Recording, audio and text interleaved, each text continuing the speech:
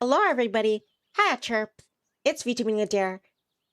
Without an immunity hat, also I figure, at least for this portion of the visual novel, just gonna do my regular outfit. And this is part 2 of the visual novel series, How to Melt a Maiden's Heart. And, been kinda, not tired, but, it's been a long day. So I might be a little out of the swing on some things, but I'll try my best. I've been, itching to, get back into the visual novel. Because, yeah, I think things are starting to heat up. And, without further ado, let's begin. I hope you chaps have a beautiful and lovely day. Bye. With Sugawara's consent, secured through dubious means, and that's putting it terribly. The forest returned to the restaurant. With Sugawara's consent, secured through dubious means, and that's putting it terribly. The pair of us returned to the restaurant. It doesn't take me long to discover that my dad's taken the liberty of ordering my meal for me in my absence. A meal which is waiting for me on a table, exuding steam. He ordered a hamburger steak for me, which is covered in a mirror-like demi-glazed sauce, just the way I like it. The steak comes with some veggies on the side, some broccoli and some carrots, which I always wind up oversteamed in 4 seasons. I'm not a big fan of broccoli in general, but I like the broccoli they serve here even less. It's not like I actually eat broccoli. That's what I like to say, but since I'm with Shin and Shoei, I feel like I should set a good example. Twins have enough problems when it comes to eating veggies as it is, without seeing their older brother act all precious about it. I guess I'll have to put up with my soggy, uninspiring, but with my broccoli ever really inspiring, veggies for the time being. Hey, kiddo. My dad greets me, all a feast of smiles, after taking my seat at the table. You took a while there. Where were you and Miss, Yuko? Ah, yes, Yuko. Were you two having a nice, cozy chat? I hesitate to call my chat with Sugawara cozy. It was pretty chilly outside, actually, and it definitely wasn't nice. Sugawara spent most of our talk looking like he wanted to gut me, but I can't really get into the specifics. I'm trying to get the whole Sugawara's cross-dresser thing on the down low. At least, until the end of the semester, she failed to help me together with Shinami. Hi, Kenny. Kenny says hello. I just started. How are you doing, Kenny? I hope you're having a beautiful and lovely day. Wait, let me try again. Fun.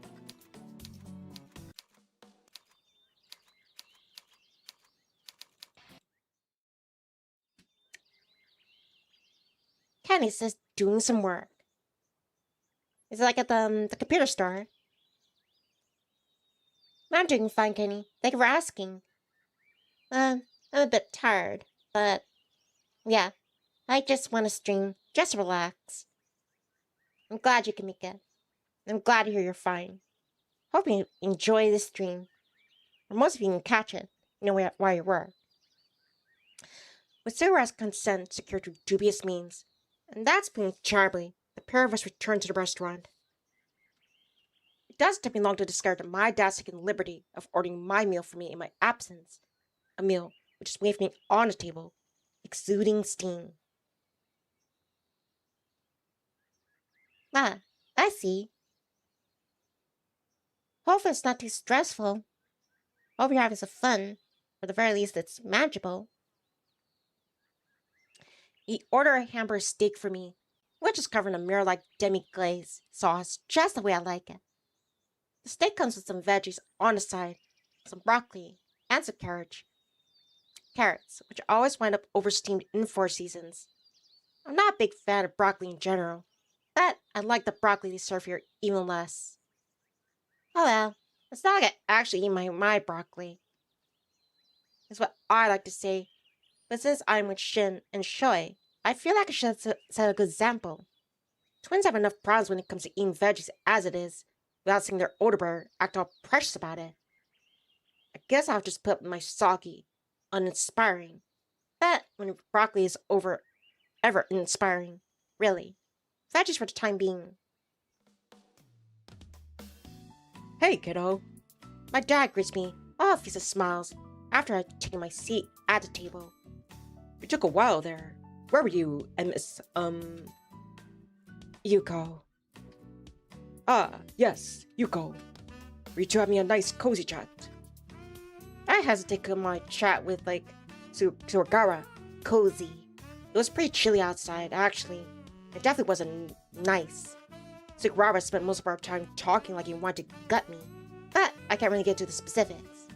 I'm trying to get the whole Sugawara's a cross-dresser thing on the down low. At least, until the end of the semester, Shitty failed to get me together with Shinami. I guess I got a cover for him. It was alright. Yeah, we're just talking about school stuff. Really, now? Dad grins. We were both busy for quite a long time. It's enough to make me wonder, there's a bit more going on. Like? I wouldn't want to say. It might be indiscreet. But it seems like you're quite the ladies' man, Reo. I guess you inherit that from me too. Haha. Hi, Ghostwolf. Ghostwolf, hey. Oh! Good to see Ghostwolf. Hope you're having a nice day. Just to let Shinami find out about this. She'll be jealous. Oh, Reo wishes that Shinami would be jealous. What do you mean by that, huh? You know what I mean. We all know you have a thing for her. Kenny says, poker face time. Meh.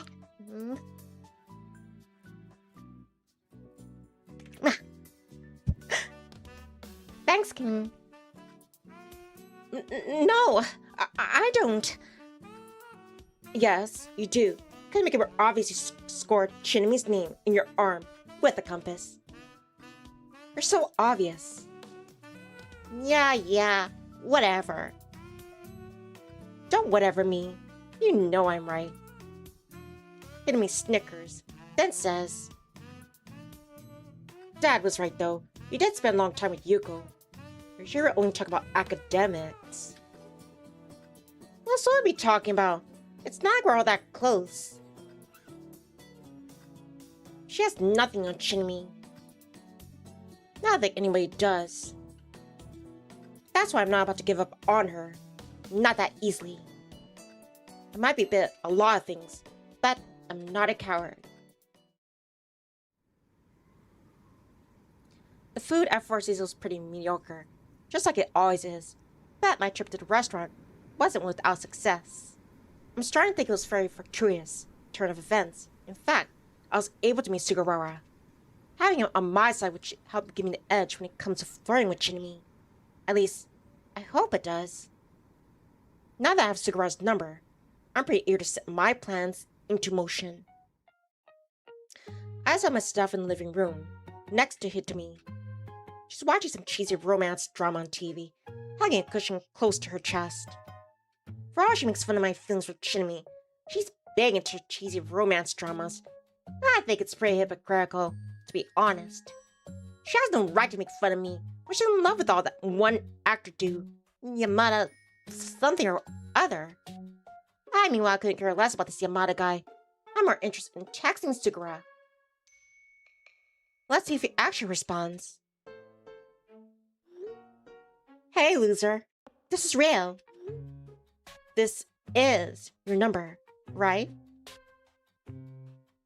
That's how I choose to begin my first message with Sugawara. 1 minute elapses, then 2.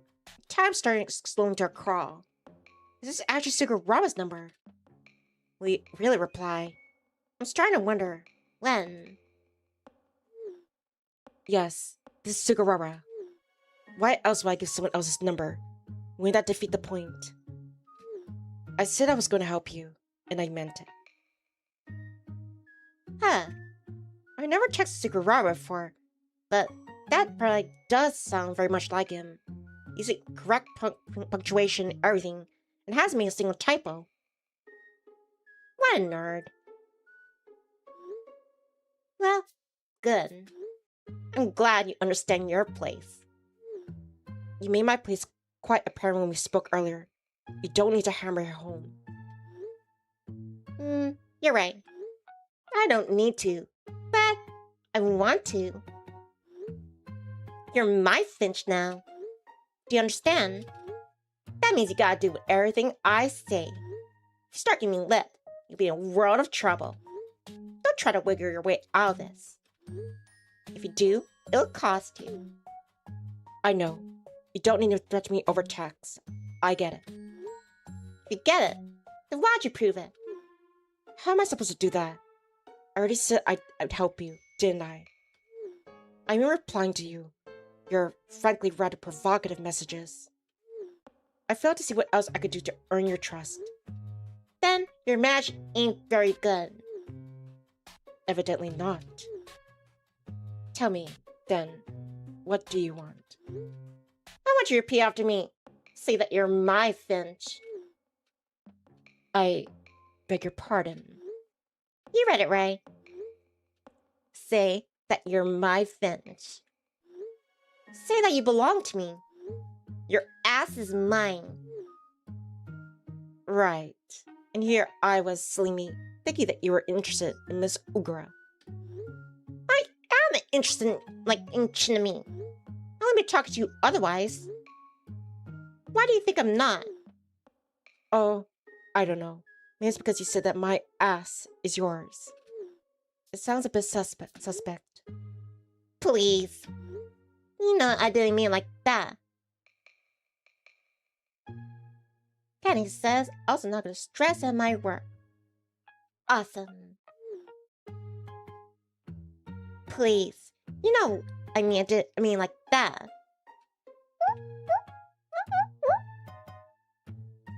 Thank you for the hat, Pat Kenny.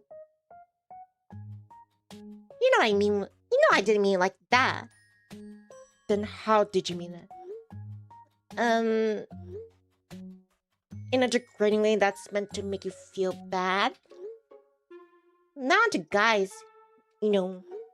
No matter how good you might look in that maid outfit. Hi, Jeans. Good morning.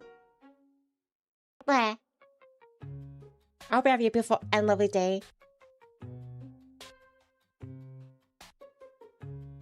Then how did you mean it? In a degrading way that it's meant to make you feel bad. Not to guys, you know. No matter how good you might look in a maid outfit. I'm glad you think I look good in that outfit. The compliment is appreciated. It wasn't meant to be a compliment, dipshit. Now look here. I'm halfway through typing a complaint. I'm not gonna let Sugawara get the better of me, damn it. It hits me, nudges me in the ribs. Hey, Reo, the bathroom's free.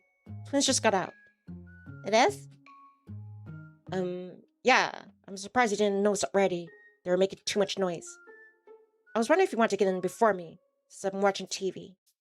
Also says, Nivni, watch your language. But it looks like you have other things on your mind. What have you been doing anyway? Texting your girlfriend. What girlfriend? The waitress from the restaurant. Duh.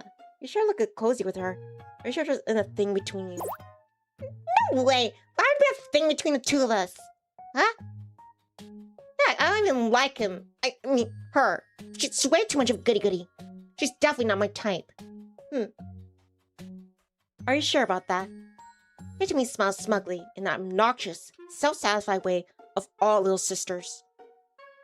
We gotta tell that you got on with her, Reo. Heck, even Dad could, and he's usually off with that kind of thing. You already did have quite the rapport. How do you mean, rapport? Who is your rapport anyway? You're only 13. Why'd you go watch Magical Pumpkin or something? No, leave me alone. Shoot. Are you getting bashful? Aren't you too shy to talk about your girlfriend with me, Reo? She isn't my girlfriend. I want this to be the end of this nonsense, but Ichigo hasn't had enough of my discomfort yet. She pouts, her eyes widening, and she says in a sickly sweet voice, Aw, don't be like that, Reo. You're really being to poor Ryuko. I bet she'd be really upset if she were denying your relationship like that.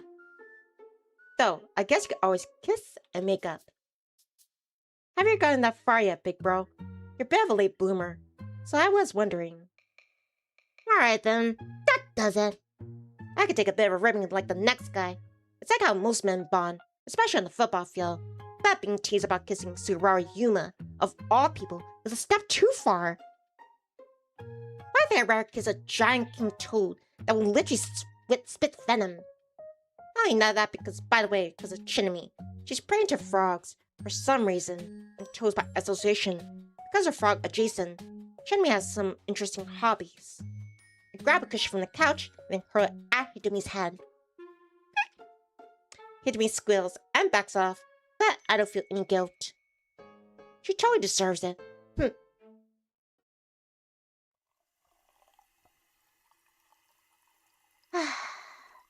I sigh as I shift in the bathtub, the warm water rippling around my legs.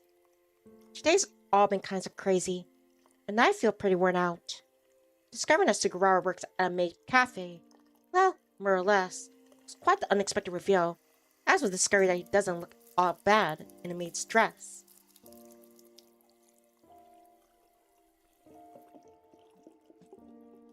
He looks significantly better in a skirt than I ever imagined. Not that I ever imagined Sugawara in like a skirt before. Of course. I mean, why would I? I mean, I'm not likely to do Sugawara like that, no matter how nice his legs are. I am into Chinami, though I'm not into Chinami. I'm into Chinami a bunch, ever since we've been kids. Being rejected by her stung, but this partnership with Sugawara has opened up a bunch of brand new possibilities. I doubt I'll be able to win Chinami over on my own, but it might be possible with Sugawara's help. That's what I'd like to believe, at least.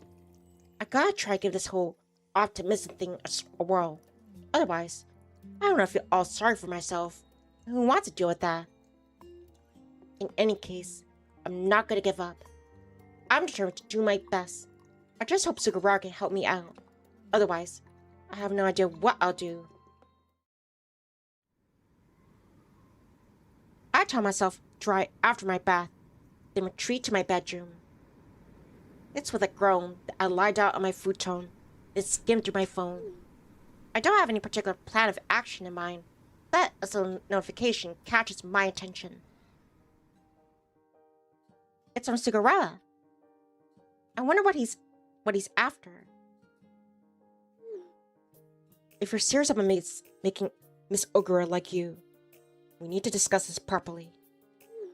Meet me in the student council room tomorrow morning, and I hope you devise a plan of action. It's pretty dry stuff, as I expect from the student council press. He doesn't sound remotely panicked, just vaguely fed up. Well, that's no fun. Guess I better reply. Sure thing. I'll see you tomorrow. Good. You best be there. At 8 o'clock sharp, shall we say. I know you're always late to class, but don't be late to this.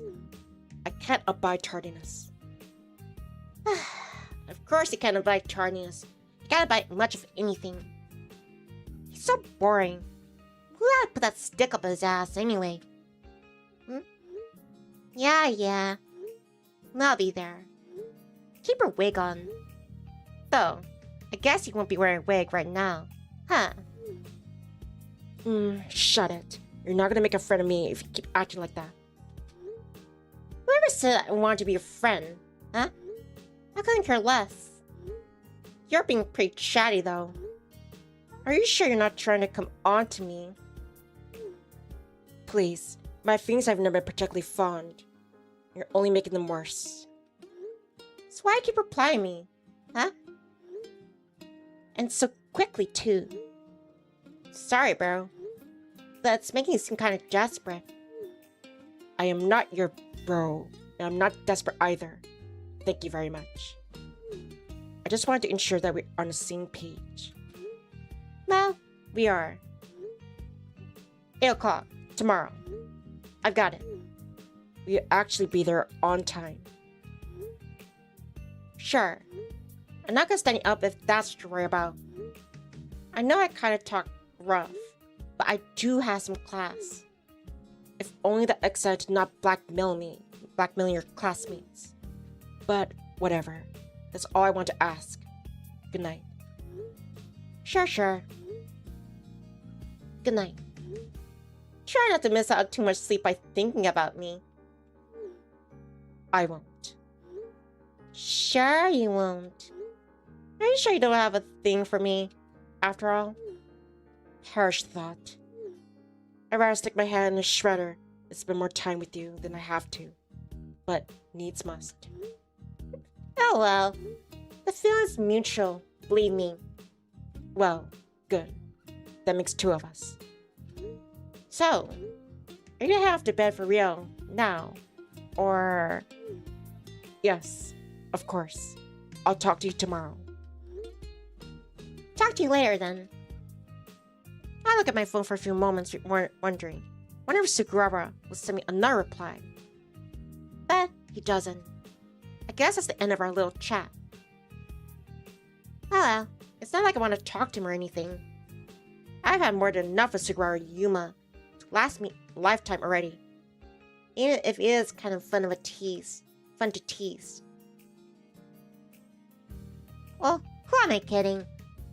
He's a lot of fun to tease.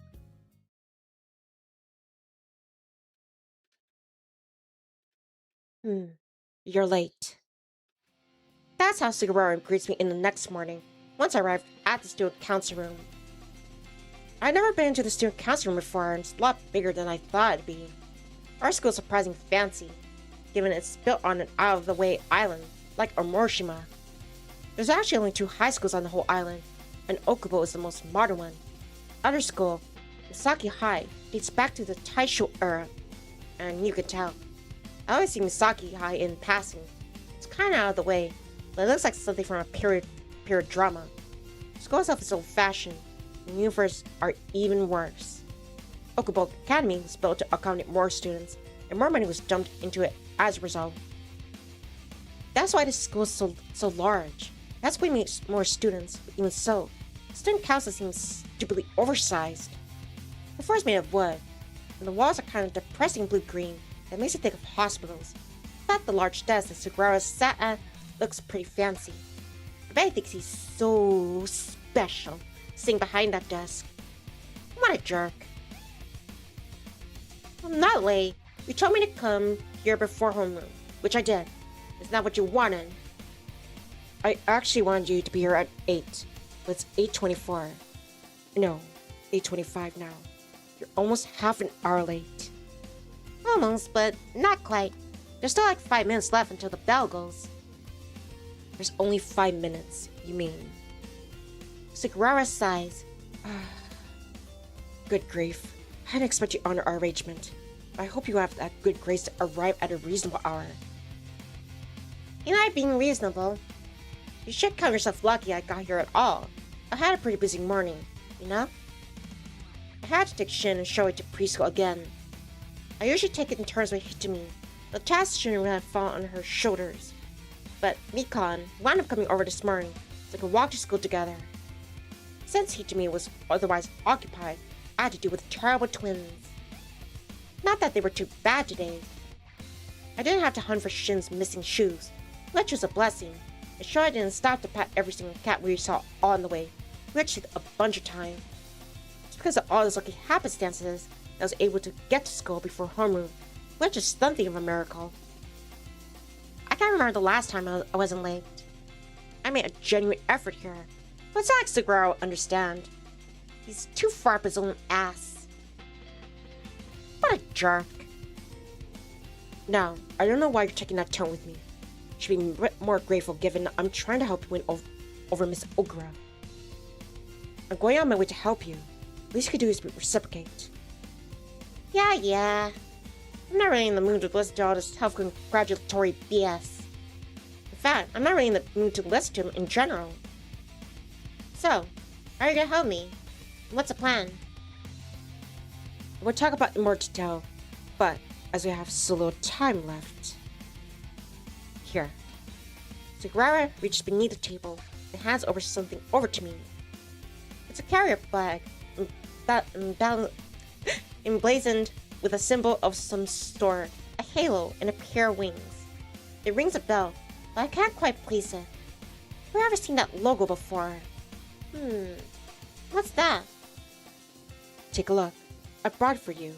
And Miss Ogura, of course. Right. And I examine the carrier bag curiously and blink. It looks like Sugawara's brought me some pastries. They're quite nicely made pastries too. They're wrapped up in this cardboard box with a translucent lid, which is all tied up in ribbons. I guess they must have come from a fancy bakery. Are these donuts? They're Chobux buns, actually. For Angelica. Chobux buns? They're French pastries filled with vanilla cream. They're quite popular. I know Miss Ogura have been waiting to sample them for a while. She has mentioned me a couple of times. She has? She has, yes. That day came as much too much of a surprise. A lot of the girls at school seemed quite taken with Angelica's menu. Well, I guess that ain't such a surprise. Who doesn't like sweets? I'm not a big fan of them myself. Somehow, that doesn't surprise me. You're so uptight. I can't imagine tucking into anything quite this decadent. But that's neither here nor there. She took these Chobux buns and offered them to Miss Ogura during lunch. She would not be able to turn you down then, no matter how awkward she might feel after your earlier confession. With some luck, it might help to rekindle your earlier closeness, and who knows, she might even be more willing to reconsider your earlier option. I don't know about that. These buns have to be pretty damn good if that's all it takes to change Chinami's mind. But I guess I can give it a go. Thanks, I guess, for helping out. It's, appreciated. Don't mention it. It's not like I had much choice of the met. Lunchtime eventually rolls around. When it does, I headed on over to Chinami's classroom to invite her to eat with me. Unfortunately, visiting Chinami in her classroom is always a bit of a pain. Not because of Chinami herself, but because of the company she keeps. Chinami has a couple of close female friends who met in the middle school. Okumura, Tsubaki, and Hanasaki Hanako. Yes, that really is Hanasaki's full name. Either her parents really like flowers, or they really hate their kids. I never met Hanasaki's parents, so I can't say for sure, and I doubt it ever will. Hanasaki doesn't like me nearly enough to invite me around to her house, and neither does Okumura. In fact, I think they both hate me. Okumura is kind of a delinquent with bleached blonde hair and is perpetually angry look on her face. Hanasaki, meanwhile, is incredibly aloof. Her nose wrinkles in the way when she looks at people as though she's smelling something foul, and her lips are always pursed with disdain. I wonder if her foul attitude is a result of her unfittingly flowery name. I bet she got bullied a lot as a kid. If you ask me, her parents have a lot to answer for. Hanasaki could have ended up in a perfectly nice young lady if only she had not been saddled with her name that's so easy to make fun of. Neither Okumura nor Hanasaki look very pleased to see me in any event when I rock up at Chinami's desk. Oh, look, it's you again. What do you want? What do you mean? What do you think I want?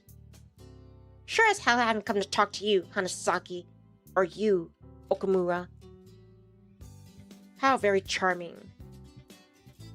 He's such a piece of work. Seeming always pisses me off. Why are you friends with this guy again, Chi? I'm friends with Reo because he's really nice. I wish you two wouldn't be so rude about him. If we're rude about him, it's only because he's rude about us. I know, right? He's always obsessed with you, Chi. It's like he thinks he owns you. He used to glare at me all the time back in middle school, whenever we ate together. It's like he thought you were stealing from him or something. So stupid.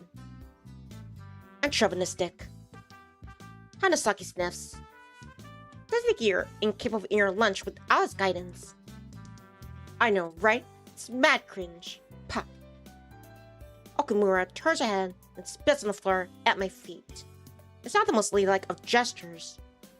But since Okumura isn't ladylike in the slightest, other name I guess, which is oddly cute. I mean, Tsubaki. I'll pay too much heed. I'm used to it. And if I'm being 100% honest, Okumura and Hanasaki do raise some good points. I was pretty clingy with Shinami back in middle school. I guess I already see her as my friend, since I know her for so long. I got a little jealous when Okumura and Hanasaki showed an interest in her. I might try to sabotage things between them. But that was 4 years ago. I was still a freaking kid. I matured a whole bunch. I've not tried to hide worms in Okumura's or Hanasaki's shoes since then. You think they forgive me for these childish pranks, but no, they're still holding grudges. Just how petty can you be? It's not like I ever put thumbtacks on their chairs. I never seriously hurt them. I just messed them a bit. I haven't come around with any ulterior motives, so keep your panties on. I just wanted to ask Shinami if we could have lunch together. It's been a while. I figured it'd be a nice change of pace. Would that be alright, Shinami? Well, I was planning to eat with Tsubaki and Hana. That's right, Fujibayashi. Now scram! But you're right, it has been a while. I guess I wouldn't mind if you want to have a bit of a chat. Huh? Okumura pulls a face with a fierce scowl, which makes a grown man cry. She says, "What the heck? What about us, Chi? I thought we were gonna eat together." So did I. Your poor mother's heart is broken by this betrayal. I know all children must fly from the nest eventually, but it feels too soon. You really have become quite willful. You can see that again. I'm distraught. As am I. I can't believe Chinami is growing up. Oh, whatever, guys. This is Chinami's call at the end of the day. You two can disagree all you want. Believe me, I will. But if she doesn't mind eating with me, it shouldn't be a problem. Ain't that right, Chinami? That's right. I'm sorry, too. I'll try to make it up with you later, okay? Well, I'm not happy with this turn of events. Yeah, no kidding. But if you have set your heart on spending time with this lout, then I cannot stop you. And I present to tell you what you can and cannot do. I never stooped so low, you see, that I put worms in somebody's indoor shoes. Or comb in a gym bag. What the heck was up with that? My tracksuit stank for the rest of the year. That was real low blow, Fujibayashi. He really is the worst. He's the worst of the worst. He's human scum. Hey, that was a long time ago, you two. I was a child back then. I think you were 13 when the kombu incident happened. I was barely 13. Gotta learn to get over the stupid stuff. Sorry, but scars don't heal. Okumura cracks her knuckles menacingly. She's so good at the whole intimidation shtick, I even have to step back. If I was Chi's fire, I'd give you a thrashing with a kendo for even daring to speak to her after you pull so much shit. But I guess she's more understanding than I am. Chenry has a big heart, and I'm proud of her for being so forgiving. But I do worry that kindness might lead to her being taken advantage of. You wouldn't ever push things too far, would you, Fujibayashi? Oh, please. What the hell are you taking me for? I'm Chinami's friend. I'm not gonna hurt her. You better not. If you do, I'll hex you. Now, you two. Don't be so mean to poor Reo. He didn't behave very well in the past. It's true. But this was a while ago. I think we put all behind us now. He's still one of my best friends. I know he never do anything to hurt me. I trust him. Well, so as long as you're sure. Of course I'm sure. There's nobody out there who's nicer than Reo.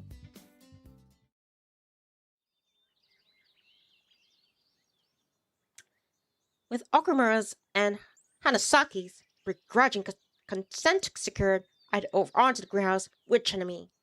We both sat down to make a start on our food. We both brought boxed lunches today. My fairly simple affair made by Hitami. We eat together companionably, like we used to back in elementary school. We're not done this in a while, so it feels pretty nostalgic. It's nice that my confession didn't screw things up too badly. Speaking of which, I just remembered something. I actually have a gift for you. What's our gift? Oh, well, it's nothing special. I should probably show it off after we finish eating lunch, but I'm impatient. I'm gonna do a grand reveal now. Take a look. I reached into the carrier bag that Sugawara gave me and pulled out the fancy box of Choa's buns. There are 5 buns all told, and all perfectly formed, all of them dusted with sugar. They look pretty delectable. I already scarfed down half of my lunch, and Mars' mouth's watering just looking at them. They look damn good. Wow! Those buns look incredible. But that box... You didn't get these from Angelica, did you? What? Oh, yeah. I think that's the place Sugawara said he bought these bad boys. Yeah. He told me they were from a fancy bakery. Not that I know about that sort of thing. I never really had the money to splurge on fancy pastries and shit. This is from Angelica. Yeah. I picked up especially because I heard they were popular. Hope you like them. I'm sure I'll love them. I wanted to try the Choa's buns from Angelica for ages. They get great rave reviews. I queued up their store a few times, hoping to nab them. They're so popular, they always sell out. You must have really earned to get your hands on these, Reo. You must have spent a lot of money too. I feel almost guilty to eat them, knowing how much effort must have taken to get them. Damn, I guess these Choa's buns must really be a big deal after all. I didn't realize how sought after they were. Besides that Chinami's appreciative of my efforts. Or Sugawara's efforts, rather. I feel rather awkward about it. I don't want to make her feel guilty. No, it's fine. I have to wake up early anyway. Take my brothers to preschool. I didn't have to get on my way in at all. I mean, I truly didn't. I'm not the one who picked up these Choa's buns in the first place. Not that Chinami knows. Don't feel bad, alright? I got them for you. Because I like you. And I want you to enjoy them. Now that you have them, it'd be a waste if you didn't sample them. Wouldn't it? I feel bad, though. Chinami smiles bashfully. But I guess you have a point. Dessert should really wait until I've eaten all my lunch. But having one wouldn't hurt, right? No, I think so. No. I mean, you only live once. In fact, I think I'll try one too. You bake these buns up so bad, I'm kind of curious. Me too. They're chocolate town. Let's try them together then. Yeah, let's. On a count of 3. 1, 2, 3. We reach for the buns, laughing. Chinami nabs the bun on the far right, while I take the one on the left. Our buns secured, we bring them to our lips. I'm expecting big things after everything I heard about these buns. I'm not disappointed either. Dimitri, is that you? If it's you, Dimitri says, hi again, beautiful vampire princess. Welcome. This is part 2 of How to Melt a Maiden's Heart. Fiction novel. Glad you can make it.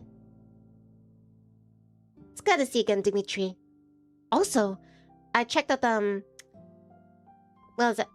It was on sale too. Let me see. Wait, one moment. Let me check my library. Yeah, I got both like Everland 1 and Everland 2. They're both on sale. Very cheap. Hopefully I get some time in the future to stream those.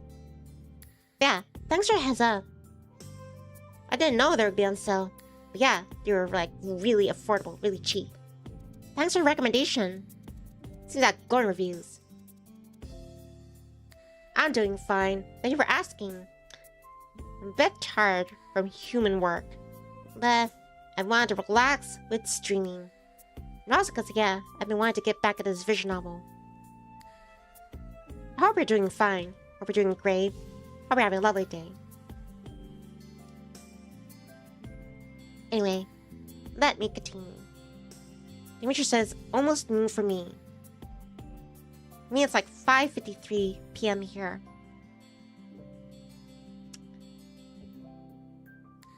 And I'm not disappointed either. The texture of these buns is really amazing. The pastry is soft and fluffy, like clouds, dusted with sugar, which makes it taste nice and sweet, but it's not sickly. It's so good. I could eat this whole bun in 2 bites. Please enjoy your lunch, Dimitri. Hope it's delicious and filling. I can't say I care for Sugawara, but I think I'm starting to appreciate him just a bit more. I'll say this for the guy. If nothing else, he has good taste. I'm a bit busy luxuring in the flavor of our vanilla cream and the sugar as it tingles on my tongue when... Ooh, Reo, you have that cream on your lip. I do? Yes, you like act tough, but you've always been surprising airheaded. Now I get that for you. What? Hey, Chinami! I cry, but it's no use. I can feel Chinami's thigh nudge against mine, even if the fabric of respective school uniforms is getting in the way. That's... kind of embarrassing. I can feel Chinami's bare skin, but it's still making me blush. Dimitri said Aria will be streaming Evoland or play itself. I would like to stream it rather than just play it by myself. But it'll probably be a while before I do that. I also got some other games on sale too. So I'm gonna have to decide whether if I want to continue a game that I started from a while ago or start one of the new games that I purchased. But yeah, Evoland will be on it'll be on, not I don't have a solid schedule yet, but it'll be on the roadmap. Now I can make out what you're saying. That's right, like you're on your way to lunch. So there's bound to be typos. But I can read them. Chibi might act like a sweetly smiling maiden, but she can grab before at times, particularly when we're together. Just hold still. I'll get for you. She doesn't seem to realize what effect she's having on me. When she leans in like that, all close, I can feel her chest push up against my arm. Shinami's chest is pretty impressive. It's quite round. And, full. Her boobs are pressing against me. She smells good too. Like the vanilla cream from the Trollocs buns we're eating. And... have a safe trip for your lunch, Dimitri. Thanks for dropping in. See you next time. Bleh. Strawberries, maybe. That'd be your shampoo. I'm getting so worked up, I'm having a hard time knowing what to do with my hands. When? Alright, here we go. Chinami swipes her index finger against my cheek, then draws it back. That brief moment, not quite skin-to-skin contact, but sort of close contact, has ended. Part of me is glad Chinami pulled back, for my heartbeat could spike to an unhealthy degree, but another part of me is disappointed. I'd be lying if I said I didn't enjoy the sensation of her chest against my arm. You're all clean now, Reo. And... Chinami brings her index finger to her lips and opens her mouth. Michi says, wow, I didn't expect I came on the chest moment. She presses the tip of her index finger to her tongue. Then she sighs. This vanilla cream really does taste good. It's absolutely delicious. What? Did that really happen? Or Chinami, my childhood friend, really swept a straight bit of vanilla cream from my cheek and pop in her mouth. That's kind of brazen, isn't it? I invited Chinami for lunch because I wanted to make a move on her. But it feels like she's the one flirting with me. And worst of all, I don't think she understands what's going on. Just how dense can one person be? You see how red my face is? It's really rude, actually, to pick up the heart of a fair maiden, Like myself. Shouldn't be such an idiot. So, how did it go? Should I presume by your silence that my plan wasn't a resounding success? Oh dear. Was it really that bad? No, it was worse. I kept treating the troll expands like you said, and we ate them together. We didn't get even a little closer. It was a complete utter failure. No, those are damning words. Would you mind telling me what happened? Not much happened, which is the worst part. Jimmy got all touchy-feely to me. Yeah, she even wiped the cream off my cheek, but she didn't seem to regard as nothing more than friendly. It was giving me a big, I see you as a big little brother-like vibes. It was humiliating. Hmm. What's so funny about that, huh? Oh, nothing. I just find the thought of you being infantilized amusing, is all, particularly given how tall you are. It's hard to imagine anyone treating you like a child. Yeah, well, attention to me. I guess I should have expected it, really. She has known me since we were kids. I get the feeling she still thinks of me like a scrappy boy I used to be. I got into the fights to play out to protect her. So annoying. Can't you see that I've grown up? I'm not a little kid anymore. I will not call any part of you little myself. Personally, your ego included. What was that? Oh, nothing. Yeah, nothing. My ass. It's unfortunate in any case to hear that your attempt to get close to Miss Ogura and in failure. But you did at least enjoy the choke buns. She seemed to, yeah. She kept going on about how delicious they were. She said you got them from some, super high-end bakery. I did, yes. I thought it'd be remiss for me to say that I purchased them. You didn't? Sugawara shakes his head. Ayami is friends with the proprietress. She gave him a few buns on the house, at my behest. I thought that'd be more time efficient, waking up for half an hour in the early hours of the morning. Oh, right. I see. Here I was. Silly me. Thinking Sugawara had really gone out of his way to pick up those buns for my seduction attempt.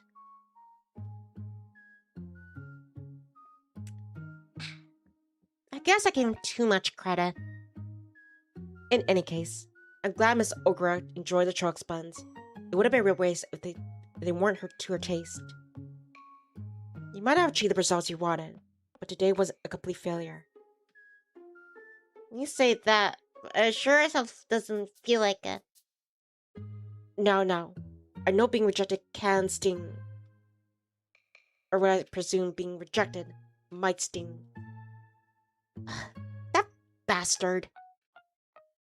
It's not really trying to remind me that Lord Sugawara has never been turned down by anyone in his entire life before. Why keep me glom down? But it isn't the end of the world. You've already been rejected by Miss Ogura once. A second rejection shouldn't sting quite so much, and the week is still young. I'll try to think of a few more methods to win her over, so don't start feeling sorry for yourself just yet. Now isn't the time. Huh? I lift my head from the table and look at Sugawara beautifully. I don't know what I look like, but I can easily imagine I look like a mess right now. My face is reflecting my mental state at all accurately, and I ought to look like an abandoned pet right now, one that's been left in a cardboard box on the side of the road in the rain. Do you have another plan already? Not just yet, no, but I will. I wouldn't be a very useful ally if I gave up at the very first hurdle. Now would I? No, I guess not. That doesn't sound much like the class press I know and despise. quiet. If stubborn. My reputation's on the line here. Don't forget. It would be remiss of me if I didn't even try my very best, given how dire the circumstances are. We have another strategy meeting later. Though I might be a bit too busy for face-to-face chat tomorrow. Might have a meeting to attend during lunch. And have another shift at Four Seasons after school. You're a busy guy. Huh. Indubitably, my time is quite the precious resource. Man, that sucks. We're not much longer till summer break, either. So, how about this? Why not stop by Four Seasons tomorrow myself? I'll chat then. Would that be alright? Sugawara pulls a face. He doesn't look particularly thrilled by the prospect. Not that I really blame him. I only seen him wearing the maid's get-up once. It was probably one time too many for a serious stuck-up guy like Sugawara.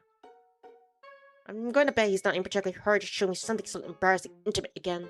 But he doesn't have too much choice in the matter. If I want to go to Four Seasons after school, I can. Well, it's my turn to pick up the twins from the preschool tomorrow. So I really shouldn't. But I'm sure I could work out an arrangement with Hitami. I walked them to school today when it was Hitami's turn.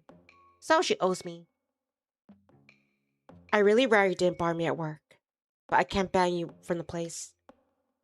If you want to harangue me at Four Seasons, that's your prerogative. I don't know what harangue means, or prerogative for that matter, but I could tell from Sugawara's tone that he's already given up. You must know there's no point in trying to reason with me. It's good that he catches on so quickly. Maybe it's not quite so bad after all.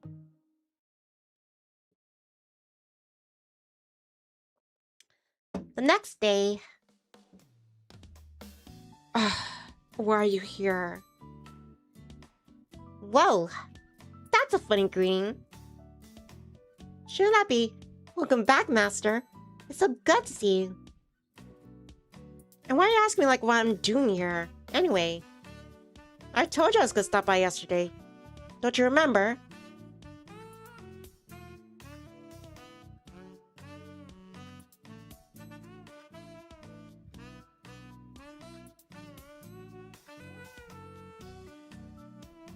I told you I was gonna stop by yesterday. Did you remember? Yes. Now that you mention it, I think you did say something like that. I must have been trying to blind from my memory. Come on. I pout, feigning grief. It's not like I really care, of course, what Sugawara thinks of me, as Sugawara leads me towards a free table. You don't dislike me all that much, do you? You're threatening to blackmail me. What do you think? No, I just dislike you. Oh. I just don't dislike you. I outright despise you. You despise me. My pout deepens. Don't you think that's a bit harsh?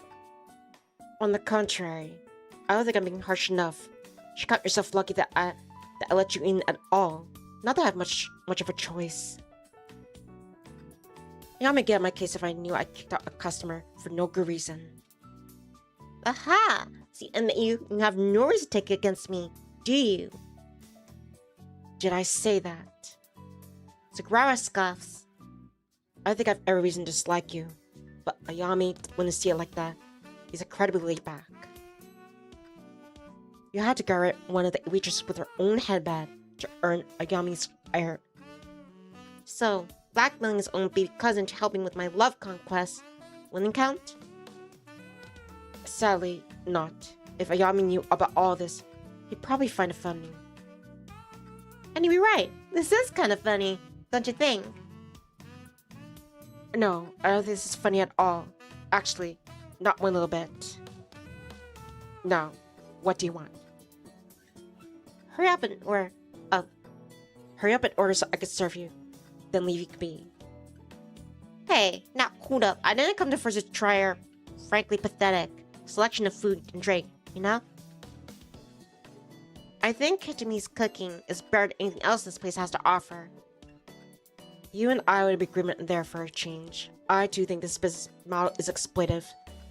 The food is also woefully overpriced. But if you didn't want to eat, why are you here?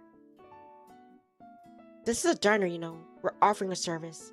If you're not willing to pay for that service, you should leave. Oh, I'll buy something. Don't get me wrong. I don't want you heading off just yet. I actually came here so we could just talk. Are you sure that's all you want? Well, yeah. I need to ask your advice for a few things. What things? No, love conquest things.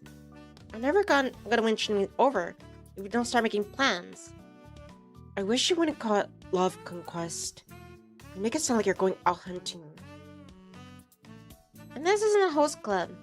Oh, this isn't a host club. You're not paying for my conversation. You're paying for iced tea and a hamburger steak. Hey, that's what I got last time when I came here. Hey, how'd you remember that? I am a waitress. Of course I remember. It's my job. There's something strange about that. No, I'm just surprised is all. I didn't think you'd be paying that much attention to me. But I don't want a steak today. No? Nah. I'll be eating dinner with my folks there. But I thought I'd go for something light. Maybe I'll like something for dessert menu. A slice of cheese nut cake, maybe. Sure. Fine. Whatever. And to drink. An iced tea sounds pretty good. Yeah. Right. I'll see to your order in an instant.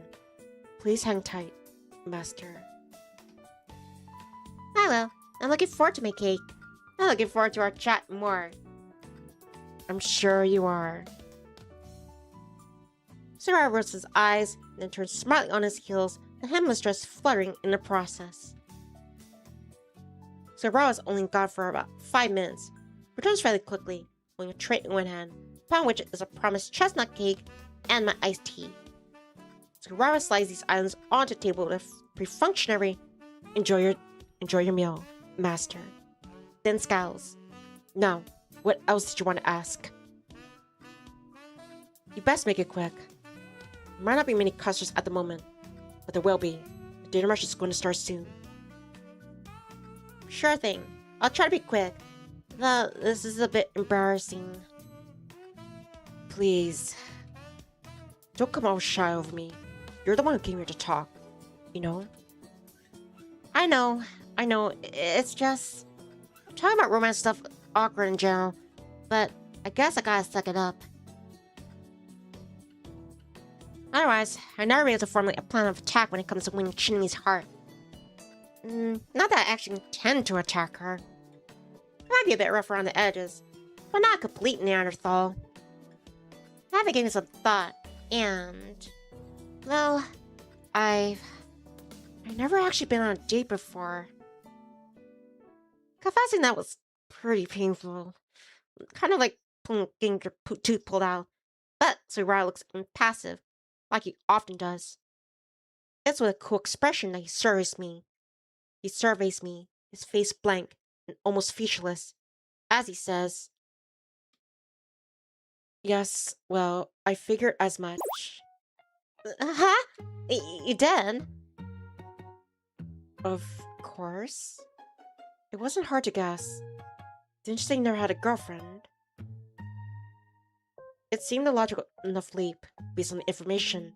Suppose you've never been on a date before. It's not something single people tend to do. Oh, yeah. Good point. I'm surprised you remember that. I have a good memory. And don't forget, we are supposed to be working together. Right. So, I was wondering, since I've never been on a date before, I'm not sure how I even act with Chibi if she did agree to go on a date with me. I wouldn't want to wind up being totally awkward. Which I probably will, knowing me. But, you know, I can always try. What's that word again? Mitigate? Yeah, that's right. I can always try to mitigate the damages, so I don't look stupid. I mean, too stupid. I would say that might be a tall order. Sugawara responds in this better than thou. That's so Sugawara. I don't have that heart to shout at him. We might get used to his near constant quiet disdain. I am curious though. Do you have any plans to mitigate your lack of dating experience? I had an idea. Yeah, But first things first. You have more experience when it comes to girls, right? I have some experience, yes. And you've been on dates before? Once or twice. oh, good then. You should be able to make yourself useful. What are some things like girls like going dates on? Do you know any good locations? Well, there are a few different places I could recommend. I fail to see the worth in planning a date now, however. You've yet to win Miss Ogura's heart. But, based on my own experiences, seeing a movie together is always a safe option for a date. Ooh, the movies. Huh. Good show. Cinema's tend to be pretty dark, so I'll be able to get close in person with Chibi in public. So, that's what you're so excited about. Sugawara sighs. I should have known. You're a positive beast. We'll go back, Dimitri. Hope you had a good lunch.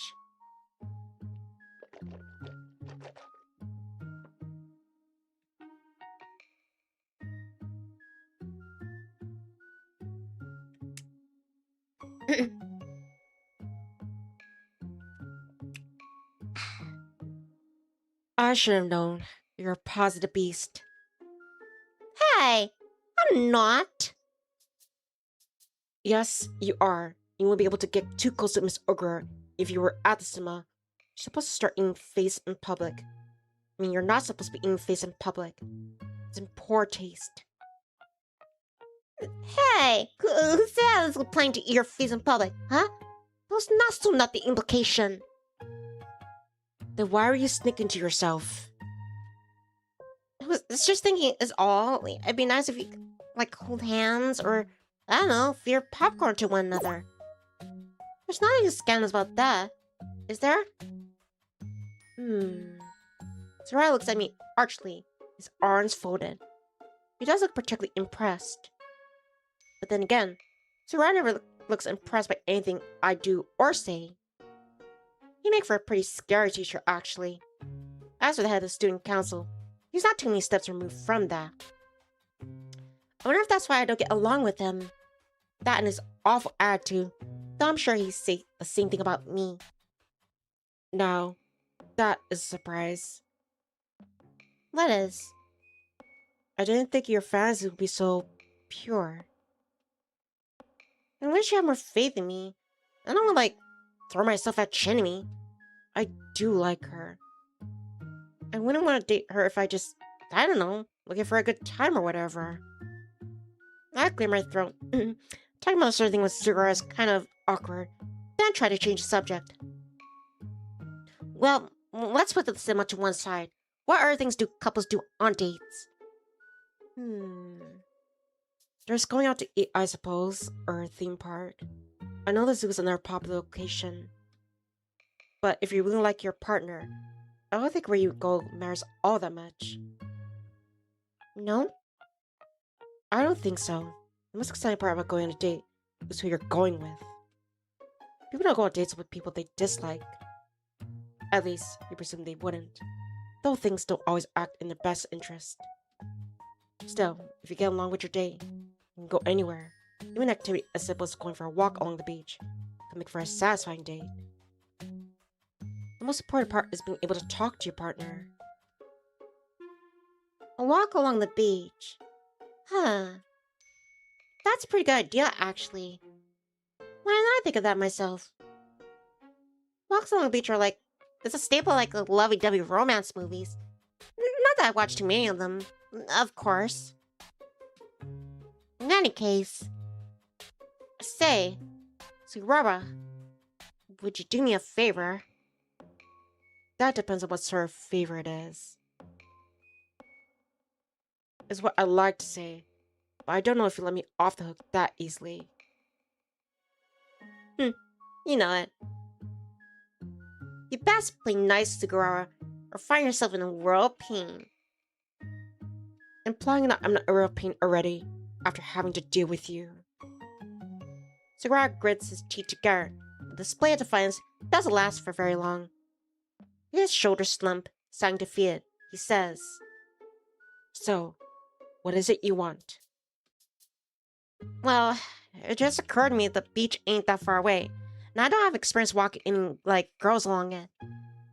Not know if I'd be able to get Chibi to agree to come with me. Not now. It's kinda late. But if we do wind up becoming a proper couple, I'd like to know how this whole date thing is supposed to work.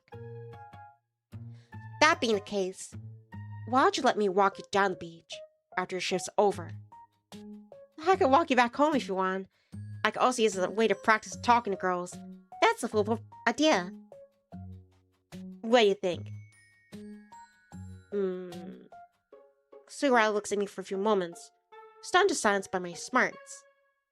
At least, I like to think his silence is a direct result of my wisdom, but I get the sneaky suspicion that isn't actually the case. Sugawara's expression is kind of pouty when he talks to me. He looks downright pissy now. He pinches the bridge of his nose between the thumb and forefinger of his right hand. Then, in his very slow, deliberate way, he exhales. Far be it for me to pour cold water over your genius plans, Fujibayashi. But I think I could discern one or two critical issues with it. Which are... in any case you are not aware, am not a girl. I'm afraid I make a poor conversational partner, even a poor substitute for a date. What will we even talk about? I don't know. Couple stuff. Such as... I don't know. It'd be your job to figure that out. I mean, you're the one who's gonna, act like a girl. And why would I act like a girl? Pray tell. I'm gonna act like myself. We can't both be the girl in this scenario, or I'll never learn how to talk with Chinmi. We can't both be the guy, either. Chinmi isn't a dude. I'm well aware. But you don't seem to grasp the fact that, though I might be wearing a dress, I'm not actually a girl.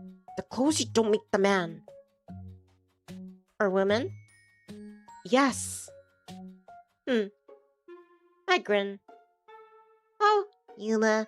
Sweet, innocent Yuuma. Don't call me that. It's creeping me out. Now, listen here. I barrel on ahead. I haven't tested doing that, nor Sugawara's objections. You haven't given me any helpful info when it comes to instilling Shinami's heart, but you might be able to make yourself useful in other ways. Other ways being... Being my date, of course, for the night. Didn't you hear me? Yes, I heard you, but your suggestion's preposterous. I'm not... A woman. I know. You already said. There is such a thing as pretending, however. You mean, you want me to pretend to be your date? Yeah. That shouldn't be too hard, should it? I mean, you're already pretending to be a maid, and you're doing a pretty good job at it, too. If I didn't know you, I would have been full. That dress looks way bare on you. It has any right to be. Oh, thank you. I suppose. I'm glad you think this suits me. Unless I was supposed to be some insult. Oh, no! No, wait, I'm being sincere for once, you know? You do really make for a good convincing girl. So Sugawara harums in a way that's way clearer than it has the right to be, then mumbles. Just so you know, I'm not exactly blown away by your chivalry. There are many men out there who appreciate being... There aren't many women out there.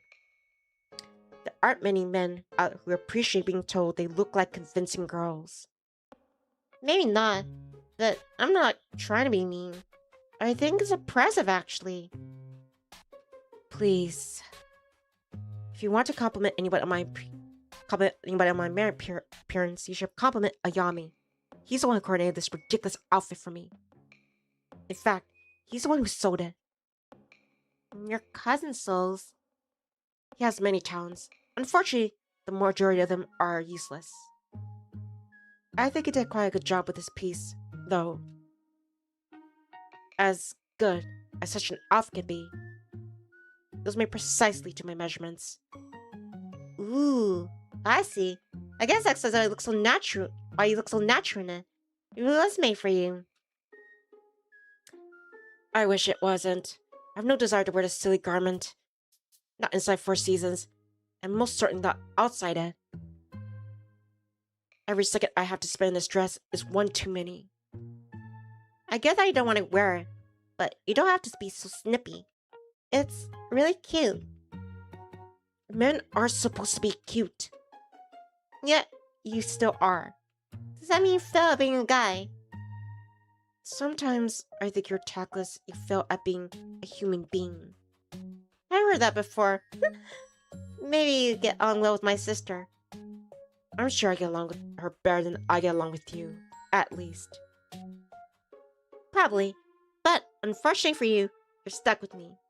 In this until death do us part. Or until the summer break rolls around. Now, won't you agree to come with me a stroll along the beach? I think you should pass for a pretty convincing girl in the dark. I mean, it's not like your voice is deep enough that I give it away. No offense. Oh, there is some taken, believe me. Sugawara scowls. He does look very happy about my plan, but doesn't have much choice except to go along with it. So, as long as I have my trump card, I'll be able to make Sugawara do anything.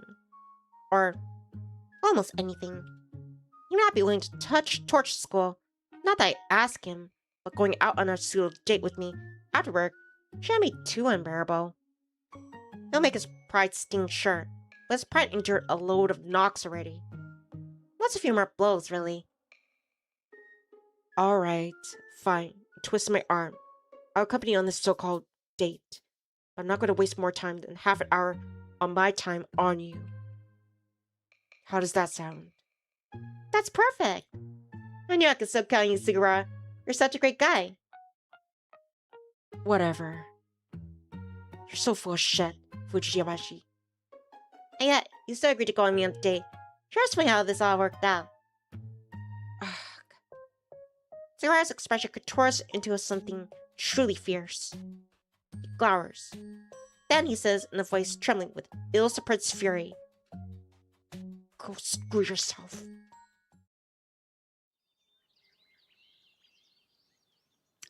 I wound with the next few hours of 4 seasons doing nothing of any particular note. I ordered a couple of iced teas which are way overpriced, and sip them while the time passes. I want to spend so much money on frivolous shit like this. I don't have the money to burn. Find an excuse to keep hanging out here, so I get Sugawara on his own later. I don't understand. Why doesn't he just go away for maybe an hour or two, then come back? Spending time in the maid cafe for hours just buying iced tea. Reo, it's just something you're not telling us. I spend most of these 3 hours on my phone, surfing the net, and texting a couple of my buddies from the football team. They're getting a bit antsy that I skip practice once this week, so I have to reassure them I'm not going to give up on the game. I'm still interested in football. I have to be, since it's the only thing I'm any good at. I just had a lot on my mind lately. Shinami's been occupying a decent chunk of my brain's processing power these last few days, and so has Sugawara. I can't say I ever thought I had seen a maid outfit before.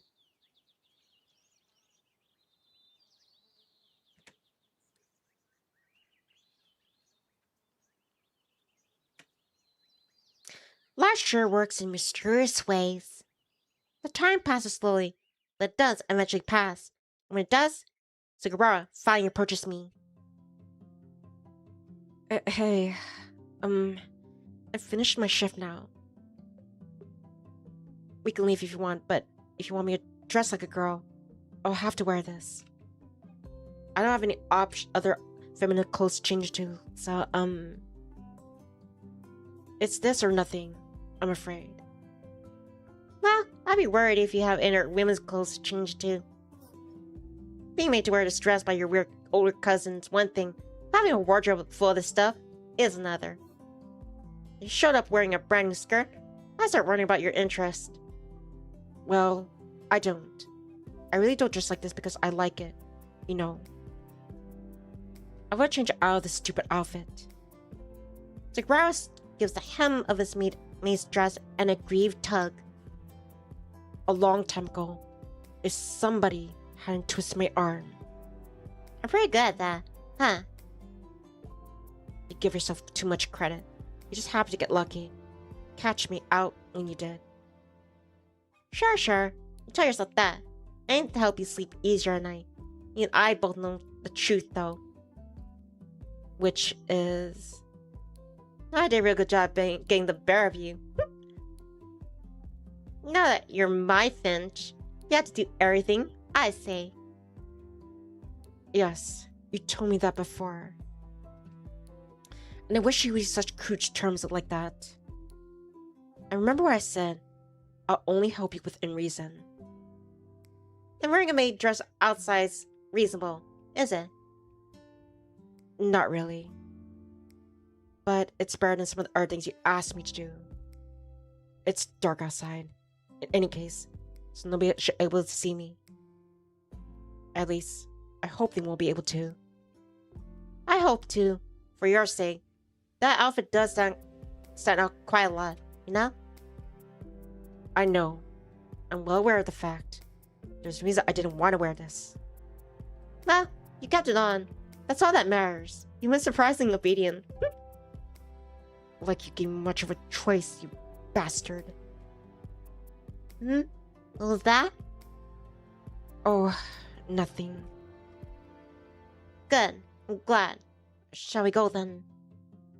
Sure. The sooner we get this over with, the better. I'm already sick of looking at your stupid face. I could feel the energies just coursing between them. A little while later.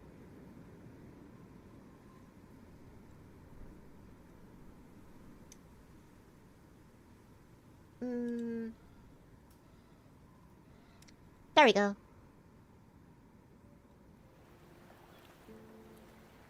Hey, this is kind of nice. What you think, Sugawara? Hey, Sugawara? Right. I'm gonna guess, based on the silence, Sugawara doesn't think this is kind of nice, or even a little bit nice. In fact, I think he's having a perfectly miserable time. I don't really get why he's in such a bad mood, though. I mean, yeah, he's out in public wearing that maid outfit of his, but it's not like it doesn't suit him. I think he looks pretty nice in it, actually. Way nicer than a super serious, no fun guy like Sugawara should. Besides, the beach is more or less deserted. There aren't that many people out and about, not at this hour. There's an elderly couple over yonder, looking out over the sea, but that's pretty much it. There are many teens out and about who might scoff at Sugawara and his maid getup, which isn't really appropriate for a late night stroll, I guess, no matter how much it might suit him. I can't see any student from Okubo Academy either. Right now, it's just me, Sugawara, the old couple who dried out like a couple of raisins, and the birds. There are quite a few seabirds, actually, soaring in the air, despite it being so late. I'm surprised. I would have feared they'd be asleep already, curled up on their... rocks? Is that where seagulls sleep? I don't know. The birds are still out, however, flying through the sky in white, incandescent shapes. They look kind of ghostly, actually. There's something a bit mournful in the way they're calling to one another. It lends the atmosphere a kind of I don't know, a somber feeling. The beach is quite pretty this late at night, though surprising so. I've been to the beach before playing at times, but I've never been here quite so late at night, high in the sky, and the stars all twinkling. I'm kind of enjoying the peace and quiet, actually. It makes a nice change of pace, since my home's so loud and hectic. I don't know if Sugawara's enjoying himself very much, however. Looks like he's trying, only barely succeeding, to tap down on the urge to shout at me. Is my company really that distressing? You could talk, Lil, you know. This is supposed to be a date. You're not gonna get better hanging out with girls if you're being so moody. Alright, I'm gonna have to stop you there. First of all, this is not a date. Not a proper one. At least. And second of all, I'm not a girl. I know. Don't have to bite my head off. I'm just saying, even for a pretend date, this is pretty dead. The setting's nice enough. You're not getting much of a chance to, I don't know, actually talk. Don't you want to have a conversation? And not particularly. No. Well, neither do I. Not when you're gonna act all stuck up. But I'm willing to put in a bit of effort here. This is for the sake of my future with Chinami. I'm not gonna let your shitty attitude like screw things up. I think you're the one with a poor attitude here. I'm not doing anything wrong. But, fine. I did consent to this, so I suppose I might as well play along. I would render my coming out here quite pointless if I didn't. Is there anything particular you want to talk to me about? Now that's a good question. I like to chat with Sugawara a bit to fill up the empty air. That and to level up my combo skills with pretty girls. Now he's asking me outright. I'm drawing a blank. What do couples talk about when they're on their dates anyway? You mean, you don't know? Of course I don't know. I've never been on a date before. I thought we established this already. I suppose. You really are a wonder, though, Fujibayashi. Oh? I grin and nudge Sugawara in the elbow. Was that supposed to be a compliment? No, it was expression of bare-faced disbelief. I mean, all how incredibly idiotic it can be. Though, I suppose I really shouldn't be. I have seen grains after all, and they aren't pretty. Yeah, well, I know that. Not my fault, though. Not entirely, at least. I have more stuff on my mind other than school. Getting good grades ain't the most important thing in the universe. Not to me, at least.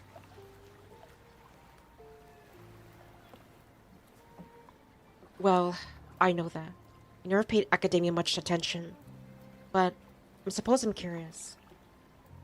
What has been keeping you so very busy that you're not able to dedicate any time to your education? Oh, are you interested? Not necessarily. No. But for the sake of our pretend date, let's say that I am. Let's pretend that I'm Chibi. I want to know a bit more. Enlighten me. Shinami's my childhood friend, though. We've been together ever since kindergarten. She already knows everything there is to know about me.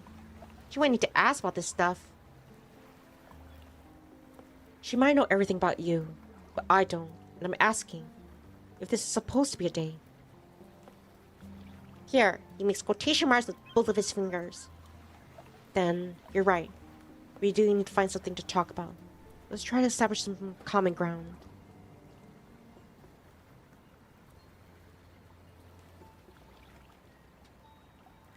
Tell me something about your life. I don't mind listening. My life. I frown. I'm not sure if I like the thought of sharing, or oversharing, as the case might be, with a guy like Sugawara. But, well, I guess he isn't supposed to be a guy right now. I did ask him to keep his maid outfit on, to bear some illusion that he isn't Okubo Academy's grumpy student council president. But, a cute girl. He makes her a pretty convincing girl. Cute girl, actually. Especially in that wig. Having hesitant about sharing my past with Sugawara Yuuma, but sharing my past with a pretty girl in a maid outfit, late at night, might not be such a raw deal. Maybe I can give this a go after all. How much of my family life do you know, anyway? Precisely 0. That's why I asked. I figured. Alright then, you know I know about my family. I guess I could start at the beginning.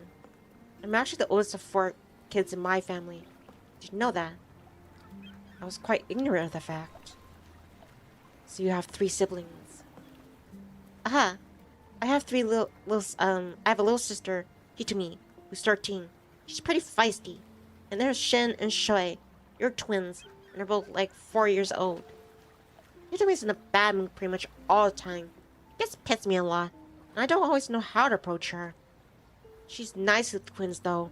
She's pretty good at housework, better than I am, at least. As for the twins, they're pretty energetic. They're high spirits more often than not when they get a whole bunch of fights. Usually about stupid stuff, like who gets to play with Mr. Robot? Looking after them can be kind of a bit of a handful. But I think it's better than they're too energetic, rather than not being energetic at all. There was a time a couple years ago when they were all mopey. I guess it's to be expected. I mean, their mother died. Twins were still toddlers at the time, though I guess they didn't understand it. They seemed to have got over it pretty quickly, which is a good thing in a sense, because it means they're not so mopey anymore. But it does make me feel kind of sad. I don't know if I feel like the thought of them, like, forgetting our mother. But that may be for the best. I don't want it to be sad. Oh? Sarai looks at me curiously, his eyes widen in the moonlight. I didn't know that your mother had died. Oh, yeah. My answer when it comes is a little vague, accompanied with a shrug of my shoulders. I guess you wouldn't know. It's not like I want to shout from the rooftops, you know? I fear it'd be awkward having people get up in my face and being like, oh, I'm so sorry about your mother, and that kind of thing. It would have felt kind of fake, I guess. I don't get all too well with being people at my school anyways, and I think it would have pissed me off. It definitely would have made me feel shitty, being right about my mother's death over and over. I didn't want to feel like people pitying me, you know? I think I understand that. Sugawara's reply is a bit delayed. Comes after a pause. One which suggests he was weighing his reply up quite carefully. Well, I won't tell you how sorry I am for your loss. Then, I don't think we're close enough for that. It would come across as like a false platitude. I do hope that you're holding up well, though, despite that. I shrug. Life has its ups and downs. It really was hard after it happened. I'm not gonna lie. It was a few years ago. It's water under the bridge. That's what I tell myself at least. But I do miss my mother a lot. I look out the ocean and sigh. Miss her ain't gonna do shit, though. It won't bring her back to life. I can't afford to be all gloomy anyways. I'm the oldest sibling in my family, so I've got to take care of everybody. My brothers are both relying on me, and my sister. Well, I don't know if Hitumi's really relying on me. If she ever is, she never even admit to me. We're both trying to hang in there. Dad's busy with work a lot of the time, but he's gotta work hard, you know? Make ends meet. So me and Hitumi have to look after Shin and Shoei. We take the twins to school in the mornings, and we pick them up after school. We both do the cooking and cleaning, and most of the laundry. Though Hitumi tends to focus on the culinary stuff. I'm not the best in the kitchen, but I can make a few simple dishes, meal soup and egg omelets and stuff. My brothers can always tell me I've been cooking stuff Hitumi, though I usually cook peanut butter. They say they don't want to eat my food. Apparently, it's icky. It's just about broke my heart the first time I tried to make an omelet rice, and he turned her nose up at it. I was like, what's the big deal? It really isn't that bad. They seem to think so, though. They wouldn't give it a shot. Not until Hitumi, like, wrote their names on top of the omelet's ketchup. They were alright in my cooking then. I don't really get it. It's not like a crap load of ketchup on my omelets would change the fact that I was the one who made them. But, whatever. I'm getting off topic. I've been talking for a long time. Longer than intended. I'm starting to feel a little bashful. It's not like me to prat on about myself. Not at such great length. Hi, Guidance. Guidance says hello. How are you doing, Guidance? Happy to see you. I hope you're having a beautiful and lovely day. Right now, Reo, he's trying to practice dating. So he asked Sugawara to, like, come out in his maid outfit to, like, take a practice date on the beach. In his hopes that, like, he'll be able to date, his child friend Chibi. So right now, Reo, he's just, like, he's just talking about his life. Because they need to find something to talk about. Yeah, he's talking about, like, having to raise his family after, like, they lost their mother. I think I just caught up in relaying my family history to Sugawara, largely because of Chibi. I've not talked about this with anyone. I never really had the opportunity. I think I wanted the opportunity for a while, though. I just never let myself admit to it. I don't think anyone else really care about my home situation, other than Chibi. It's not like Chibi is my only friend. I'm not that sad, but I'm doing good, Guidance. Thank you for asking. I had a long day at human work, but I'm just relaxing now with all my chirps. Hope you enjoy the stream. I don't know. Getting to the nitty-gritty of my home life with my football buddies would feel kind of weird. I guess I'm not close enough to dump all my feelings on them. Not the scary ones, at least.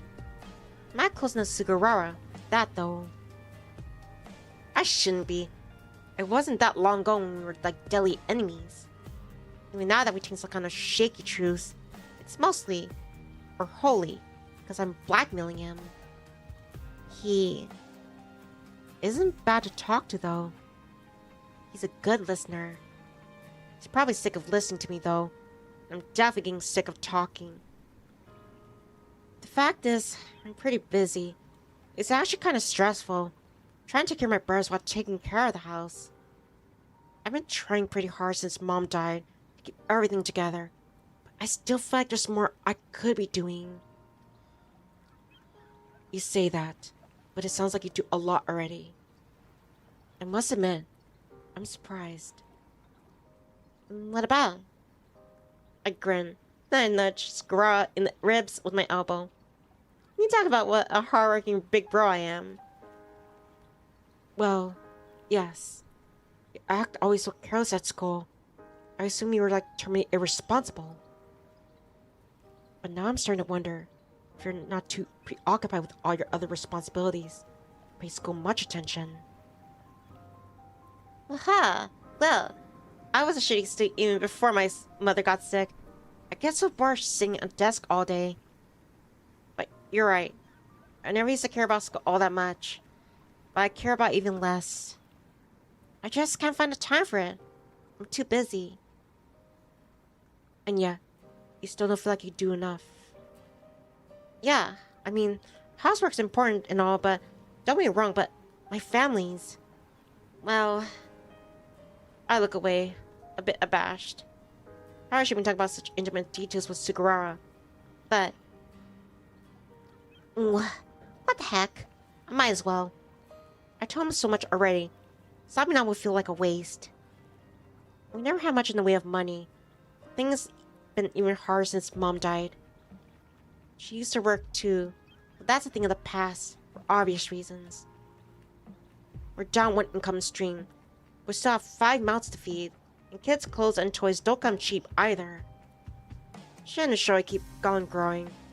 They need shit like every other day. My dad's been busting his ass trying to provide for them. He's been taking extra shifts like nobody's business. There's only so much one guy can do, and I worry he'll burn himself out long before. I'd like to get myself a job, but so I can help out, but Dad doesn't want me to. He doesn't. I shake my head. I flirted to him in the past, when I caught him fussing over finances. He's pretty adamant that I stick to my studies. He told me he didn't want me working, so I could support the family. I think it's speech went something like, I appreciate your concern, but you really don't need to stress out over this. You're too young for it. Just leave everything to me. I'd be a failure of a father if I had to ask you for money for me. As you can tell, he wasn't the big fan of the idea. I see. And does that bother you? A bit, I guess. I feel kind of bad that my dad's all focused on your studies. I've been never very good at that. I mean, we all know my grades are garbage. I don't see the point of fussing over them. It's not like I'm going to university. I might as well work at a convenience store to earn some extra cash. But Dad gets pissed if I did that. He's always on my ass to work harder. But, like, I don't know how. It doesn't come easy to me. It's hard for me to focus.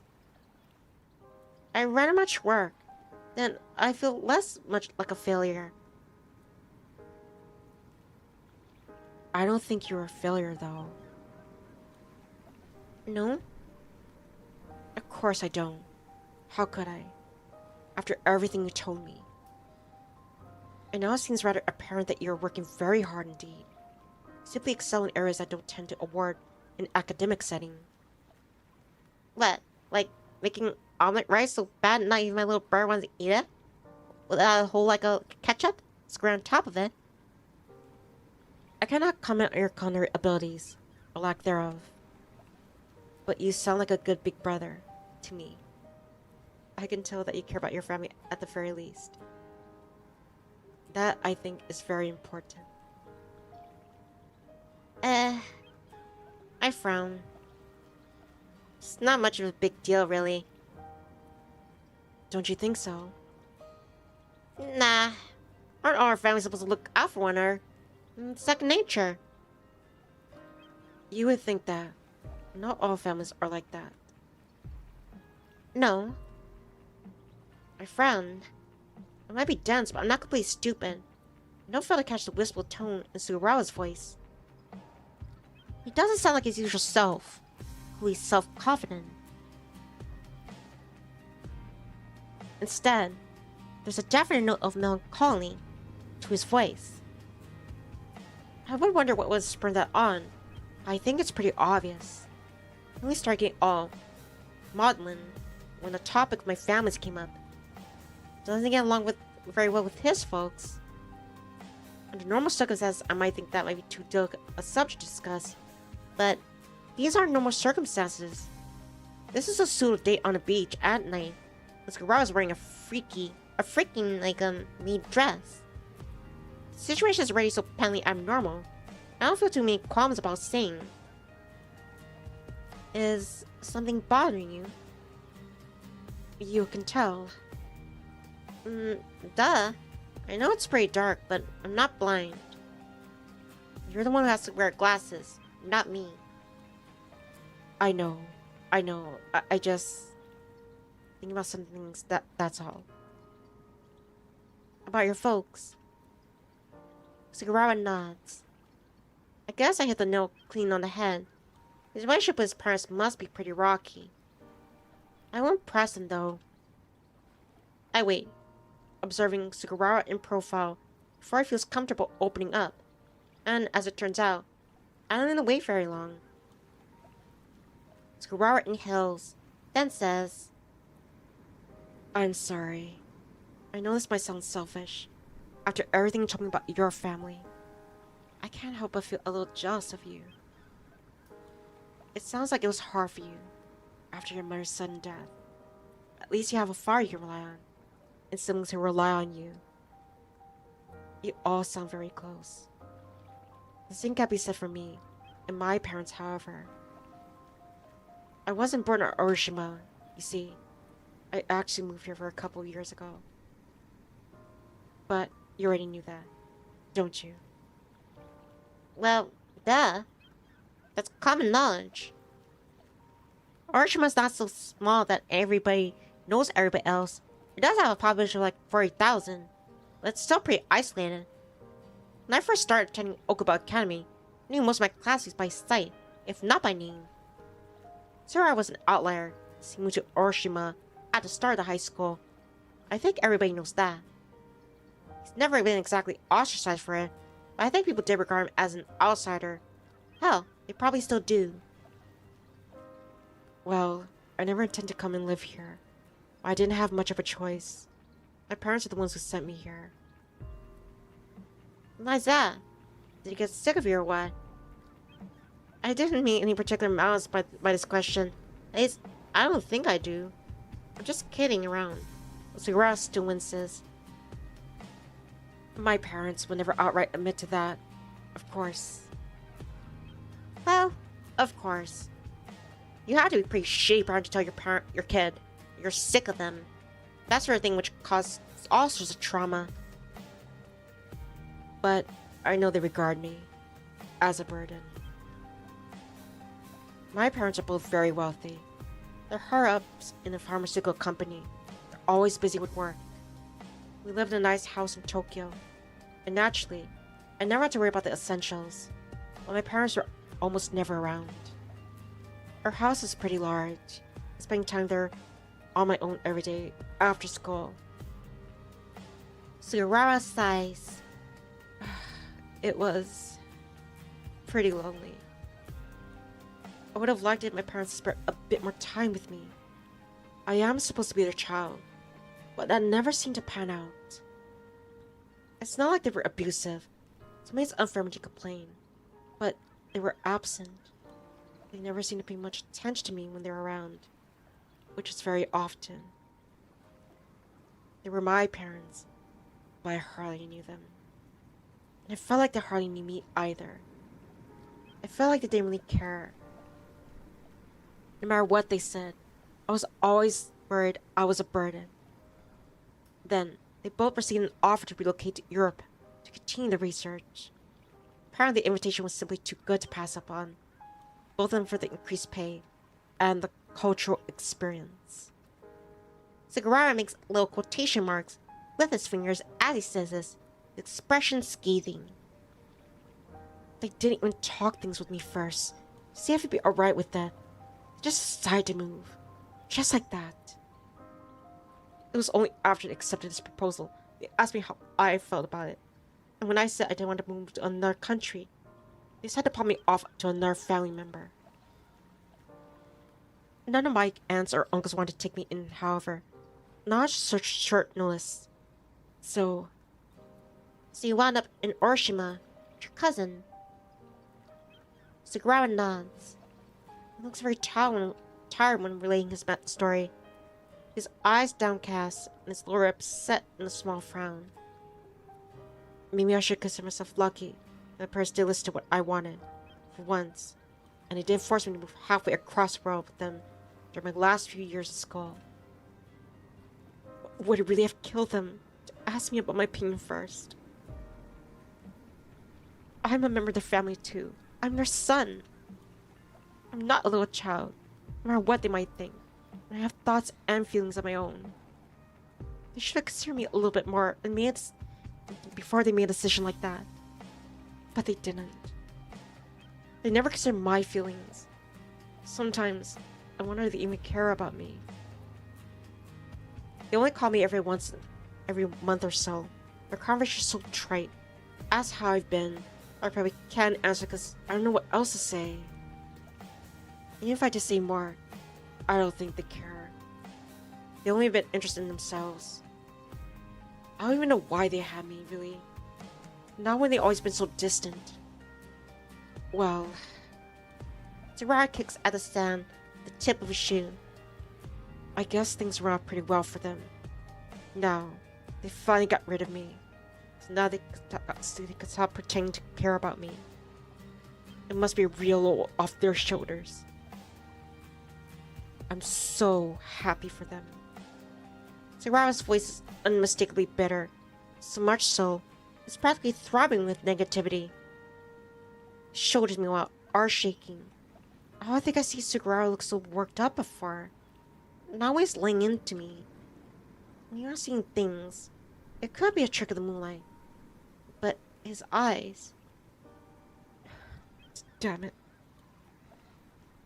They're starting to look kind of damp. He isn't gonna cry, is he? thought so alarming, I scrambled the first thing I could think of to stop his tears. It's not like I really care about Sugawara. I don't want to see the guy start sobbing. I'm not a complete sadist. Only problem is, I don't really know Sugawara really well enough, and the best way to console him. Anything I can think of sounds miserably inadequate. So much so, the only response I can think of is pretty pathetic. That sounds tough. I'm very sorry to hear that. Sugawara sniffles for a few moments, his eyes damp with tears. He wipes them with the back of his arm, shaking all the while. And after a long pause, he says, "No, it's... alright. It's none of your fault. It's nothing you need to apologize for. You didn't do anything wrong." Sugawara glances at me, her eyes meet, and rather wearily, Sugawara smiles. For once, at least. Hey, I'm not that bad, am I? You can be pretty bad, yes. Sugawara laughs slightly. That only lasts for a few brief moments before fading away. But you've been pretty surprisingly decent about all this. I'm glad you listened to me, though. You really didn't have to. I know that our conversation can't have that been much fun. Not that it was much of a conversation. I get the feeling that I was talking at you, for the most part.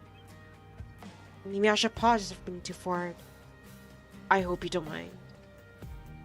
I blink at Sugawara, a little unsettled. It isn't like Sugawara to come all over self-conscious like this. It's even stranger sight, honestly, than the maid outfit. I've seen him in his outfit a couple times already, so I had a chance to get used to it. I've not seen Sugawara look so thoughtful, though, or so uncertain. This is definitely a new sight. It's definitely strange, but it's fine. I don't mind. Are you sure? Of course. I don't want to start all this. I'm telling a bunch of crap about my family. It's tit for tat. I talk about my life and all my petty problems. You can talk about yours. Not that I think about your problems are petty, of course. Based on what you said, it sounds like you have some pretty legit issues.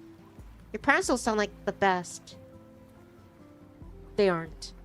But they aren't the worst either. Other people have endured hardships far worse than my own. I shouldn't complain so much. It's unseemly. Come on, Sugawara. I don't think that's that fair. What isn't? Saying you don't deserve to complain. I think everyone does. No matter what their lives are like. We all have our own problems. Though I didn't expect a super smart, super serious teacher, a student, college pres to have quite so many issues. You're absolutely tough together. It's really a big surprise. Sugawara presses his lips together. I am unsure whether I should be happy about this assessment of my character, or not. I'm not a robot, you know. No matter how strictly I adhere to the rules, I have feelings too. Oh, I know. Believe me. I was well aware. Your emotions really boil over when you're laying into me. You never give me an easy time into it. You always get so pissy. Maybe I did, but you brought it upon yourself by conducting yourself in such a shameless manner. If you had explained your family situation to me earlier, perhaps I would have been a bit more lenient in regards to your frequent tardiness. But never mind. You told me a bit about yourself now. I suppose it's better late than never. I did. Yeah. And you told me a bit about you too. Isn't that nice? It's almost like we could be like BFFs. It made me so happy. What about Hitami? Oh, she has this idea that we make like a good couple. She's convinced that you're like my secret girlfriend. So for that to ever happen, you actually have to be a girl. She hasn't realized yet that the pretty waitress from first season isn't all she looks to be. Pretty.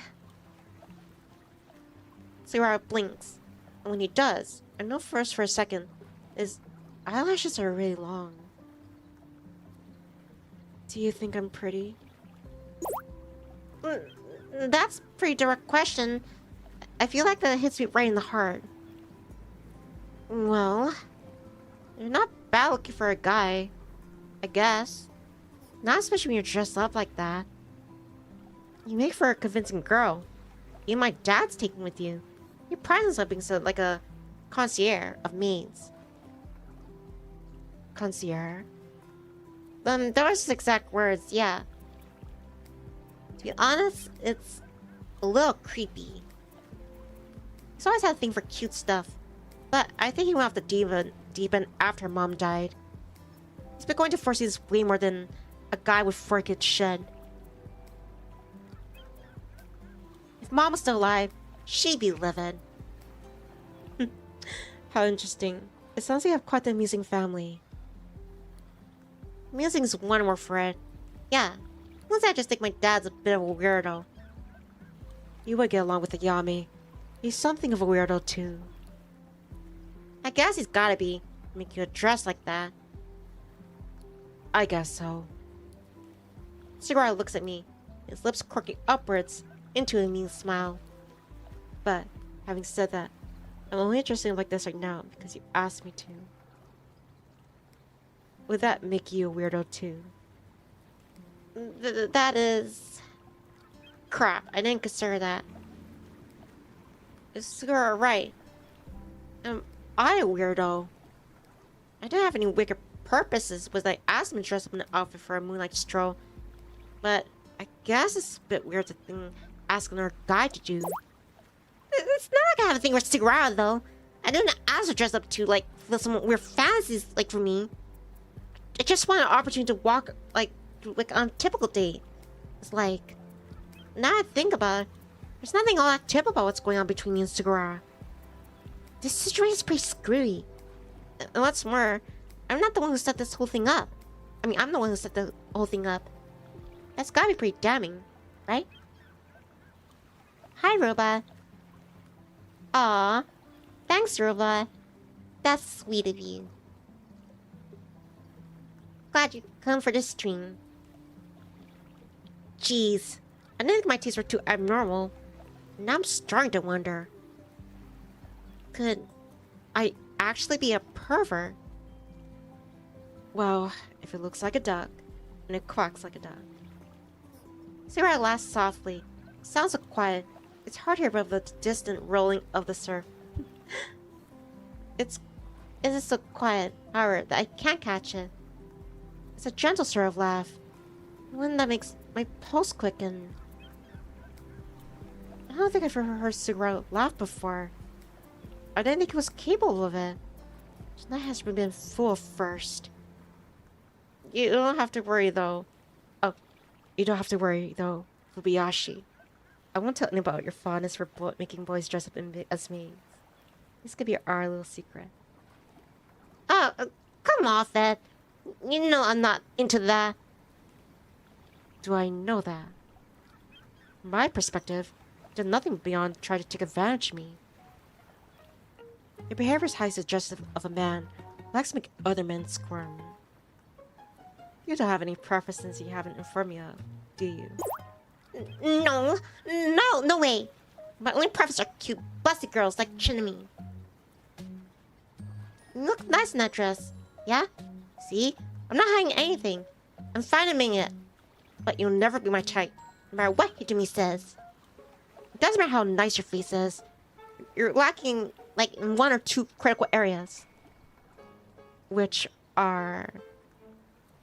You don't have any tits. I mean, when am I supposed to squeeze if we're all getting intimate? You're tall out down. Ah, so that's what you're after, is it? I had no idea you were so shallow.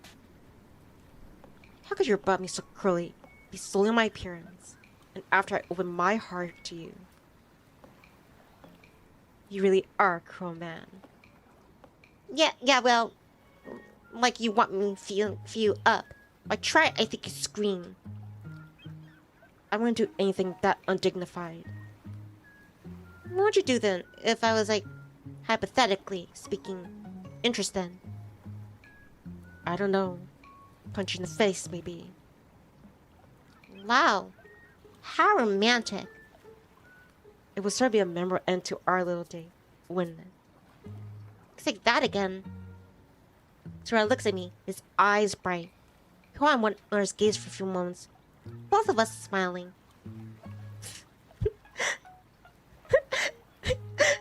We both begin to laugh.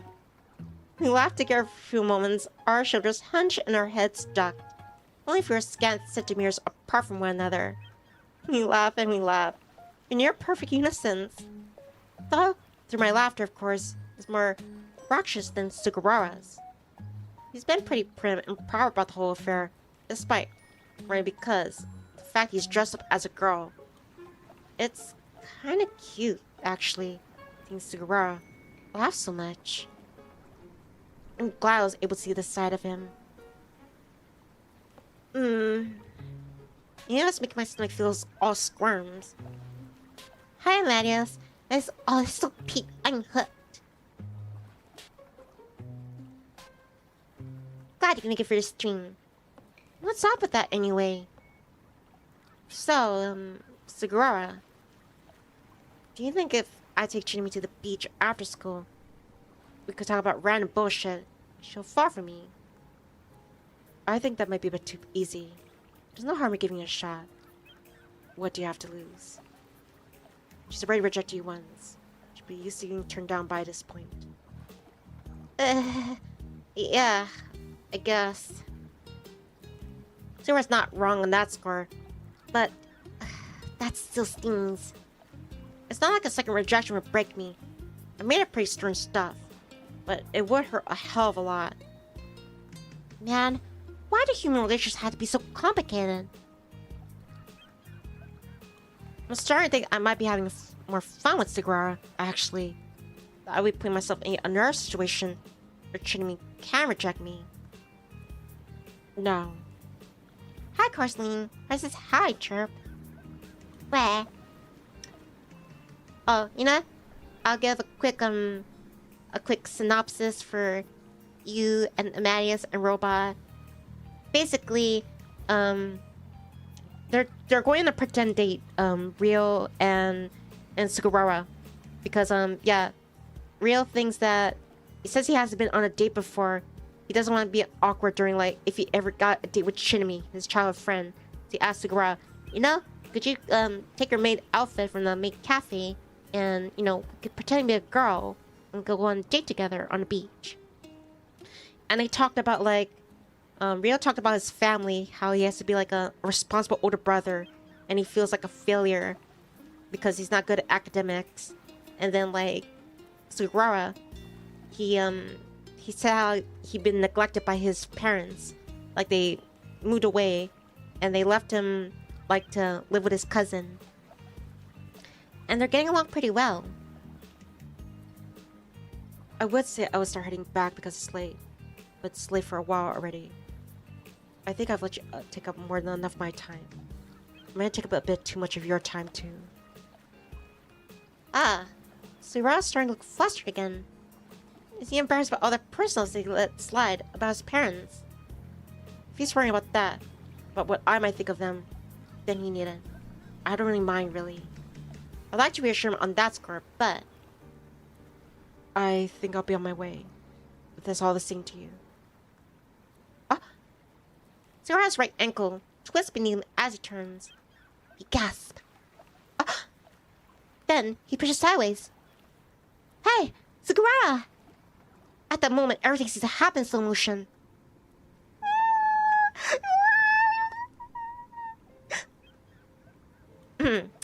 I dart forward as quick as like evil, then pulled Sugawara against my chest where he could take a nasty spill on the stand. I like how it's so dark. All of a sudden, when they're in each other's arms, everything just like, it glows up. I landed my arms around his waist and hold him close, his cheek meeting my chest with a thud. Sugawara? I look at Sugawara, who's cradled my arms, his hair rumpled, and he looks winded. His eyes are wider than usual, and I think I see the beginnings of a blush on his face. I never thought I'd ever see our serious student council president in such a state. Are you alright? I'm alright, I think. Just a bit shaken. I'm still not used to walking in shoes like these, particularly not on the sand. They're not too hard to deal with the restaurant. The beach has proved to be a bit of a challenge. Oh, yeah, I guess that figures. Those shoes have a bit of a heel on them, don't they? Yes. Sugawara pulls a face. That was Ayami's idea. He said the heels were an essential part of my maid uniform. Apparently, they make my legs look longer. Ayami wouldn't be wrong about that. Sugawara isn't very tall. He's still a good head shorter than I am, even with heels. But his legs do look pretty nice. The short skirt and heels combo is a killer. Not met Sugawara's older cousin, but I think he has pretty good taste. I'd be willing to give him a high five if our paths ever take cross. Not only because there's something a little weird about Ayami being so insistent that Sugawara dressed like that. I mean, they are family. I'd rather not wear heels. Or a dress for that matter. But what Ayami wants, Ayami gets. He's awfully stubborn. About the small details. I smile. You did say that, yeah. Was it I said too much during the last few days? Please, disregard all my complaints. They're not for you to worry about. Nah, don't be like that. I don't mind listening to your complaints. It's kinda nice to know you're human like the rest of us, who actually has feelings. It's nice to know you have your weak points too. I've never seen you stum like that before. Yes, well, you try walking heels on the beach, and then we'll talk.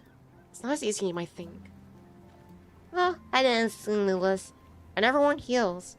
That'd be awful keeping my balance. You're doing a very good job at that. It's impressive that you never stumble once. Yes, well, I do have a bit of experience at this point. Not that it's something I really want to experience, of course. It's completely useless talent. So rare harumps in this matter, I can't help but find charming. He wasn't being pressed against my chest. I bet he'd be folding his arms across his chest right about now. Speaking of which... Now, are you gonna let go of me? I appreciate you caught me. I'm staying right now. I'm staying enough. Don't need to keep hold of me. Unless you're keeping some kind of thrill out of this. As if... I relinquished my grip of Sugawara, then take a step back. I was during my little conversation with him for whatever weird reason, but now I'm starting to blush. Why does this keep happening to me when I'm around Sugawara? Of all people. Maybe he's a little too convincing as a girl. Real? You have no idea. Now. Sugawara passed down his dress, adjusts his wig, and shoots the arched look he's capable of producing. I think I really say goodbye to you. I'll text you later, unless you text me first. Right. Thanks. Do you want me to walk me back to your place? Do you want me to walk me back? I wouldn't mind. It's pretty late. I'm gonna watch you get in trouble. Don't be silly. We live on Oroshima. This island is tiny. Crime is nigh on non-existent. Nobody's gonna jump me in the dark, if that's what you worry about. And if they wanted to, they wouldn't have a chance. Yami's house is about 5 minutes away. Oh, you live by the beach then? Everybody lives here by the beach. This is an island, Fujibayashi. Alright. Not to bite my head off. I was just trying to help. I know you are. It's appreciated. You've not been that bad, really. I feel like that's high praise coming from Sugawara. But I need a bit of a little time. I like to clear my head. Today's with off Victoria in a large number of ways. Right. Sugawara hasn't come out and said it. There are not so many words, but I think I know what he's getting at. There could be only one reason why today has been grated on Sugawara so much. The reason would be yours truly. I guess I haven't given him an easy time with it, since I more or less forced him to come in on this fake date with me. But I don't think I behaved too badly. I even jumped to his rescue before his pretty face could have smooshed against the sand. I'm pretty darn considerate, when all said is done. But Sugawara wants to head back on his own. Who am I to argue? It's not like he's a fair maiden, and he's protected by a big strong man, no matter how he looks. He's not actually a girl. I think I need to keep reminding myself of that. It doesn't matter how good he looks in a dress, he's still Sugawara Yuuma.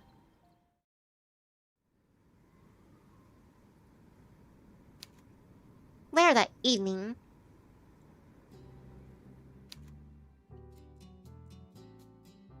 I'll be right back, chirps. Please excuse me. Wah.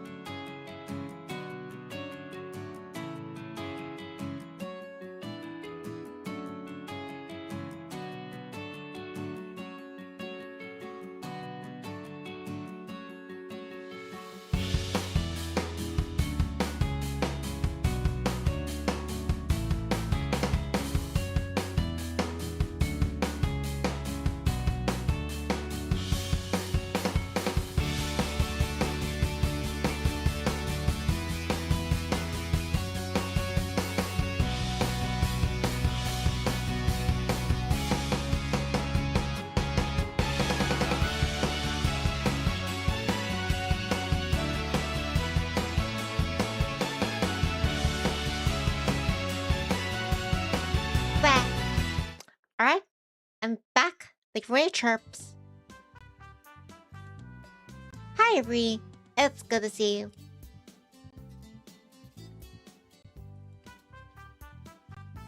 On.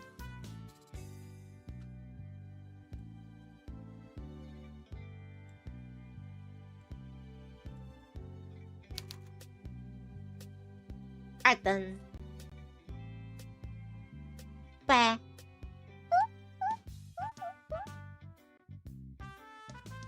Are you alright, Reo? Huh? What? I start and look at my dad from across the table. I'm sitting in the living room with my family, talking to today's dinner, a simple meat and potato stew that Hitomi made. Well, I say I'm in the midst of eating, but I haven't made much progress on that front. I had a slice of hazelnut cake back at Four Seasons, but I don't have much of an appetite. Mine's just not on my dinner. I'm too busy.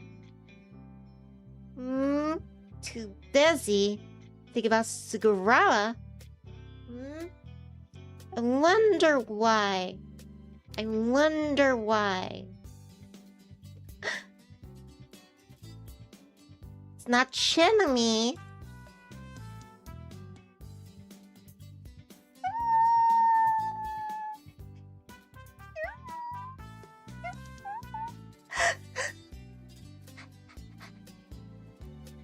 Yusuke voices, "Hi, what are you doing?"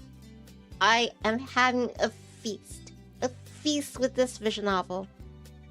It's starting to provide for me. Hi, Yusuke Bunny, it's good to see you. Let me give a quick rundown. I just came back from, because I've been consuming lots of water for this vision novel.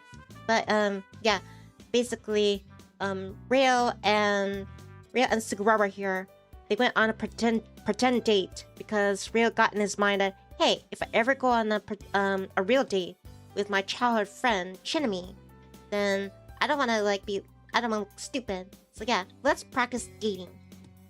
And so he convinced Sugawara to cross-dress in his maid outfit from the maid cafe to go on a beach walk, and they talked about their families, how Sugawara, he was neglected by his parents, and Reo, he had to be the big brother because his mother died and he had to take care of the rest of his family. And they got much closer, a lot less antagonistic. They're more just look at them. There's something there. And I think you don't want to admit it yet. I think about that moment on the beach and I reach out to catch him. For a few moments, my presence gets me. I feel my heart beating fast. But that sure doesn't mean anything. I hope it doesn't mean anything. Otherwise, it'll make things pretty awkward. I'm fine. You don't have to worry about me, Dad. Are you sure? You've been awfully quiet ever since you got back home. God, you haven't got yourself in any trouble at school, have you? What trouble? Did you do something wrong, big bro? Did you get in a fight? Did you send someone flying? And you get arrested? But no, of course not. I know I don't have the best reputation, but it's not gonna go around hitting people. At least, not that much. To go fight says excellent lore placement. But yeah, as you can see, the foreshadowing, the sprinkles, the teasing, that even though Reo, he's saying, yeah, I wanna date Chinami. I wanna be her boyfriend. He seems to be thinking about Sugawara a lot more, and he doesn't know why. Beck says he might one day. Oh, she did she? I glare at Hitomi. Why didn't you tell us that? You know you're making me worried that I'm gonna end up behind bars. Of course I don't want to make them worry. I just want to prepare for the eventuality. That's all. What makes it think it'll be eventually? Well, you have to admit that you have a bit of a temper. You should work on it. Otherwise, cute girlfriend will end up dumping you. I'm gonna guess by cute girlfriend. Hitami's talking about Sugawara's maid alter ego.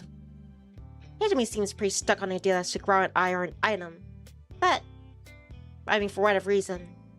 I'm not sure why she keeps bringing it up. Unless she's doing it solely to make me squirm. That'll be all like, not all but surprising kind of my little sister. She's such a bully. Whatever.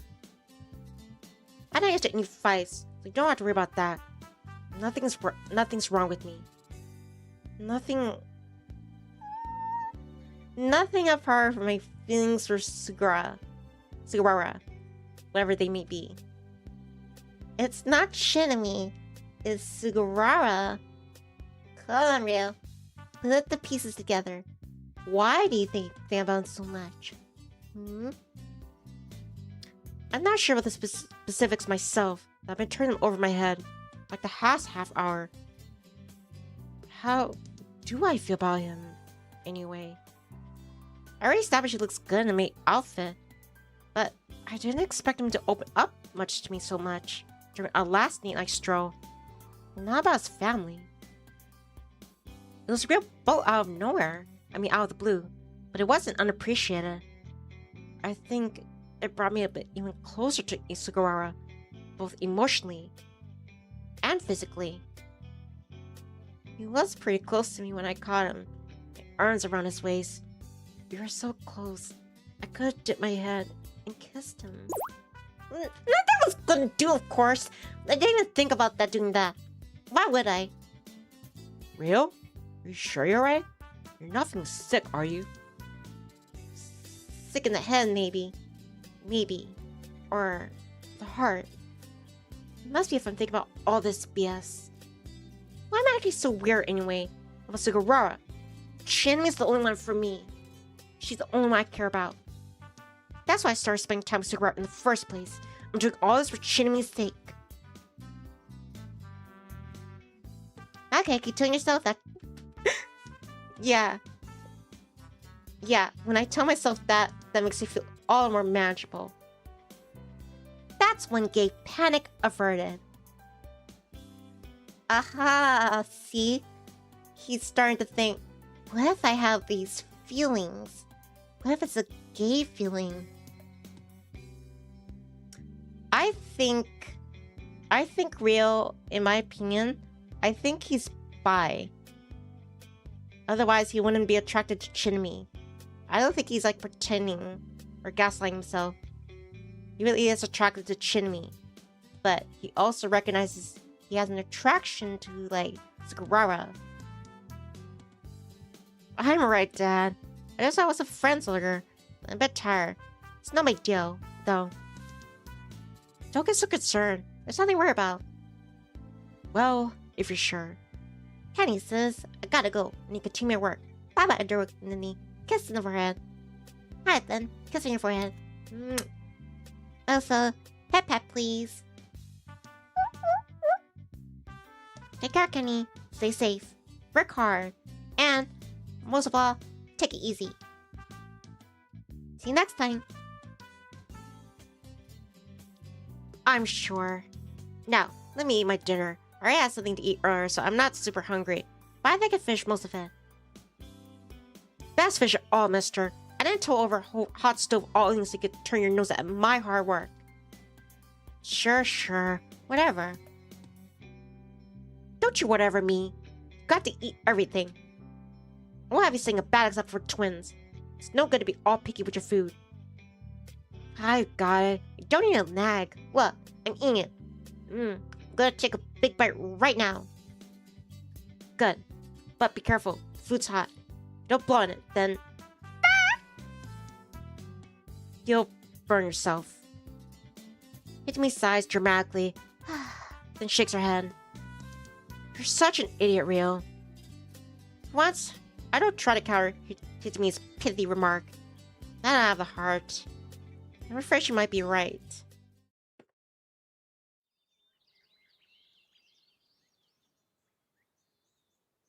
I tried to put all my troublesome Sugawara-related thoughts behind me at school the following morning. Why should I think about it anyway? It's ridiculous. It's not like he's the person I'm I'm hoping to lure anything. That'd be Chinemy. It's Chinemy. Chinemy. You know what he really needs? It's Jimmy Cricket. He needs to get that guy to get a conscience. Speaking of which, I wound up stopping by Chinemy's classroom during lunch so I could put my next plan into motion. Chinemy sang with Okamura and Hanasaki as per usual, but I ignored him. Also per usual. There's no love lost between me and Chinemy's friends, that's for sure. I'm gonna be honest, Trips. I wish I could skip these parts with Chinemy's friends. I want to get to the juicy parts. The beach? Chinemy blinks, her head inclines. I don't mind that, but isn't it a bit out of the way for you? It's the opposite direction of your house. Oh, it's not that bad. Ours is a pretty small island. House is only like 15 minutes away. That's 15 minutes to keep spending with your brothers, though. Or your sister. Don't they need you to help around the house? Oh? Okamura looks me up and down, in this cutting way of hers, which makes me feel about this big. Are you sure your doozy could flirt with Chinemy, huh? How detestable. If I were your sister, I'd throttle you. I'd throttle you. She's tried to hit me with her ladle before, but she's never gotten that far. Then she clearly isn't keeping enough on a tight enough leash. What do you think, Tsubaki? Forget the leash. I put him in the kennel, where he belongs. Hey, you two, don't be so mean to Reo. He hasn't done anything to deserve it. Man, if I didn't know Chinemy were called from the jester, I'd totally kiss her for that. There's a reason why I like her so much. Compared to her two friends, might as well be demons. She really is an angel. I know you've been working pretty hard to take care of your siblings, Reo. I think it's impressive. Which is why I don't want to take too much of your time. I feel guilty. You wouldn't be. It'd just be a quick walk. And besides, I gotta do plenty around the house as it is. I gotta take a break every once in a while. And you wanna have this break with me?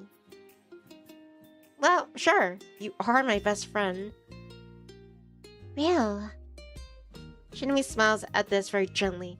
Her face looks a bit flushed. Maybe I'm imagining it. That might be wishful thinking on my part. She doesn't look up at my invitation, though. Like, only a good sign, right? You're a good friend to me. I actually have work for the student council today. Let me ask a put off for once. Oh, really now? Okamura grins at this, then ruffles the top of Chinemy's head. That's unexpected behavior coming from you. I thought you were meant to be an honor student. It's the council treasure to boot. This must be the start of her rebellious phase. It's sad, but I knew that would happen eventually. All children eventually develop an attitude. Much to the chagrin of the poor parents. Chagrin? Okamura and I both blink, united in our lack of understanding. Is that like something you eat? Or something you wear? Hanasaki sighs. Any further clarification, then you only look at my face. Should be chagrin right now. Oh, doesn't it mean disappointed? That's disappointment? I was gonna say disgusted. You're near enough to the mark. Now what's about skipping your student house duties to hang out with this good friend of yours? I was gonna say Flebian, but that works just as well. Wow, talk about prejudice. I'm even worse than you know, because my family's poor. No, you aren't. You're worse than me because you always arrive to class late. You don't care about your grades and you have shockingly poor manners. No, all that would apply to Okamura here too. It could, I agree, but I do not consider her beneath me. And why's that? Because she's my friend. What am I, chopped liver? You are a bad influence. You're trying to distract me from her duties. Now, leave her be. Shoot. Just a moment. Hana. I think I could use a break from student council stuff. Actually, I've been so busy. Be nice to have some time off. Plus, Sarah has been looking kind of scary lately. He has? I'll believe when I see it. I can't imagine that pretty boy being scared of anybody. I don't agree with Okumura. Once again, I'm in her camp. I can't imagine Sugawara being able to scare anybody either. Especially not since I see him in a maid's dress. Now I think I'll be able to take him seriously again. Well, it's strange. He's always been quiet, but now he's more stony. I'm not sure. It looks like he's always in a bad mood. Or maybe he's just lost in thought. I don't know what it is, but it makes spending time with him a bit awkward. I must hear next student council room's been so stifling. I think I need a bit break from all that. Huh. I think I might know why Sugawara's been acting off lately. But I don't offer my expert opinion. The maid outfit incident's supposed to remain a secret.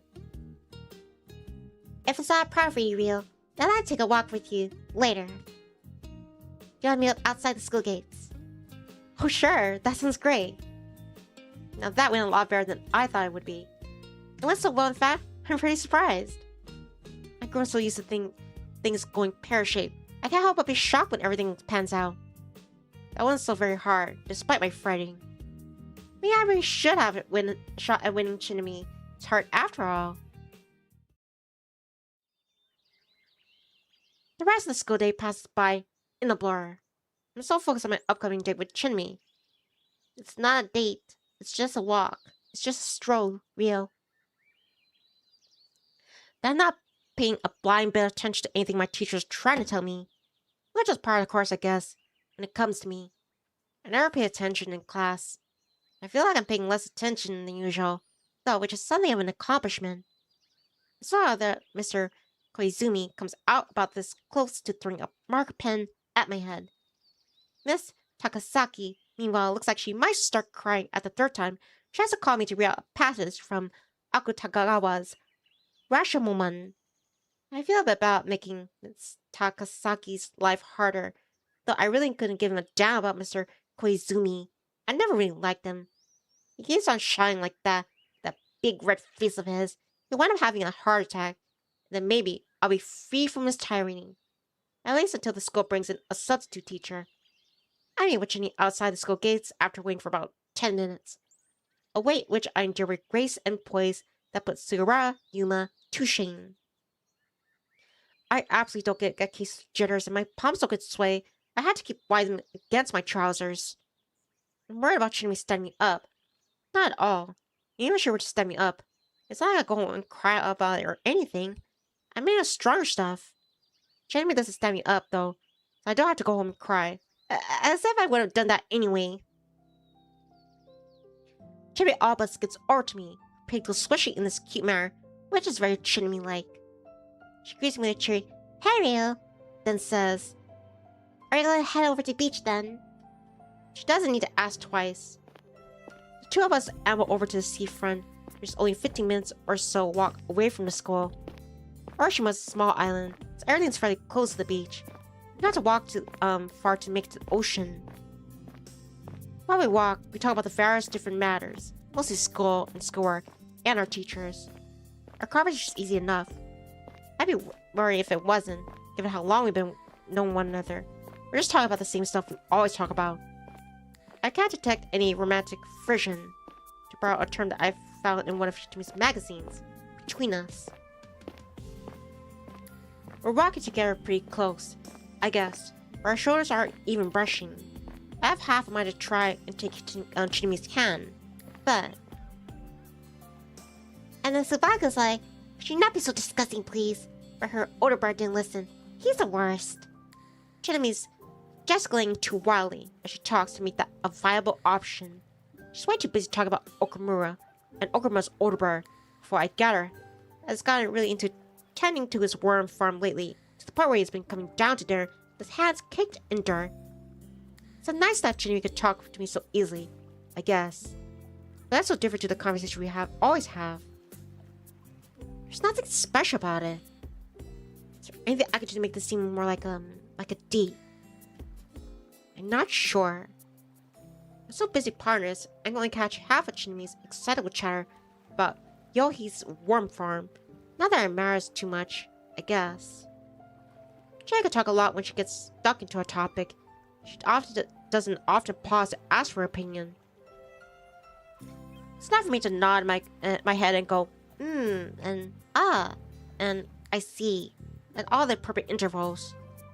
This talk about worms lasts us until we're all the way to the beach, by the shore.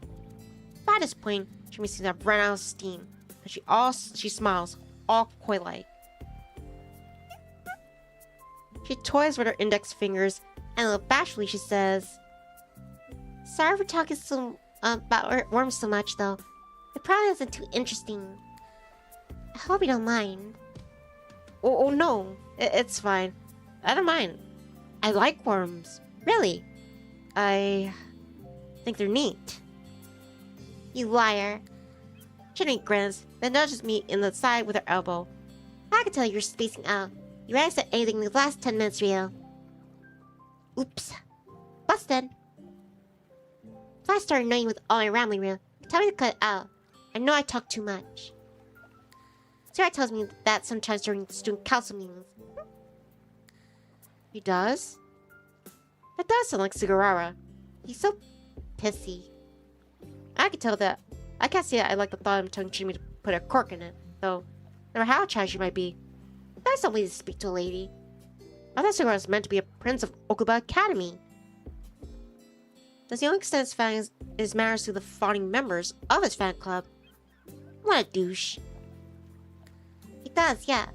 Not that he's like rude about it. Just always not to get distracted so much. He's looking pretty busy lately, so I understand why he went with our means to get derailed. Though he isn't the only one. Have you been busy too, Chinmi? Adair, yeah. With student council work? That's right. I have a mountain of paperwork to do. I'm trying to be positive, but it gets hard sometimes when I'm very so busy. Sometimes I wonder if I just click my fingers and I just take care of themselves. Like magic, you know? Speaking of magic. Chibi nudges in the side with her elbow. Huh? It says in a low, conspiratorial sort of voice. Have you heard about our Lord and Savior, Satan, recently? What? You didn't doctrine into some kind of cult, did you? I guess it does kind of sound like that. Huh? I'm not into a cult, but I have been dealing with a cult a lot lately. That's why I asked about Satan. He's been on my mind a lot lately. And why's that? How does the prelude Chibi tell me she's about to try to summon a demon from another realm or something?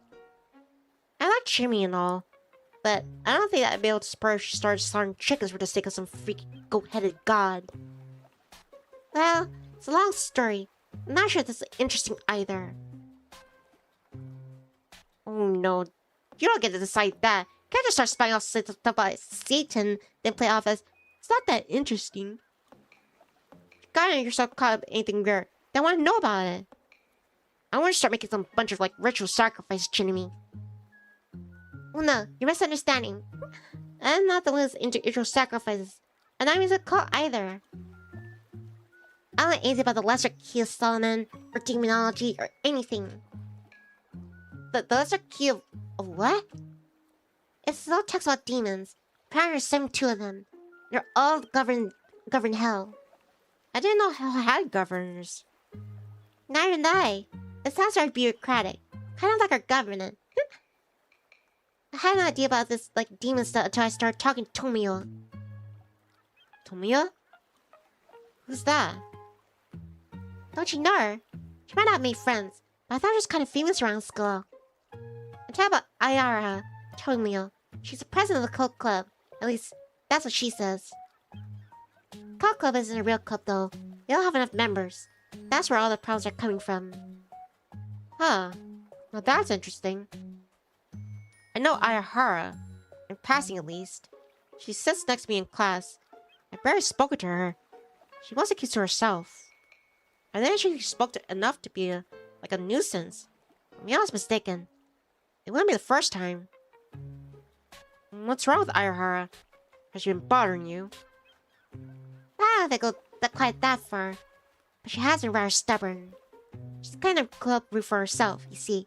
Used to belong to the literature club, but they disbanded last year because there were few members. The club was unused for a while, so Tomio took it for herself. Strictly speaking, she shouldn't be using that club room at all. Club isn't recognized as a real club, so nobody else wanted it.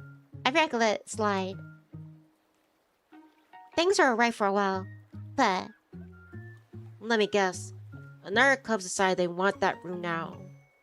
Chibi nods. Literature club's gotten a few more members. That's been officially recognized again. Granted, it's not a very big club. I'll bet. I can't imagine that there are that many people who are into like stuffy old books in this day and age. Not that we live in an era of smartphones and tablets. But it's a real club. It has 5 whole members. Even if they're more of an elf force fan club than anything else. Ah, well that tracks. Elf Force is a super popular light novel series. It's so big that even I've heard of it. I'm not to that sort of thing. It's so huge it even has an anime. And there's a movie that's meant to be coming out soon.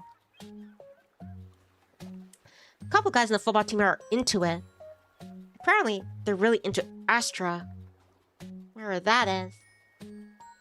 Then asking if they can have their own club room back. Toto's been refusing to budge. She said that the club room should belong to her. She's busy for the last 3 months. I can understand why she feels protected of the place. She's completely redecorated. But she shouldn't be there.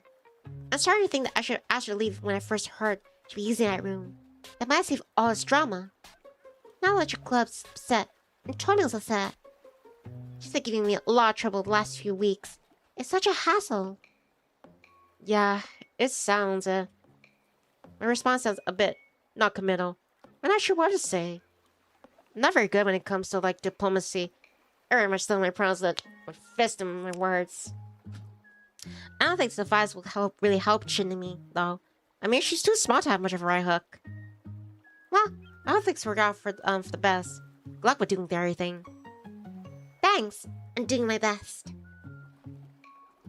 I don't know if it's enough, but I'm trying. Now, there's a thought. Why are you doing this on your own anyway? Sugawara's part of the student council too. Heck, he's the head of the whole operation. Why don't you ask him for help? I would, but he's kind of busy lately. I'm not sure what he's been doing though. He's kind of cagey about it when I ask. Not that we talk about much outside of student council stuff.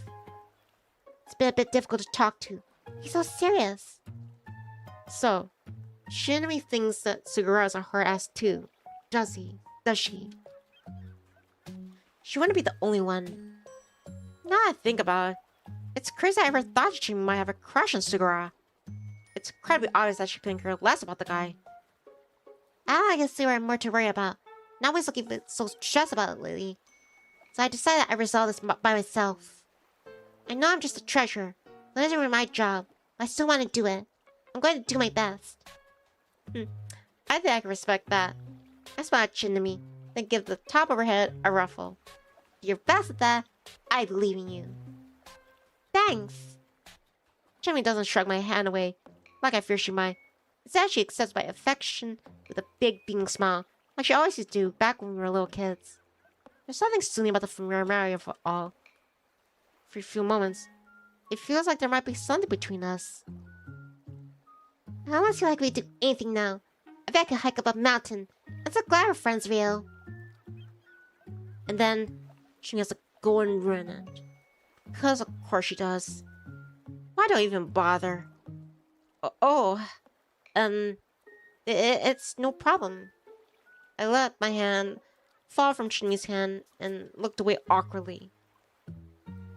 I'm glad I was able to perk up her spirits so much. Her words still stung. Is a friend really all I ever to her? Jeez. I know I should be glad she wants to be friends with me after all, but sometimes I really do wonder. Does she like her bullfrogs more than she likes me?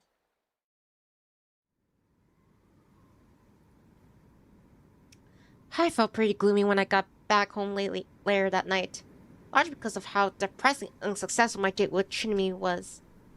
I hope that like a romantic stroll along the beach might be enough to win her over. But my hopes were, as always, in vain.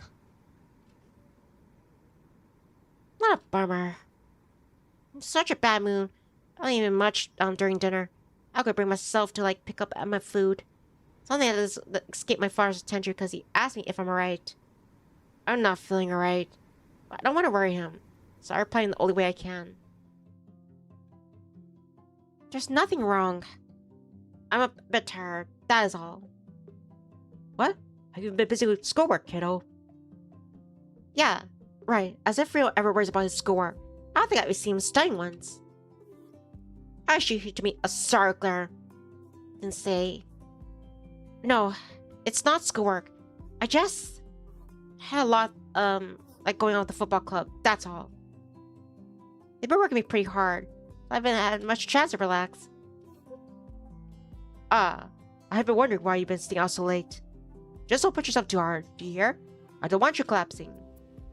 At your age, your health is your greatest asset. You should treasure it. Yes, Dad. I'll be careful. My dad's considered a bit coiling, but it's not underappreciated. It's nice to know that he cares. He was worrying about the wrong thing. I finished eating, and then carrying the dirty plates and utensils back to the kitchen. I don't mind washing dishes. It gives me something to do. But once I finish it, I don't know what to do with myself. I could start my homework, but the thought's not exactly appealing. I don't have the energy. I'm lying on my futon, scrolling aimlessly through my phone, and it buzzes. Looks like I got a message. I check my inbox and blink. Oh, it's Sugawara. Now that's a surprise. What does it say? Hey, Fujibayashi. I just thought I'd check on you.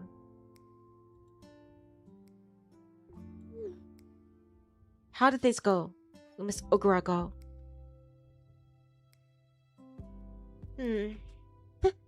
Well, it's nice he cares enough to follow up with me. I appreciate that. Nothing else. Carson saying, what happened to his teeth?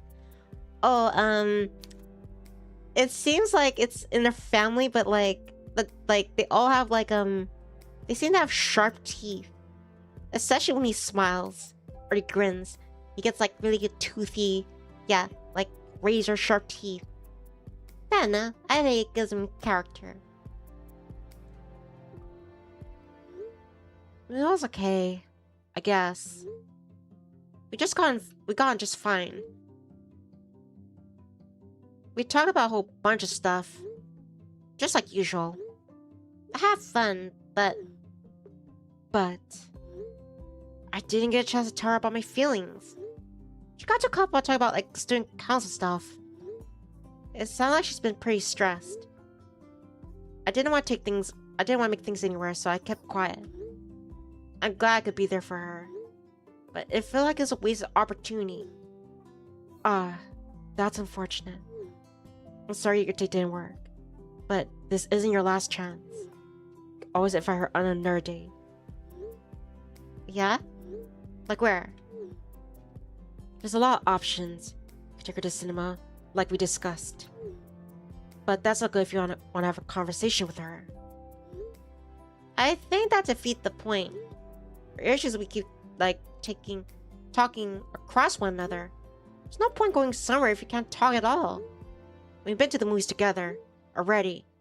She'll think I'm asking her out as a friend again. It won't be romantic at all. Goodness me. Miss Ogura is awfully stubborn. You're telling me. It's like she doesn't even think of me as a guy. I guess I'll always be a kid to her. Maybe we should take her somewhere sophisticated then. Huh?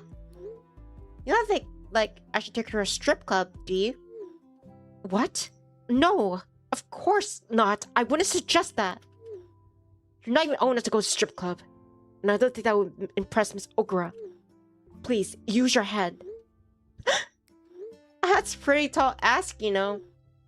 I know, your grades are abysmal. But I was just joking. Why not? I never seriously take Chibi to to like a strip club. I meant to protect her from that kind of stuff. Well, good. I was beginning to worry for a few moments. It's kind of funny that Sugawara felt the need to actually type that out. It's completely unnecessary, but it's very like him. I think we should go off on a strip club idea. I don't know where the strip clubs in Urashima are located anyway. You might not, but I bet your cousin does. He seems like the sort. Laugh my ass off. You can't spell cousin without sin. You joke, but I wouldn't be surprised. Ayami's not the most reputable of men. Which is exactly why we aren't going to bring him into this. He isn't relevant. Let's focus now. Sure thing, bro. That's why you suggest. I suggest that you don't call me bro for one thing. Don't you like it? It's vicious. I meant in good faith. I'm sure you did. Now, why don't you take Miss Ogura somewhere cozy? A cafe may not be a bad idea. Ooh, I guess that could work. It might be nice to sit down somewhere a little fancy for her. What about Four Seasons? It's not exactly a cafe, but it's pretty cozy. I know Chinimi likes it there too. And the food is kind of mid. She thinks the uniforms are cute. Well, there's no accounting for taste. I want to take a girl on a date to Four Seasons myself. Shikara is pleasant enough, but the food leaves a lot to be desired. Most of it's frozen stuff, warm up in the oven. Do you know that? Well, you better not call Gordon Ramsay, or he's going to annihilate the Four Seasons. There's actually... This is random, but I did remember watching this, I forgot which Gordon Ramsay show it was, but like, yeah, apparently this lodge that charged a lot of money. Outrageous prices for a lot of services, even the food. The so-called, like, yeah, tasty fresh food was actually just like frozen foods. Like, kind of like probably get from like a grocery store rather than like prepared with love or like professionalism. Just like tossed in the microwave. At least over here, Four Seasons, so they put in the oven. Whereas like, yeah, that logic put it in the microwave.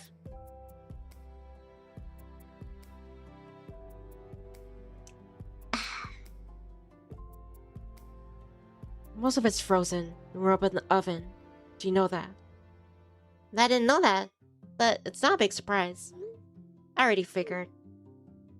Then why would you want to go there of all places?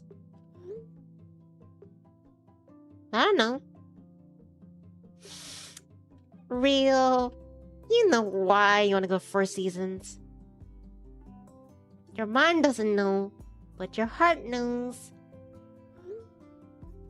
I guess it's familiar. And some of such good terms with one of the waitresses. Not to get a discount. Please. One discount. Please. Please.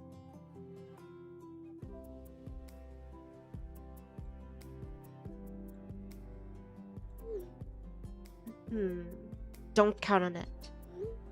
Ah, come on, Sugawara. Help her path. Please. Please. No, I don't have the authority to hand out discounts. This thing has to go through Ayami. He's a very stingy bastard. He'll never agree to it. He can save his life, and he still won't give you a coupon for a free sundae. Ah, nuts. Well, that's my idea ruined. But I don't still think it's a bad idea. I think Chibi would like it. Well, if it's Ogre Wood, that's all that matters. I can't say I understand why she likes Four Seasons so much, but to each their own. I should have known she had questionable taste from the get-go, given she's friends with you. Hi! Was that necessary? I'm just venting my spleen. Disregard that. Now, I don't mind if you want to take Miss Ogura to Four Seasons. Can you do it on a date I'm not working there? I don't need to figure out about me. You know? I know. I've got it. I guess they make it like a student council meetings pretty awkward in the future, and the cat was like let out of the bag. You catch on quickly. Thanks. I'm not completely stupid. Not completely. Maybe.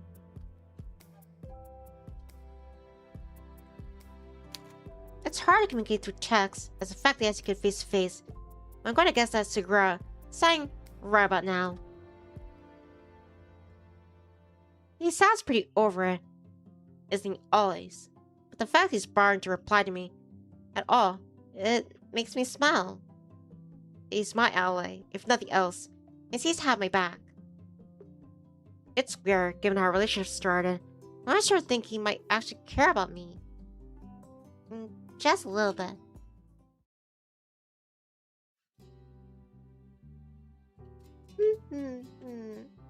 I had a pretty good mood at breakfast the following morning, despite my numerous failed attempts at winning Shinimi's heart. Things aren't going too well, but there's a reason to lose heart. I still have a bit of time until summer break starts in earnest. With some luck, that should mean the time needed to prove my feelings for Shinimi. That's what I'm hoping for, at least. I'm doing my best to maintain a cheery attitude, but this is annoying to me. She glances at me from across the table and says, "So, what's all that humming? Did you hit your head this morning, or what?" Well, Shin did crack me in the skull with his elbow when he was clambering over me. hey! That was an accident. I didn't mean to hurt you. Stop acting like I'm a bad guy. I'm good. You say that, but you do you good guys elbow their beloved big birds in the heads. They do if they don't mean it. It wasn't my fault. A scowling Shin slams the table with his fist, shakes the glasses, and the plates jump. Hey, Shin, don't bang on the table like that. It's bad for the table, and it's bad for you too. You hurt yourself. Probably not as much as he hurt me. He was being feral this morning. Maybe that's because he picked on your weird mood. And I ain't in a weird mood.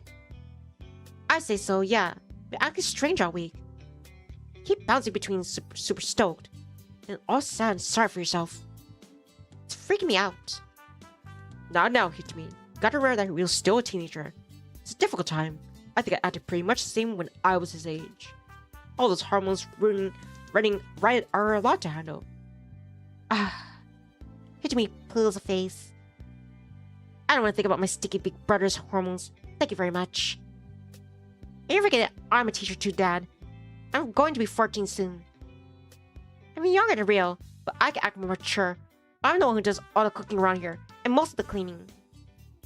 Hey, that's unfair. I do help, like, with the cooking. You also always, like, shoo me out of the kitchen. You see I get in the way.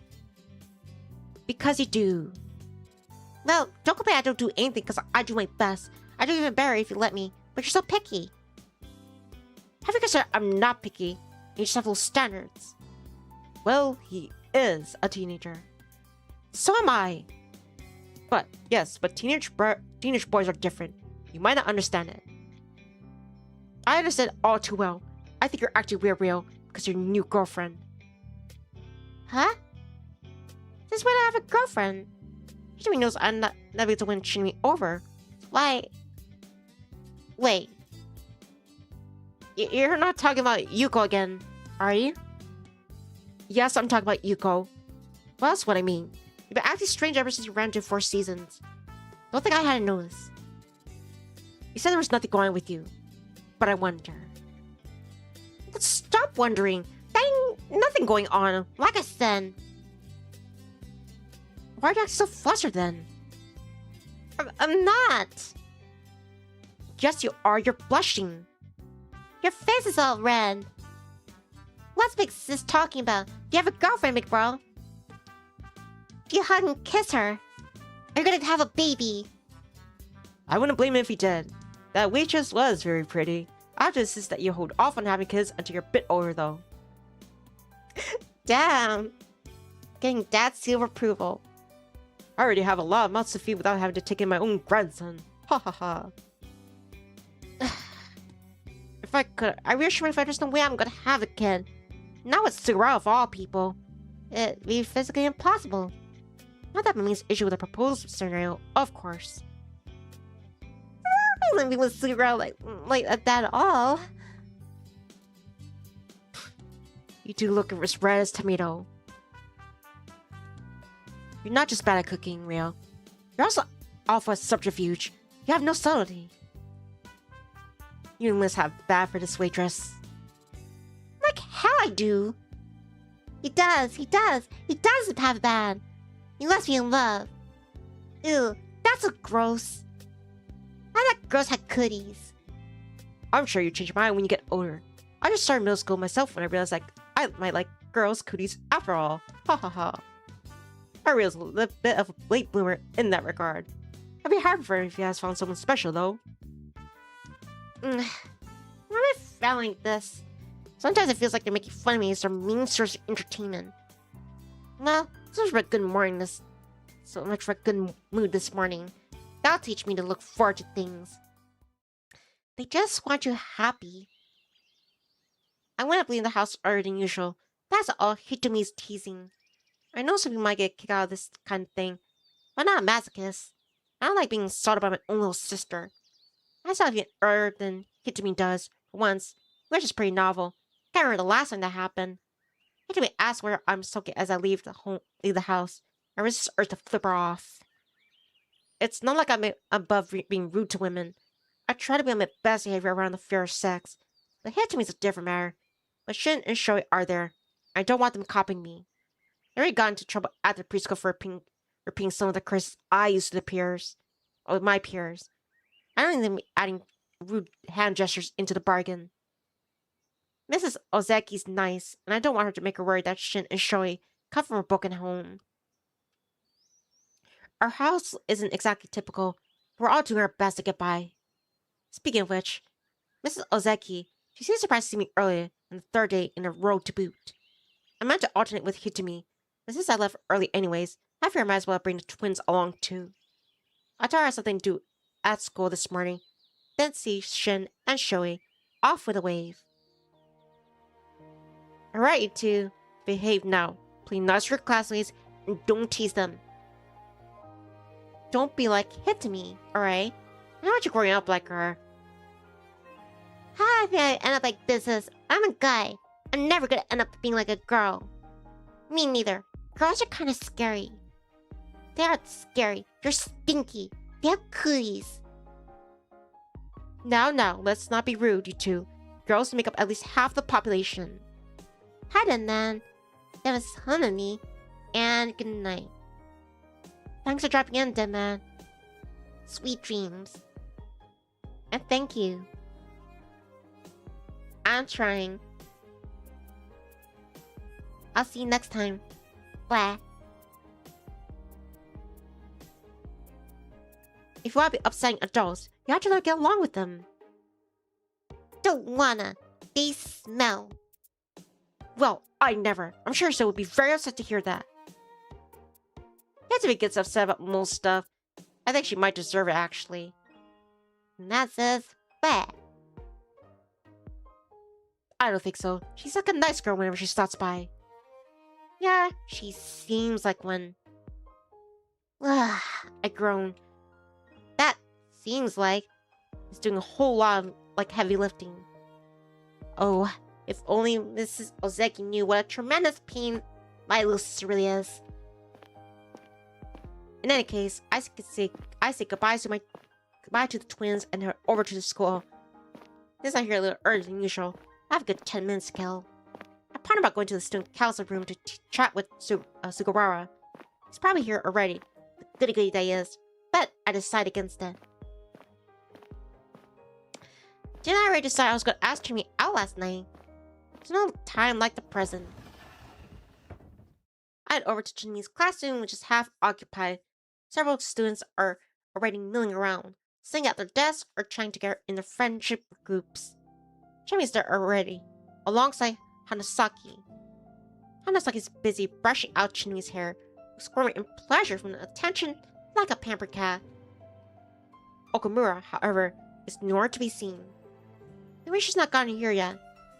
She's something of a delinquent herself, I wouldn't be surprised if her tardy record rivals mine. Grades are a lot better than mine, though. I guess she pays more attention to class than I do. Oh, Reo. What brings you here? Yes, I was wondering that. You aren't lost, are you? You do know your classroom's in the ops section, don't you?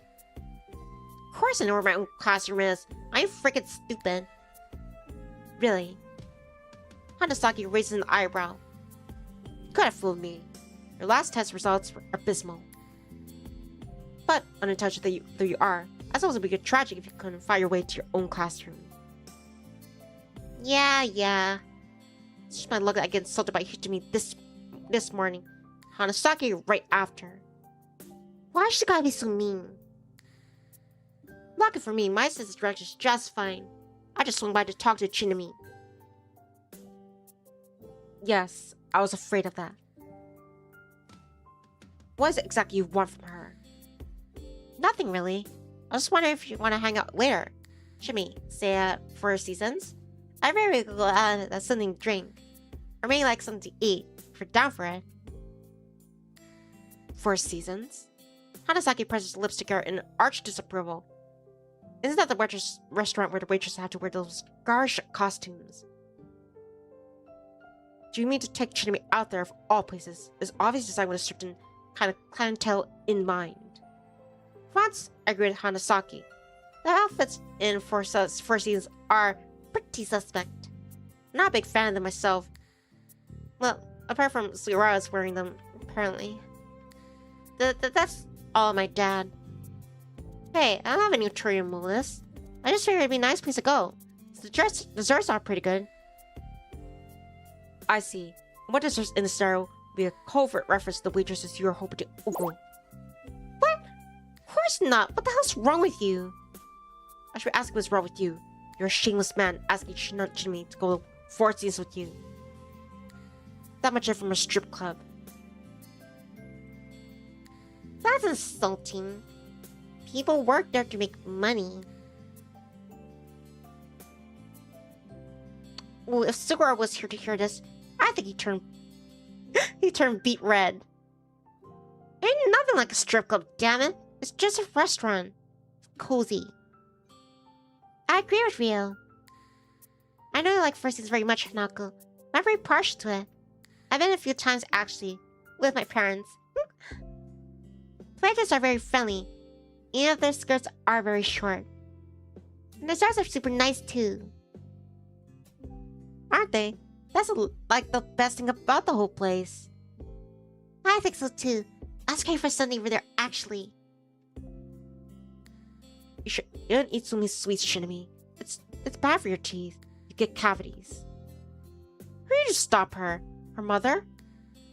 I do consider myself Chinami's unofficial mother. Yes. There. Hanasaki pats Shinami on the head. You don't really want to go out with this.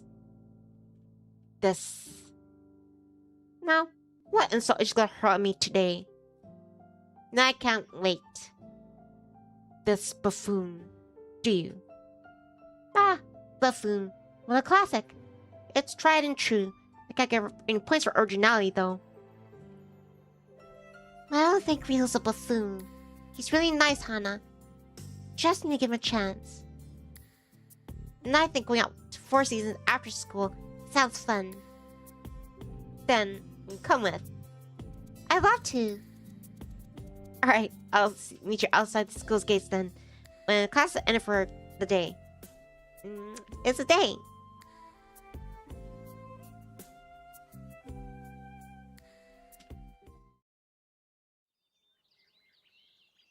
It was supposed to be a day. At least. I was at 10 when I invited Chinami out. But...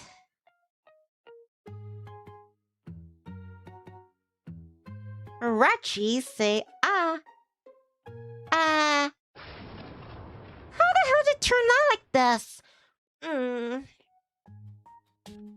the one who invited Chinami out in the first place, but I'm beginning to feel like a third, no, fourth wheel out here.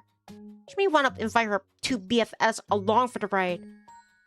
No, Okuma's busy feeding Shinmi the strawberry sundae she ordered. Shinmi smiles at her, like she's freaking second coming or something. If this was a romance manga, there'd be like a bunch of hearts swirling around in the background and a crap load of sparkles. How else am I supposed to read this anyway, other than romantic? I didn't come here so I could just watch other girls make moves on Shinmi. Damn it. So, what do you think of that sundae, huh? Is that good? It's really tasty. Nothing beats strawberry ice cream. I figure you like it. You always have such a sweet tooth. You're so predictable, Shinmi. But that's kind of cute. Not really cute. Yeah, you are. You're freaking adorable. That's why I gotta keep a close eye on you to sure no good for nothings. Okura shoots a blank glare at me. Try and take it away from me. You're so too pure for this world. Shinmi is very innocent, yes. Sometimes a word for you, as a self-appointed mother. Aw, you two are so nice to me. You don't have to worry about you so much. I'll be just fine by myself. With that, I could believe you. But alas. Now it's Hanasaki's turn to glare at me. Brigands are everywhere. They might be hiding in plain sight even. You do well to be on your guard. Right. That sounds kind of scary, but I'll try to do my best. Good girl. That's all we ask for. Isn't it right, Tsubaki? You got that right, Hana. Now, do you want more ice cream? Of course. I can say no to ice. Never say no to ice cream. Right then. You go. Say ah. Ugh. This sucks. Really, really sucks.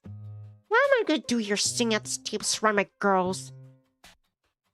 This is a total joke. The only way this situation could be less romantic is like the frick table's on fire. I can just imagine that now. The table on fire. Just like that meme where the dog's singing the burning house. And he goes, "This is fine."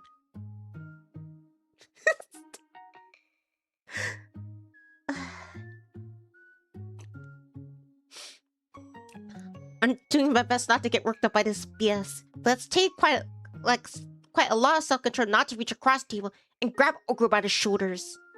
Why is Ogre partying and treating me like that anyway? She's my childhood friend. Damn it. I had half a mind to kick Ogre beneath the table. I don't think that worked out too well for me. Ogre might be a woman, but she's playing strong. She isn't as ripped as I am, but she's a member of the girls' kendo team. She's only an inch or two shorter than I am. Her upper body strength is no joke.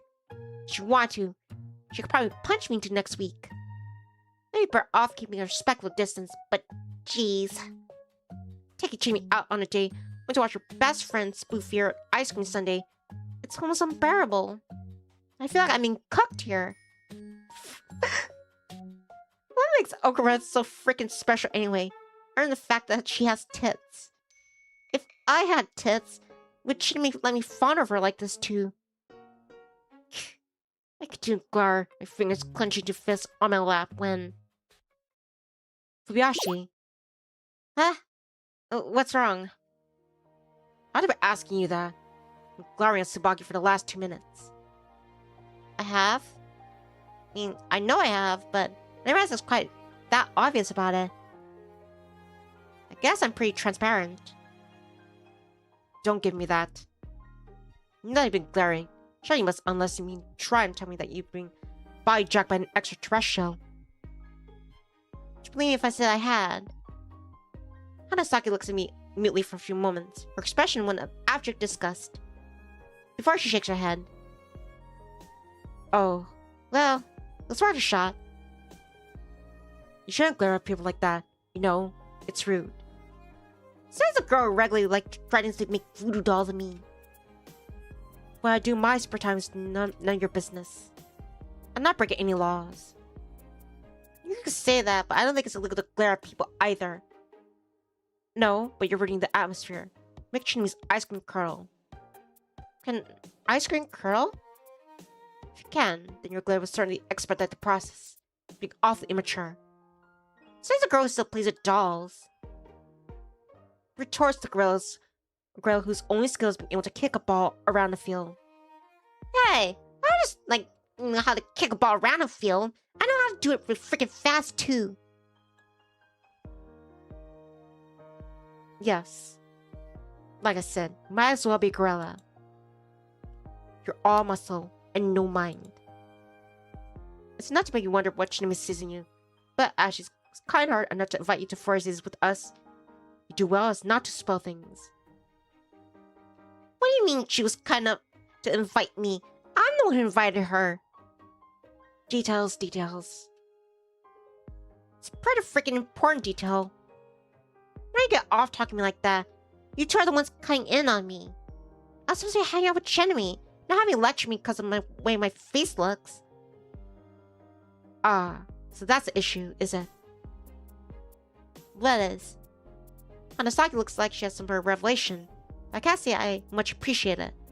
What's going on inside her head anyway? Or not having much she hates me? Do I even want to know? That's why you're such a bad mood. You're jealous of Sabaki, aren't you? Because she's so close to Chinami. I'm not gonna dignify that with an answer. Then I'll see him right on the money. I read that envy is a sin. You wish to become a well-rounded, self-actualized person. Your best interest is to try and overcome it. I doubt that a lonely-minded Flibian such as yourself can ascend to such heights, of course. But they say that even carp can become mighty dragons and be able to ascend to the top of the waterfall. It'll be a difficult challenge, but I'm sure you can do it. I'm rooting for you. Like hell you are. You're such a two-faced finch. Well spotted. Are you just noticing? No, I just realized after a while. You really are a nasty piece of work. Say you don't know why Chinami's friends with me. I know why she's friends with you. Maybe she's capable of seeing the best of people, unlike you. I should not be surprised though. It's like a very mindless gorilla to leap to conclusions about other people. You're so simple-minded. I'd rather be simple-minded than an asshole. You really piss me off. The feeling is mutual. Huh. Then I see we have something in common after all. It would appear so. Oh. Hey. Wait. How am I doing? Now I spend the next half hour in forces with Chinami and her friends, trying to tamp down my jealousy while Okuma spoon feeds Chinami her sundae. I can't help but wish that was me instead. It's not like my wishing will get me anywhere. As far as dates go, it's a little bit of a wash. I spend more time trading poison bars back and forth with Hanasaki than I do speaking to Chinami. It's all a bit... No, it's a lot depressing. Especially since Hanasaki keeps calling me gorilla. I know I'm pretty muscular, but I don't have a strong penchant for bananas. And last time I looked at myself in the mirror, I was definitely all human. I don't have any fur or anything. That's just how much Hanasaki knows. We have actually pay for our food and then leave. Not for a moment too soon.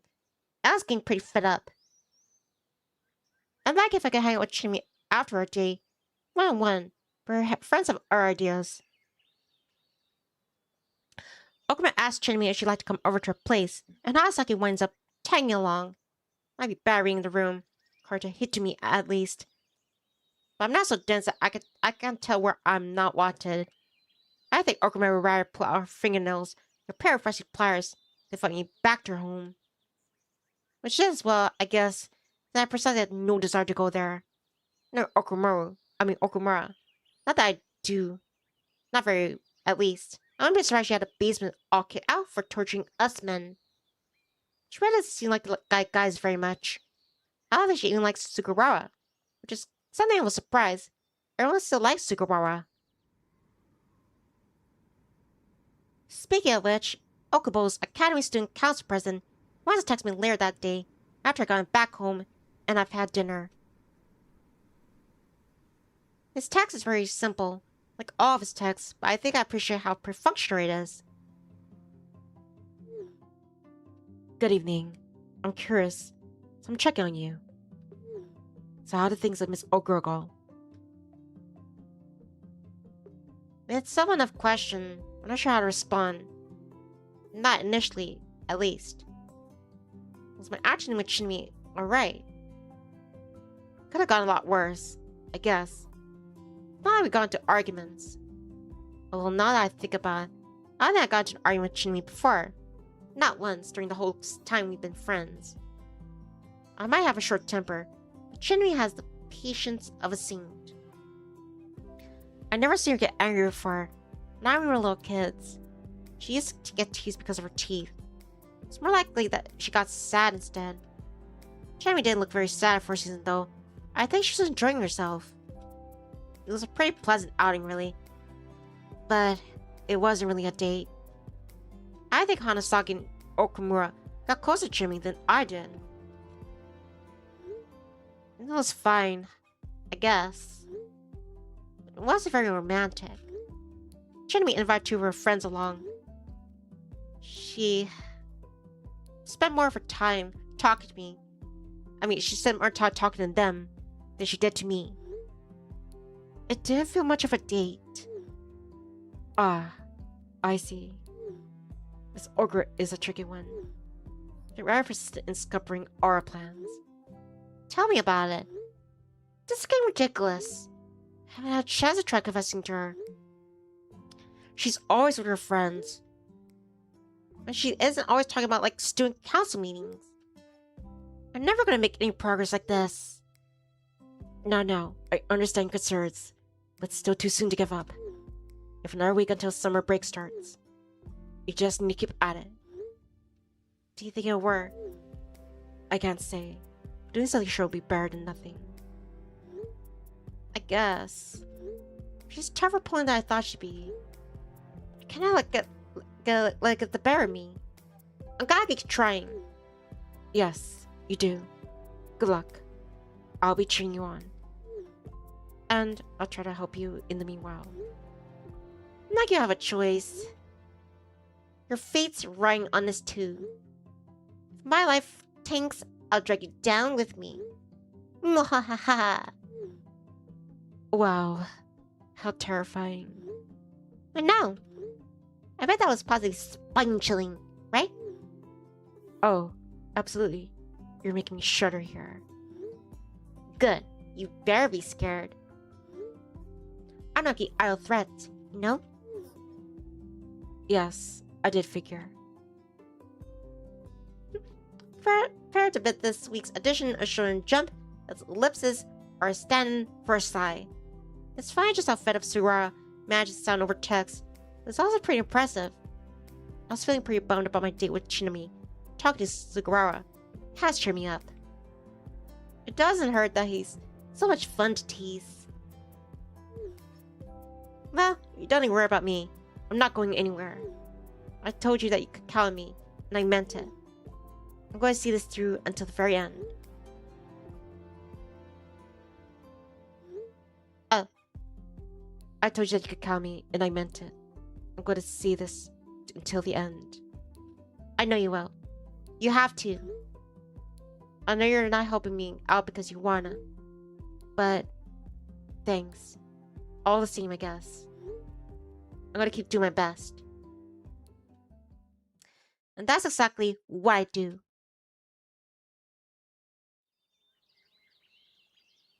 I asked Shinmi out a couple more times the next day. End results pretty lackluster. Shinmi blows it off when I asked her to eat lunch with me. Perhaps she made plans with Okamura and Hanasaki. She just can't hang with me after school either. She's busy with garden club. She's trying to convince Haruka Tomoyo to abandon her claims on the old literature club's quarters. Shinmi's apologetic when she turns me down, but that... she's apologetic when she turns me down, but that doesn't lessen how much it stings. She's still turning me down, no matter how much she tries to dress it up. I don't think Shinmi's mad at me or anything. We're never gonna make any progress like this. It's also frustrating. I actually might find myself heading over to the student council room after school so I can, finish about it to Sugawara. He's the only person I can vent to about all this.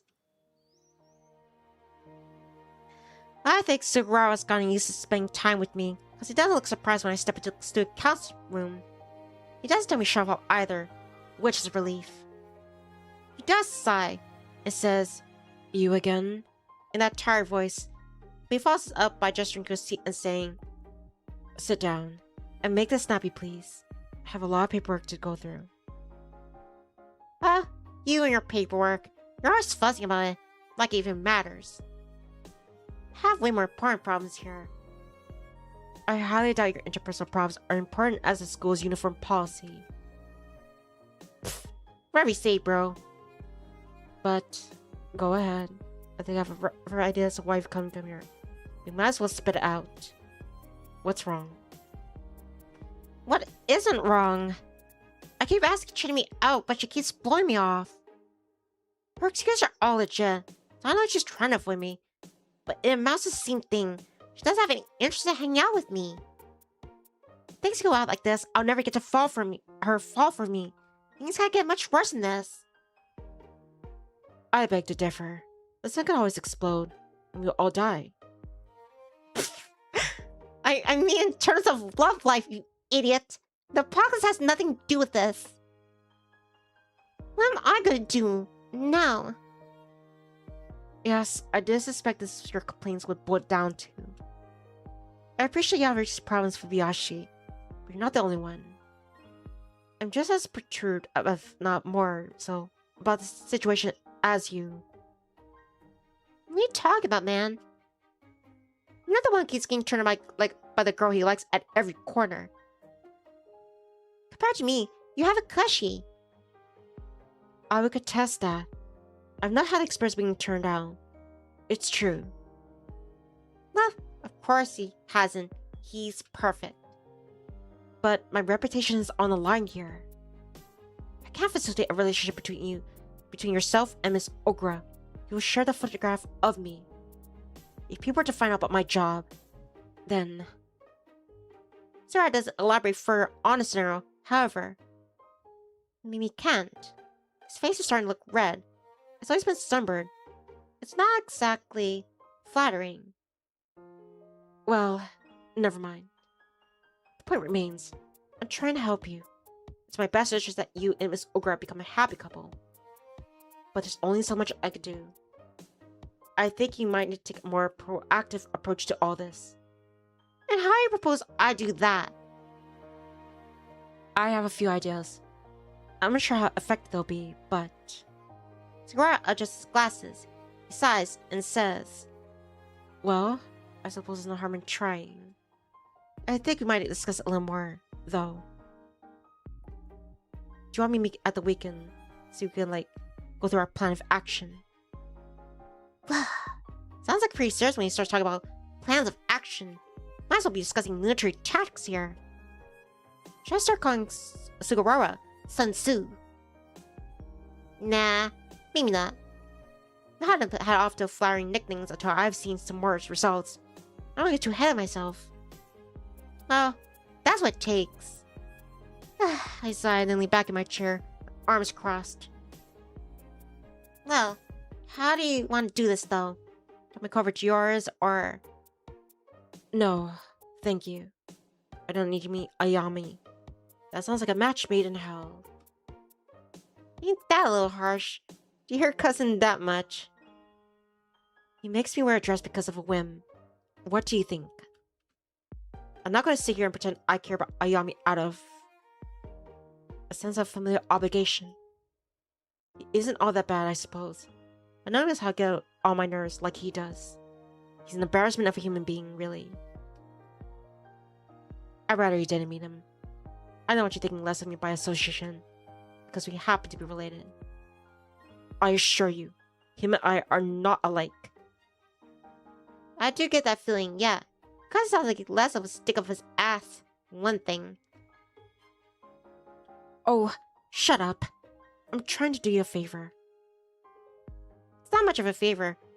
I'm blackmailing you, remember? As if I could forget. There are still some lines I don't want to cross out. Like, invite me back to your home. Exactly. Well, alright. Adair's as bad as that, but sure. Let's talk about my place tomorrow. Right, don't mind. That's kind of a small... it's kind of small ask. I found it's exactly the wealthiest.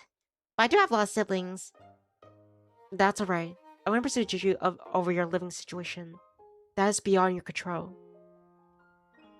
When it comes to your manners, however, and your grades... Yeah. I've heard it all before. Don't need to bring it up, especially when I'm letting you to my place. I think I'm being real nice here. Cut me some slack. I only suggest meeting you at the weakest I can help you. I don't want it much to go out of my way to walk you through the fine art of how to woo a woman. Yeah?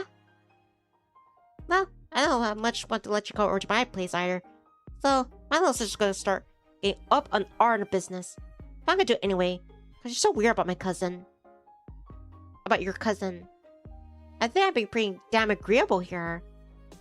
Sugawara looks at me for a few moments. Expression unreadable.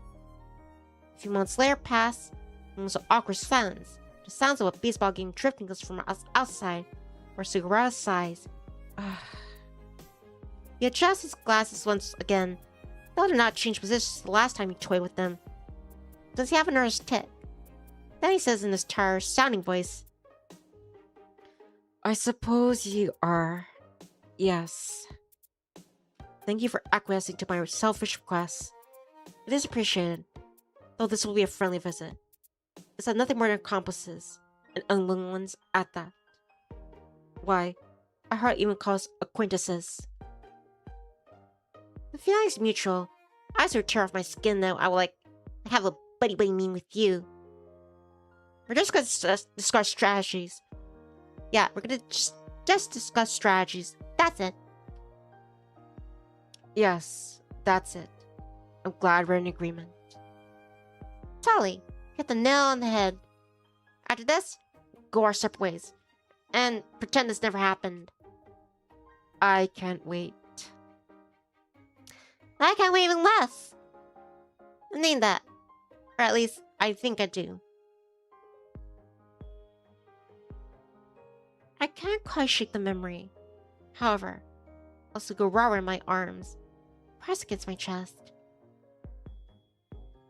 Our faces were so close, I could feel his breath against my cheek when he exhaled. It wasn't an unpleasant experience. Part of me wouldn't mind repeating it. Actually... What am I thinking? I should be hung up on Sugawara. This is ridiculous. He's right. We're not friends, or acquaintances, or much less where it is I start to imagine. I must be tired. That or all these failed attempts to win over Chibi, one after other, have started to fry my brain.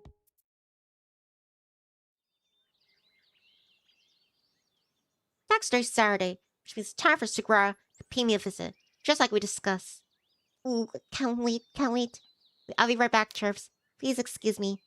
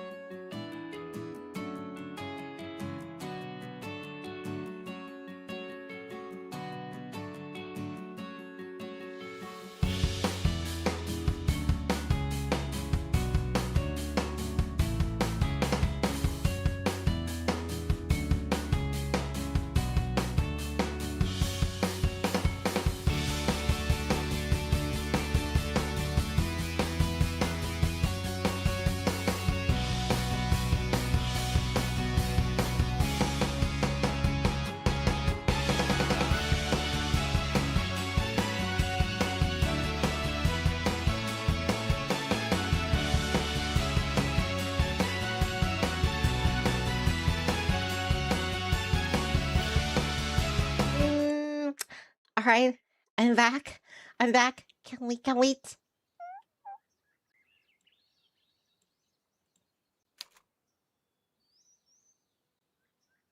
The next day's a Saturday, which means it's time for Sugawara to pay me a visit, just like we discussed. Carson, welcome back. Thank you, Carsling. Glad to be back. I might stream. I'm guessing we like right after this visit, when Sugawara's like done visiting Reo at his place. Maybe I might stream a bit longer than that. I don't know. I'll see. I want to make sure I get some sleep because tomorrow I have some more human work. Carson is smiling and rolling around. I told my dad a friend will be coming over later to discuss the school project, but that isn't strictly true. We are talking school project in a sense, given that there's a project going on my mind that's adjacent to school, but I'm not going to get graded on it. Naturally, we need to discuss the whole Shinami situation.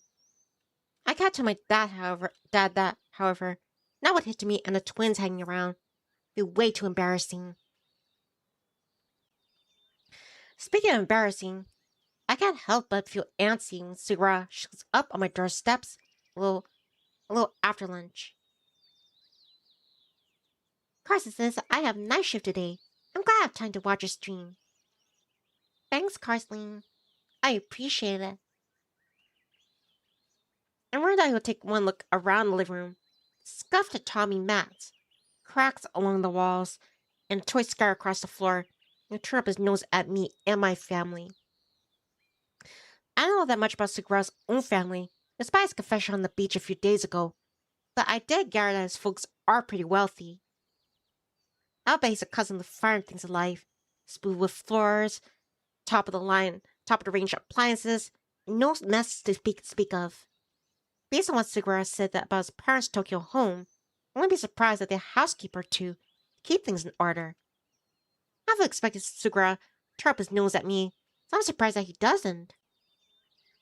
He doesn't look even remotely perturbed when, after selling off his shoes at the front door, he takes a seat in the living room. If I had to guess, maybe it's because, one, he sees, this is what a normal family looks like. And two, it's because he gets to see, the side of Reo, not just, talked about or spoken about, but actually see that, yeah, he really is the older brother of a family. The sheer softness of the room doesn't make him bad eyelid, and neither does the mess. But he does wince after stepping on one of Shin's robots. Sugawara frowns, then glances down. What's this? That's one of Shin's toys. I told him to tidy up after a whole bunch, but he never listens to me. That little brat. He's so naughty. He must take after somebody else. Hitami scoffs, then glances at Sugawara. Hello there. I take you my big brother's friend. That's right. I'm Sugawara Yuuma. It's nice to meet you, miss. Well, I'm Fujibayashi. I'm related to this bozo. Excuse me? Bozo? What am I? A clown? Yeah, honk honk. But I'm Hitami. It's nice to meet you. Are the rest of your family present? Dad took the twins to the park. I think you should come back soon. Though, if you want to meet them. Would you like a cup of tea while you wait? If it isn't too much trouble, I will not put you out. Oh, it's no trouble at all. What would you like? You have some herbal tea, peppermint, and ginger. We also have green tea, if you rather. Green tea sounds wonderful. Thank you very much. It's no problem. Hitami smiles as Sugawara in this sweet sort of way she never does around me. Talk about double standards. Hey, if you're going to the kitchen, ain't you gonna offer me some tea too? You should be able to get it yourself. You're not a guest. You live here. But I guess I might as well. It's not like I don't do all the cooking around here anyway. And most of the cleaning. Just don't get used to relying on me. I don't think you asking me to brew a cup of tea is that much big of a deal. Not like it'll take all that long. No, but as older brother, the one who invited a guest over in the first place, you should have offered him something to drink for first. It's a bit thoughtless. But that's you all over, Reo. I have no idea I end up making friends with a well-mannered gentleman like Sugawara, was it? Yes, that's right. Huh, that's funny. I'm sure the waitress at Four Seasons was called that too. In fact, I'm now looking at you. You and her look alike. Now, that because he's Yuko's cousin. They look pretty alike, don't they? I was stunned when I first saw them. They could be twins. Cousins. Hajime pressed his lips together. Well, I guess that makes sense. I'll make the tea now. I won't be at the moment. Okay, thanks, Hitami. Yes, thank you. Sugawara watches as Hitami retreats to the kitchen, his hands curled on his lap. Then he sighs. I guess things got pretty dicey back there. I bet that gave Yuuma a real scare. You okay? I'm fine. Things could have gotten a lot worse. And Rose is just quite perceptive. Yeah, she's a smart cookie. Way smarter than me. Her grades are a little better than mine when I was in middle school. In fact, I bet she could get higher grades than me now. I've asked her for help on my homework a few times. You must be pretty close then. She lets you do that. Not really. You've seen the way she speaks to me. She's talking down to me. I did notice that, but I thought that was just friendly teasing between siblings. I didn't see any genuine ill will there, unless I misread the situation. Well, we all seems are like that. We always bicker, but I think we get along most of the time. I do wish Hitami lightened up a little, though. Even though she makes you tea, cooks your meals, and helps you with your homework. Well, you put it that way, she does like an awful lot of work. It's not like I'm a slouch, though. You know, I pull my own weight. I help with the twins a lot. I do most of the dishes, the laundry, and the dusting too. You do? Yeah, I'm pretty handy with the feather duster and a needle and a thread. I'm still missing buttons on the twins' clothes more times than I can count. The eye's going missing for whatever reason. That's because you're so energetic. Speaking of which, I can hear hubbub outside. That's the sound of the door being flung open. The loud, cheery cry that only belonged to Shin. We're home! Welcome back? Welcome back indeed. But Shin, you don't need to shout. I think the whole street must have heard you. Now come here and let me help you with your shoes. Just stop around inside, you know. With them still on, but track mud everywhere. That's a bit of a ruckus in the hallway, and the sound of approaching footsteps. Shin hurls himself into the living room. Shy is trailing along in his wake. It beams when he says Sugawara. Ooh, are you Big Bro's friend? That's right. I'm Sugawara Yuuma. It's nice to meet you. I've heard that you two are twins.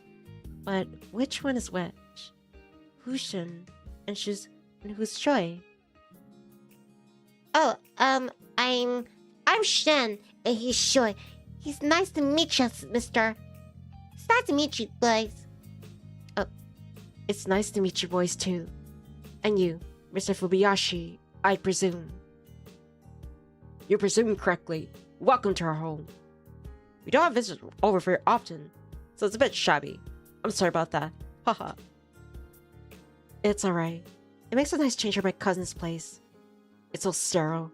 I feel too anxious to sit down on any of his furniture. Ah, it's a bit of a clean freak then. You don't know the half of it. You're so particular about everything. Well, you don't have to worry about that here. We're not slobs. We're not awfully house proud. Isn't that right to me? Speak for yourself. Hitami harumps as she enters the living room. Tea tray clutched in her hands. I'll keep top of the housework. There's only so much I could do. I still need to study, too. Yes, that's right. You're such a hard worker. And it looks like you've been taking care of Sugawara here while I've been away, too. I only brewed some tea. It's nothing special. It's appreciated regardless. Thank you for so considerate hostess. Hitami glances away. Why is she stammering? Don't tell me. She's fallen victim to Sugawara's charms too, has she?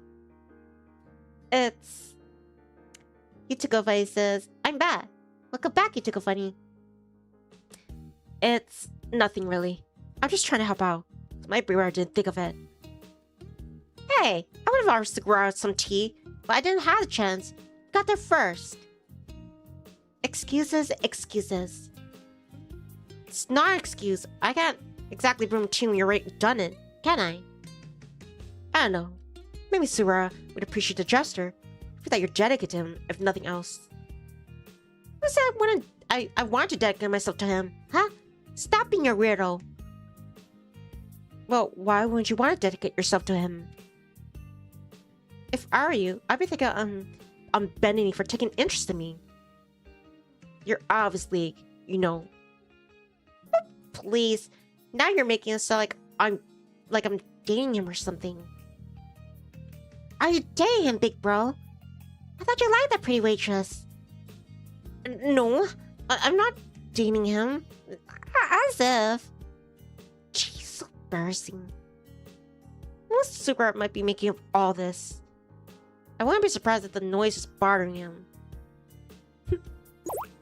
But that doesn't seem to be the case. He's laughing. Not sure that's better or worse. Sugawara sits in the living room for a little while as he sips his tea alongside the rest of the family.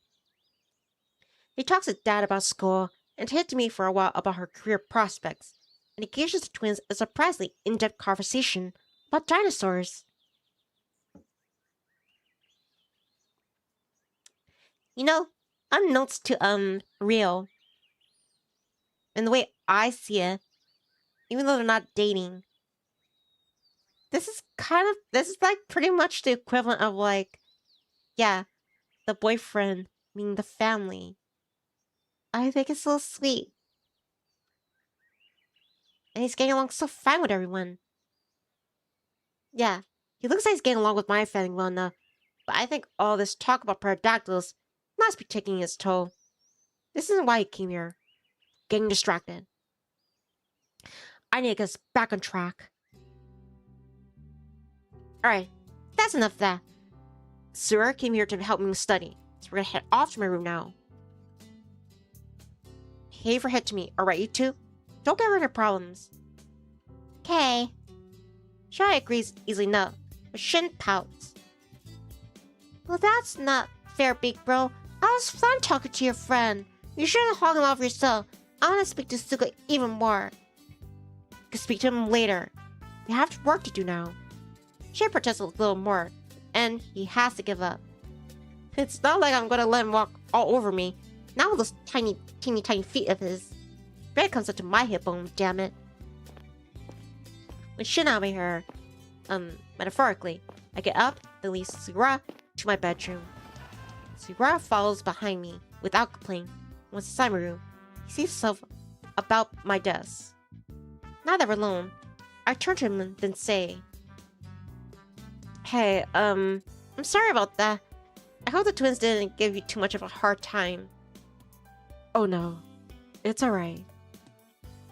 Sure, they get kind of loud when you're excited, especially when dinosaurs are involved.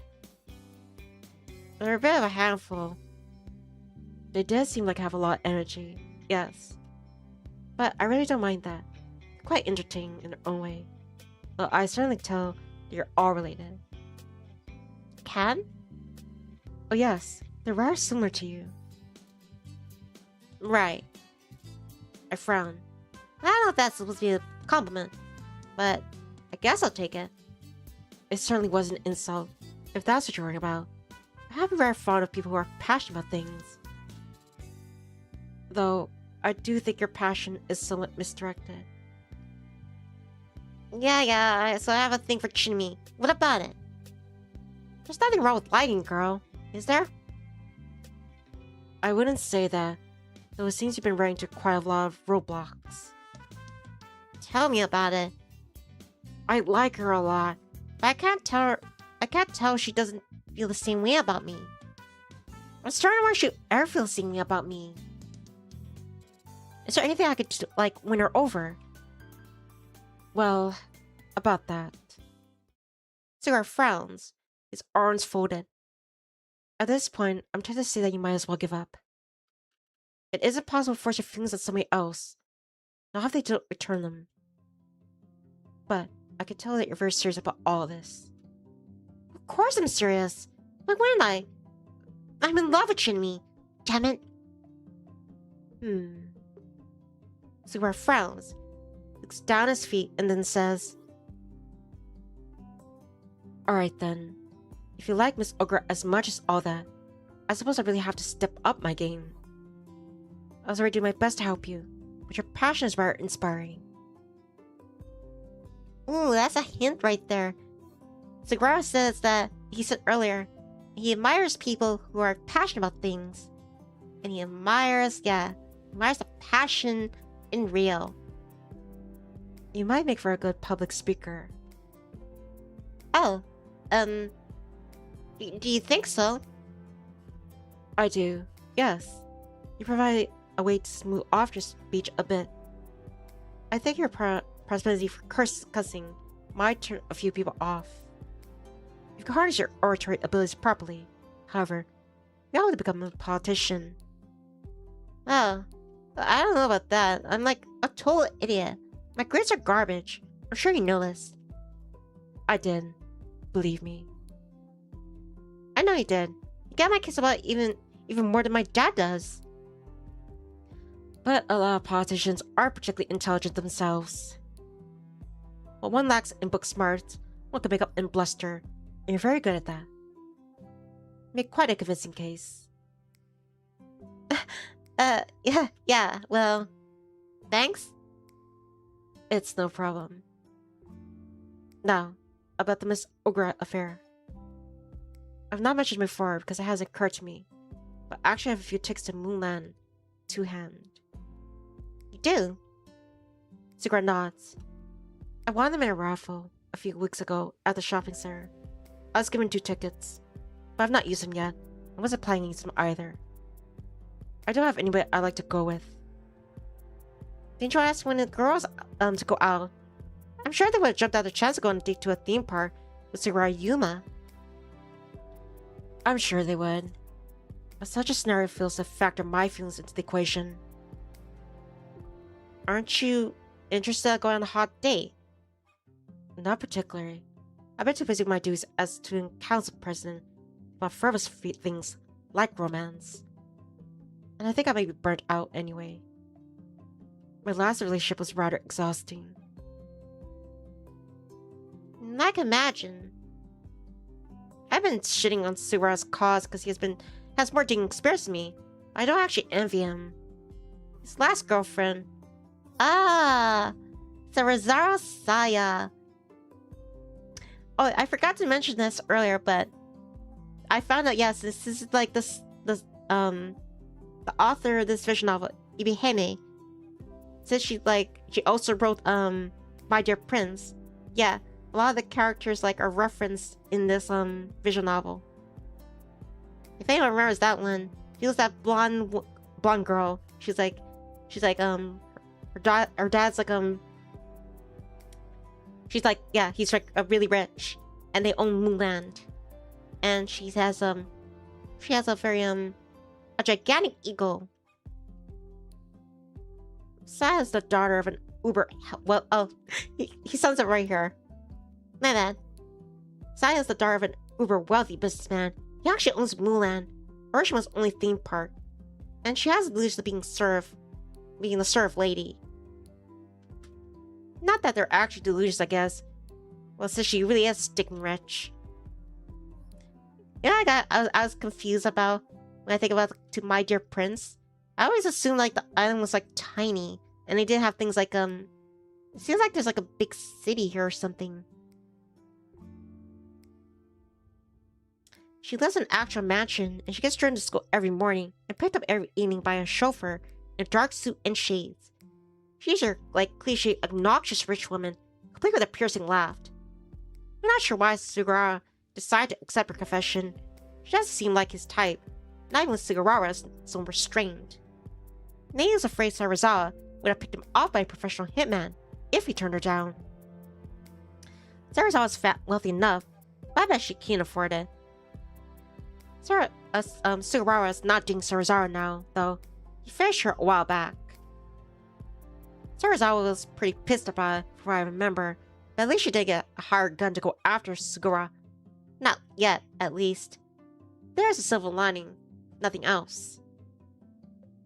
In any case, I don't have any use for these tickets. I wasn't planning to use them, so I might as well give them to you. Are you sure? You might not have a girlfriend to take out. You could pick literally any girl you wanted. Unless you're worried Sarazawa will go after them.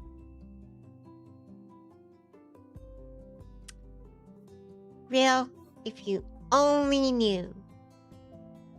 I'd be lying if I said I wasn't concerned. Not bad. But I sort of dating, like I said. I'm too busy for it. Huh. I really don't get you sometimes. What's not to get? I think I'm very simple. You're simple, yes, because you seem to only care about, like, studying and doing, like, student council work. That's weird in itself. You're the school's idol. Everyone loves you. Even Sarazawa used to love you before you broke her heart, and everybody knows how picky she is. If I were in your shoes, I wouldn't hesitate to ask a whole bunch of girls. It seems like a waste. I thought you liked Miss Ogura, though. Didn't you say that you loved her, even? Well, yeah. Of course. She's the only one for me. But she was out of the picture. I wouldn't mind as my influence went over, like, a few chicks. There's some real babes in our year. Have you ever noticed? I can't say I've paid much attention. No. Huh. Weird. No. Is there any way to address somebody who's trying to help you? I'm serious about giving these tickets. You might as well, since they're going to expire soon. Be ashamed to waste them. You could take Chibi out to Milan on a date. Just you and her. You'd be around more romantic than your previous date at Four Seasons. If I could steer the conversation on suitably sentimental topics, of course. Oh! I stare at Sugawara, touched, and if I'm being honest, a little overwhelmed by this unexpected display of his kindness. I guess his kindness didn't come wholly from the goodness of his heart, since I'm still blackmailing him and all, but it feels like he's going above and beyond. He's kind of cool, actually. And he isn't being a super serious killjoy. And that should be helpful. Thanks, Sugawara. Well, I do try. But you don't need to thank me. I'm not doing you a huge favor. I never have useless tickets. I think theme parks are positively repellent. Repellent? Huh. I should figure. That sounds like Yuuma I know and love. Hey, who gave you permission to dress me like that? I don't know. Yuma's easier to say than Sugawara. I feel real close enough for now. I mean, you did come to my house on the weekend. Ain't that what friends do? You're getting ahead of yourself. You and I are not friends. Not because I feel a particular sense of camaraderie towards you. I'm only because you forced me. Well, I figured. Is you off the table then? Yes. I'd rather stick with my family name. I don't want you getting funny ideas. Fujibayashi. Alright. Sugawara. Here I was. Silly me. Your kindness meant something. It does mean something. It means that I don't want you making a fool out of me in front of the rest of the student body. And that's where your kindness stops. And starts, is it? Indeed. I'm simply trying to open my end of the bargain. Our relationship is a pretty transactional one. Alright, I get it.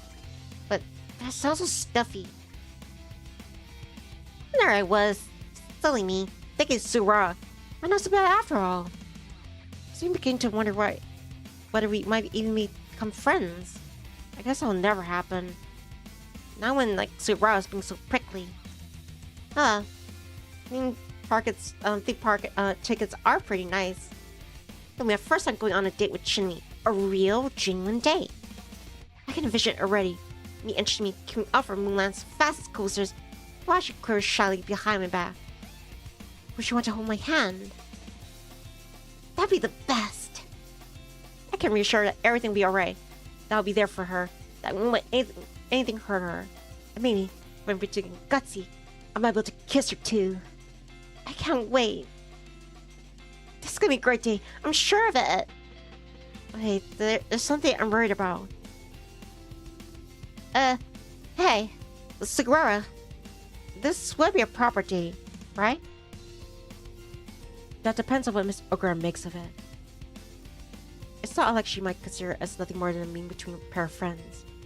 If you're able to establish the right mood, who's to say?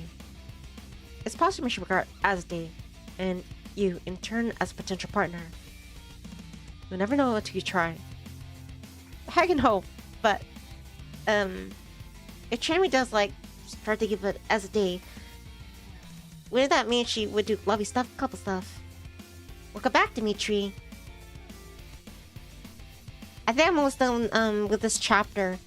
Because then, yeah, it's getting kind of late for me. I'll have to call it soon. Until the end of this, of this section. But yeah, welcome back. What if she wants to hold my hand? Or kiss me? What if she does? Shouldn't you be happy about that? I thought that's what you were after. It is what I'm after. But I'm thinking about it's kind of... I don't know. It's not like it's scary exactly. I don't think I'd ever be afraid. Like of Chibi. I've known her for far too long. Hope work wasn't too stressful. Or like it wasn't like yet too much was it a workload? Hopefully, yeah. It was just enough. In and out. We were both 4 years old when we first met. Chibi used to wear magical pumpkin undies. I know, because I might have seen them more than one occasion as you're playing the sandpit. It's not possibly afraid of a girl after seeing her magical girl underwear. Even she might end up rejecting you. But it does make you a bit anxious. Why she leans in for like a smooch? And like, I make a total mess of it. And how exactly do you think you can make a hash out of kissing somebody? There's no art to it. Oh, there's no art to it. It isn't rocket science. In fact, I think you'll find it's quite instinctive. Well, that's reason for you to say Prince Charming, but it's not for me. I'm not the most, like, coordinated guy out there, you know? And yet, you're the member of the football team. I wonder how you're able to get a spot on the team if you're that clumsy. Oh, come on, man. There's no difference between kicking a ball and kissing a girl. Well, yes, I would concur there. Kind-hearted though Miss Ogura might be, I would be happy if you kicked her in the face instead of kissing her. Exactly. Kissing's full of danger. I hardly think so. You have to be remarkably clumsy to make a blunder like that. I don't think it'd be possible. Not even for you. Well, yeah. Thanks for the vote of confidence. I don't have much confidence in you. I'm just being logical. But, like, when I'm clacking my teeth against Chinomi's, or what if I'm too forceful? I don't want to scare her away. So, that's what you worry about. Goodness gracious. I understand anxiety, but I think you're putting the cart before the horse. You're very well the best kisser on Oroshima. Your bullets won't help much. If you try and force your kiss on somebody who doesn't want them, that'll be a surefire way to put Shinmi off of you. More so than catch central, but slightly awkward. Kiss would be. Dimitri asks, is the game BMG? Yes. This music, it was rent-free in my head. Well, duh, I know that, genius. You don't have to spell it out to me. I'm glad to hear it. I thought it was a good sense would go amiss. However, given the nature of our conversation, I don't want you getting ideas into your head. But if the eventuality should come to pass, Miss Ogura want to kiss you, would you like some advice? Can you give me any? Naturally. Unlike you, I have been in a relationship before. I know how this sort of thing works. Yeah, rub it in. Why don't you? I'm not rubbing anything in anywhere. I'm not trying to show off. I'm simply trying to be helpful. I just ask you for advice, unless you change your mind. Do you not benefit from my experience after all? What does he mean by that? No, I do. I don't mean to be prissy. I'm sorry. I wouldn't bother asking Sugawara for this advice. He wasn't better at this romance stuff than I am. I bet Sugawara's an incredible good kisser, just like he's gonna be incredibly good at everything else. I mean, why stop at having, at perfect grades and perfect hair? He's gotta be a perfect ladies' man too. Yeah, I like the drums and the kick butt melody too. I also like the more sentimental music when it gets all romantic. Sugawara's so good at so much stuff. Spending too much time would piss me off. But he's right. I'm the one who should be asking for help. I shouldn't be so huffy. I don't know anything about kissing myself, so I'll defer to you when it comes to matters of romance. I don't mind making you my teacher. Teacher. Sugawara frowns. I wouldn't mind accepting such a title if we're schooling you in mathematics or physics when it comes to kissing. Do you have a problem with that, Professor? It's not that I have a problem, though there's something a bit salacious about the whole thing. I never once advertised myself as a Casanova, you know? I know, but humor me. You say you were gonna give me some advice. Hi, Slick. Slick says, hey, Nev, how you doing? I'm doing awesome. Thank you for asking, Slick. It's good to see you. I think I'm about to end the stream soon because it's getting late for me. I have to, get some rest for human work. I was exhausted today. Yeah, I think this, chapter is almost done. So right now, Reo and Sugawara, they're trying to discuss, a strategy of how to get, Reo to hook up with, his childhood friend, Shinmi. And, yeah, they're saying, maybe he should take her to, Moonland. It's an amusement park. But then, Reo, he's anxious about kissing. It's I never been on a date before. What if I make a mistake while kissing? So he's asking, Sugawara, for any kissing advice. And I think I know where this is going. I know, but hear me. Just you were giving me some advice.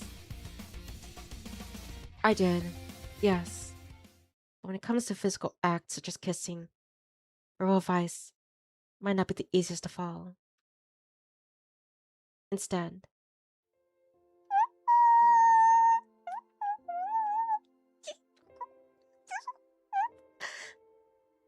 He rallies and his eyes half lidded. Yes. maybe you should follow my example. Let me show how it's usually done. You're gonna show me? Indeed, it should eliminate any potential misunderstandings. Just pay close attention, and please, remember one thing. I'm only doing this for your sake. Yeah, sure. You're only doing this for his sake. Hey, Yuuma, my voice catches in my throat. It almost seems crazy enough to have gone an octave or two ever since Sugawara got up close and personal with me. I gotta admit, I wasn't expecting this. It's so unexpected, in fact, I completely forget to address Sugawara as Sugawara. I'm half expecting scold me for this slip of tongue. Please, you tongue. Sugawara seems to focus on slipping his tongue somewhere else, if you catch and drift. One of Sugawara's hands is resting against my cheek in a way that's strangely possessive, and the size difference between us. Sugawara might be a lot smarter than I am, but I'm the one who feels like a blushing maiden here. Sugawara's lips are only a few scant centimeters from mine. When he exhales, I feel his breath against my skin. He isn't really gonna kiss me, is he? I know I said I wanted some pointers, but I didn't think he'd be quite this direct about it. I wanted to get his hands off of me, but I can't bring myself to push him away. My eyelids begin to shut against my better judgment when... Hey, Reo, Dad sent me to ask if your friend is staying for... dinner? Hitami stares at us, her eyes cartoonishly wide. She blinks. Then with an unpleasant little smirk on her face, she says, "Oh, no, I'm sorry. I didn't mean to interrupt." Wait, Hitami! I pushed Sugawara away from me, using as much force as I can muster. Amanda says, "I just got back and she needs to go." Alexis, oh, they got caught. I pushed Sugawara away from me, using much force I can muster. Sugawara's butt hits the floor with a thud, and scrolled back, wide-eyed. "You weren't interrupting anything! You're mistaken. This is what it looks like." Oh? Hitami grins, her eyes glinting wickedly. "What do you think it looks like, huh?" Well... Shit, tucking mushrooms. I'm trying to clear my name here. I'm making things sound worse. Hitami's having way too much fun with this. I just meant to say when it comes to me and Yuuma. Sugawara. Huh? I told you once before. Call me Sugawara. Right. My shoulders sink in... What? Disappointment. I'm actually upset that Sugawara's being so distant after he almost kissed me. Damn it. Almost. I'm doing a lot for my self-esteem. Not that I want Sugawara to kiss me or anything. Come on, Reo. Be honest. You want it. I wanted it. This one was instigated all that shit and didn't even follow through. He's such a jerk. Now this is he wanted it. We wanted it. Me and Sugawara, aren't that close. Geez, just listen to him. He still doesn't want me to call him by his given name. It's not like we were actually doing anything. You say that, but look like you're both doing something to me. You're awfully close. Well, that is what? Well, Hitami smirks. That's alright, big bro. If I have alone time with your boyfriend, it's totally fine. I won't judge, though your girlfriend might. What girlfriend? It's Rose's cousin, the one of 4 seasons. I'm sure you had a thing with her. Dating a couple cousins is pretty wild, big bro. Even for you. How you gonna get out of this one, Reo? Here's the theory. Maybe they're the same person. I didn't know you were such a beast. No, I'm not. You're wrong.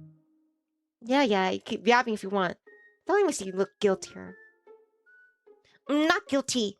I'm not hiding anything. Spoken like a true criminal. It's a shame, though. I think your friend here is very handsome. I was hoping that would be interested in me. That's still unfair. My apologies. It's Fujibayashi. You're a bit too young for me. I'm not interested in children. I'm not interested in your big brother either. You don't? I'm afraid not. Why were you getting so close to him then? It looked like something fishy was going on. There was nothing of that sort. I was hoping it was that he had a loose eyelash. I was trying to get it for him.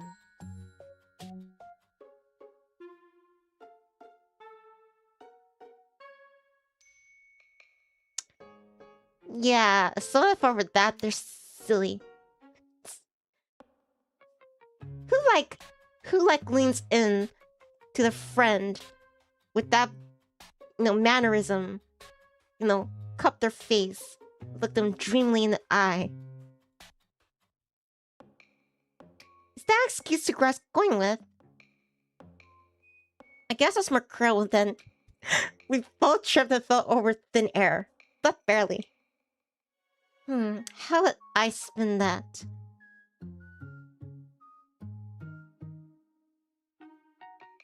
Maybe it's like we're rehearsing for a play or something.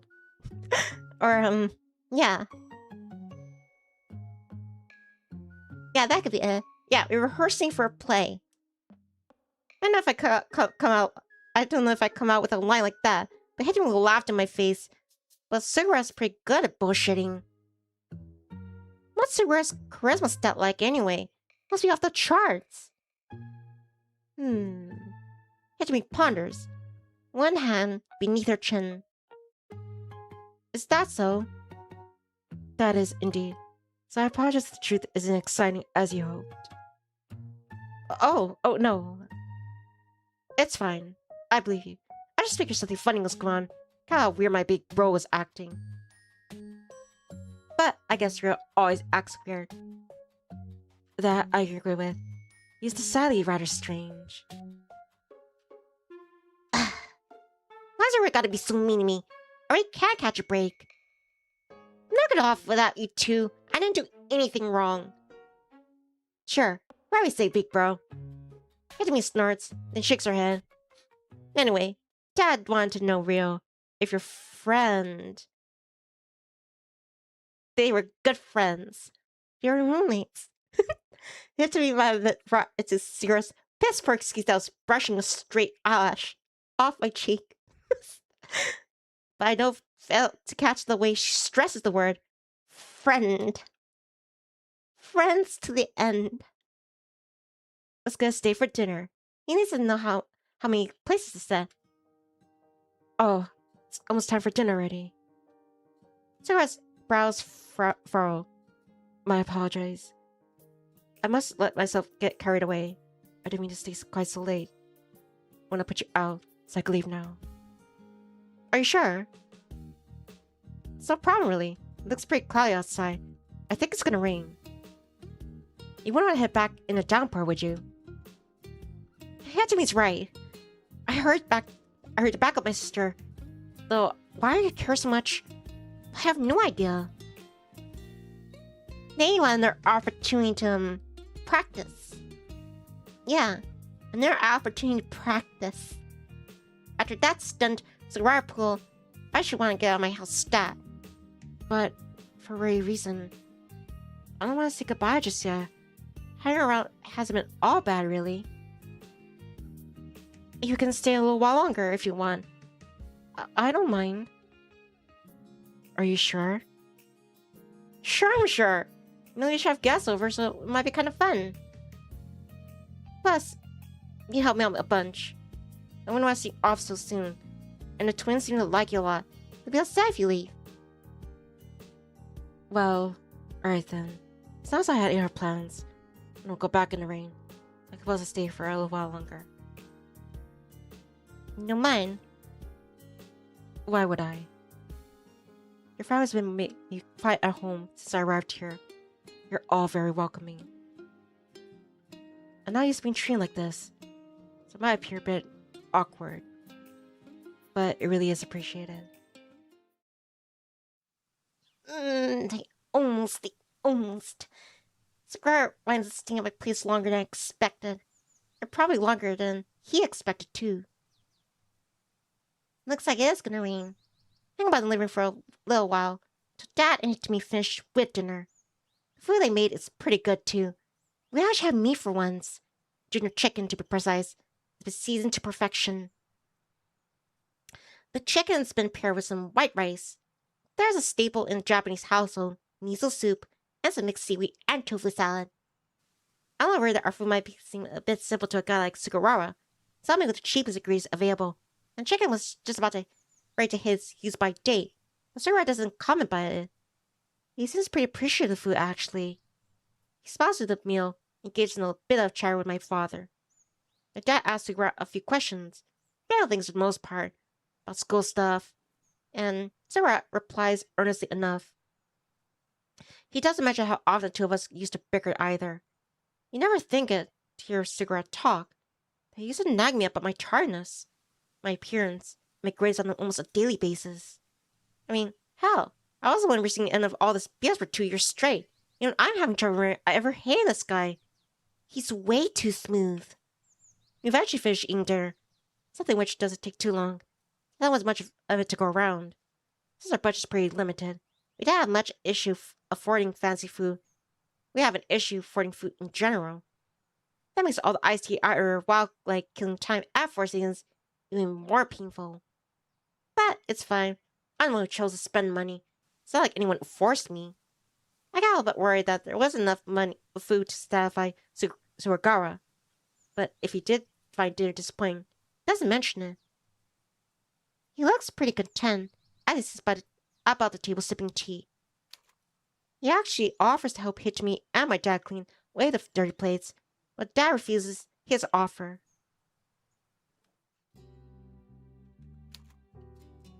Oh, no. Don't fuss yourself with that. You're a guest. It wouldn't be proper.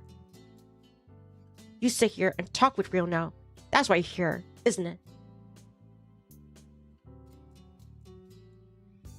I wouldn't want you getting in the way of your chatter, and I think the twins are pretty fond of you. Isn't that right, Shoei? That's right. Big Bro's friend is real nice. He knows all sorts of stuff. What's the things those real friend telling you, before you start eating? He tells about dinosaurs.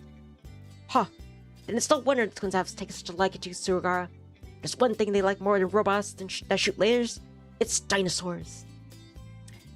I'm sorry to be blocking this, but the dinosaur, the dinosaur doll that sorry, I don't know which twin is that, but the dinosaur he's holding, the face that keeps changing with his expression.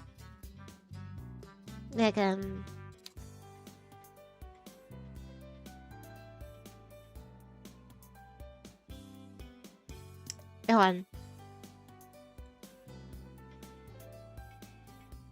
Oh, that's fair.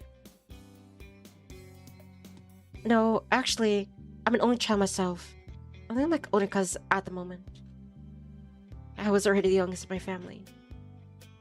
Riley, Sugawara smiles. But when I was younger, I was very fond of dinosaurs. I used to collect fossils, actually. Ooh, that sounds cool. What are those? See, you see it? Dinosaur's face changes. I think they're dead animals that have turned to rocks. Is that right? More or less. It's a little more complicated than that. I don't know if you can care about all the particulars. It might be boring. No way! Dinosaurs are never boring! Yeah, they're way too cool. I want to hear more about the fossils. What'd you tell us? Tell us, please. We don't have any fossils. Well, alright. I can tell you a little bit. Don't hesitate to stop me if you lose interest. Now, let's see. Sugawara allowed students simplified description of how fossils are formed, stick a Shin and Shoei, while Dad and Tomi busy themselves with the household task. Under 15 minutes, everyone's room is spotlessly clean. Twins, meanwhile, seem enthralled by Sugawara's stories. They're giving their full attention. Something which makes me a little jealous. I never recall them ever being this patient with me, the little rascals. I guess they're excited because Sugawara's never been here before. He's a stranger, so of course they gravitate towards him. I doubt they like him half as much He was trying to shaving them to preschool in the mornings. Time passes by slowly. I soon find myself distracted by a repetitive rapping. Look at that bee. A glass at the window. And soon I saw what the problem is. It's raining. Goodness, it sure is coming down hard, isn't it? It's raining. It's pouring. I haven't seen cats or dogs though. Well, you wouldn't. That's just an expression. Though, given we live in Urshima, it'd be more accurate if you're ringing rabbits instead. Rabbits? Could it really? Of course not. That's just teasing as per usual. Benjamin sighs. It looks at Sugawara. I hope you'll be alright getting home. It's getting very late. Doesn't like the rain's going to stop anytime soon. Did you bring an umbrella? What? Oh, To my surprise, Sugawara actually looks a little flustered. Has he been caught off guard?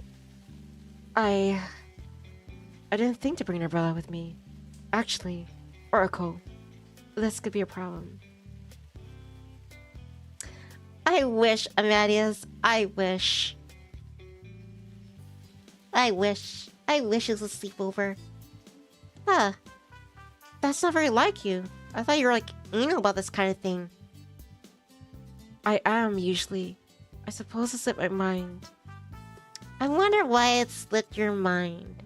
Probably had other things. Kenny says you're still awake. Yeah, I think I'm almost done with this though, for part 2. I want to see, I want to see, like, if Sugawara stays or, like, maybe ends up going home. Yeah, a lot to think about. You know I have. Well, yeah, that's fair. That's fine. Today's your lucky day. I do have an umbrella. I wouldn't mind walking back. You wouldn't? Nah, it's fine. It's like the least I could do, really. So I've been through so much shit. I've been through so much shit this week.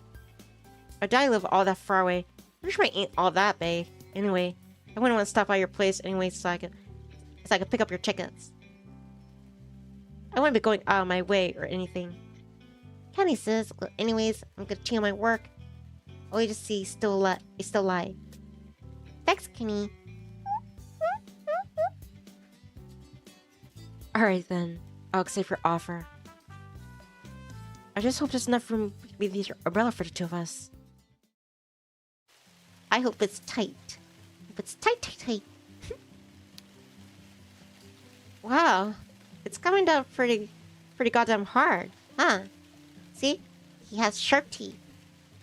Kenny says, anyways, have a good night's sleep. And a kiss in the forehead. Happy before the sleep. Kiss in the forehead. Sweet dreams. Yeah, I could do a bit longer this stream. Wow, it's coming out pretty goddamn hard, huh? I guess. I walked down the street alongside Sugawara, handled my umbrella clutched tight in one hand.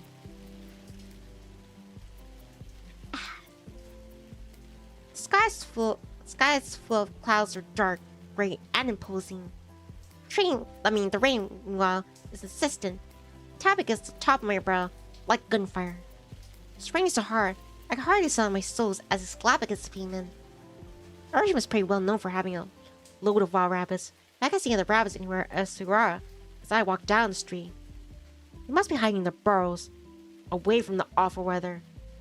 That's a pretty smart move on their parts. I didn't want Sugawara home. I'd probably curled up in my own burrow. Bedroom right now.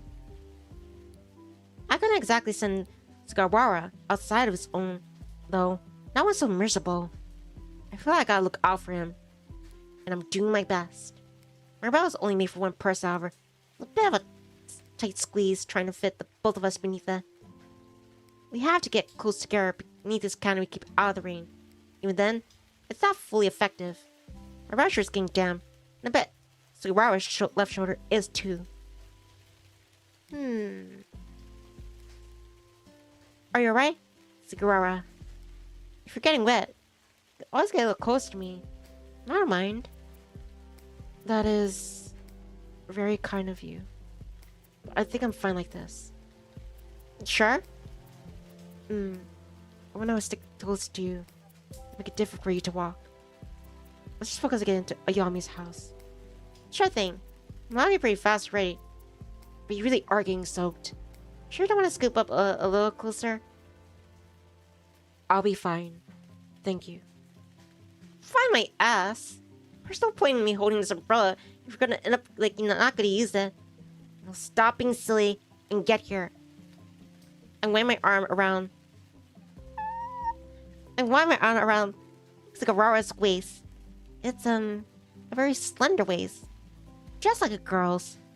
And pull him against me. So more of his forearm is shielded from the torrential rain. There. That's fair. Isn't it? I'm not sure about that. What's to be sure about? You're not getting ass wet. That sounds like a win to me. Well, maybe. But we are very close now. And? I raised an eyebrow. I'm not about to feel you up if that's what you're worried about. I'm just trying to stop you from catching a cold. Besides, I poke Sugawara in the side, which makes him start. Ain't it a bit half a girl if you start worrying about all this being too close BS? Don't forget, you're the one who kissed me earlier. Correction. I tried to kiss you. I didn't succeed. Not that I meant to go quite that far. I was just trying to demonstrate something to you. You still have it in my personal space though. I really thought you were gonna go for it. As if I would. Sugawara rolls his eyes. I never be so gauche. Yeah, well, couldn't fool me. It could have fooled me too. I thought you didn't appreciate closeness. I could tell it made you uncomfortable. I was trying to put some distance us on purpose. Spare you any further. Oh, I was trying to put some distance between us on purpose. Spare any further embarrassment. Maybe I misread the situation. Well, that was that. And this is this. I didn't think you tried to kiss me. It's what caught me by surprise. I'm just walking back home right now. There's nothing inherently romantic about this. Are you sure? Sharing your umbrella with a girl is meant to be a romantic gesture. With a girl, yeah. But you're not a girl. Remember? You're not even wearing your maid outfit right now. Six says, does this game have different routes? No, this is a linear one. A linear story. Point A to point B. Point A being railed asshole, and then B, boys. Boys forever. There's no way I can see you anything other than a grumpy old student council president. Alright. Point taken. I guess I was being too courteous.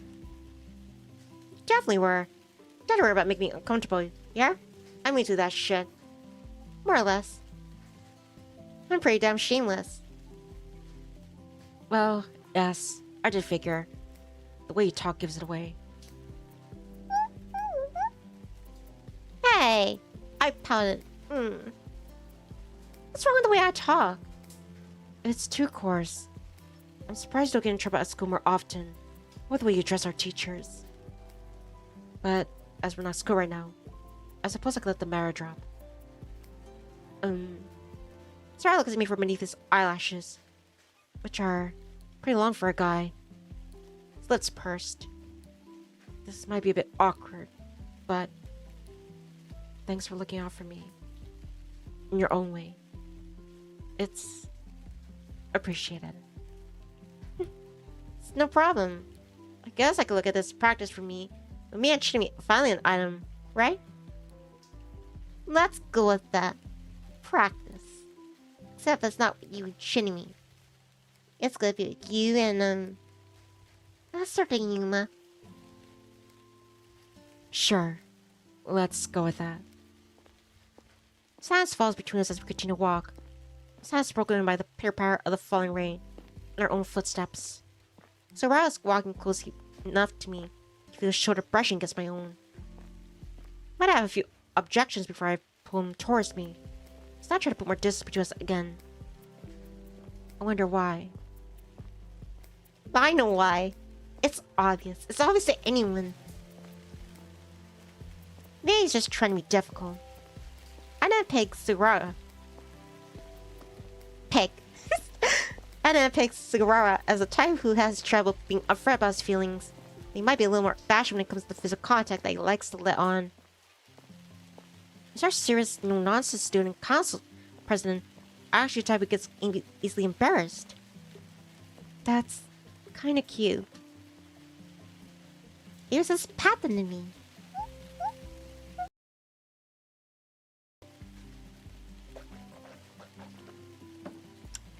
He says Nimi our queen. Thanks, Aria. Alright. We're here. Zora's voice draws me from my inner monologue. Both come to a halt outside a fancy-looking house.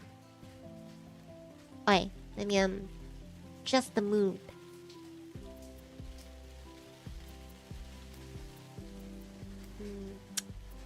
Great.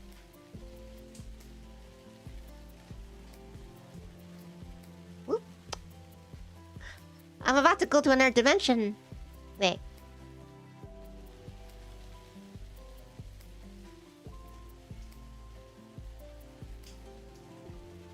Close enough.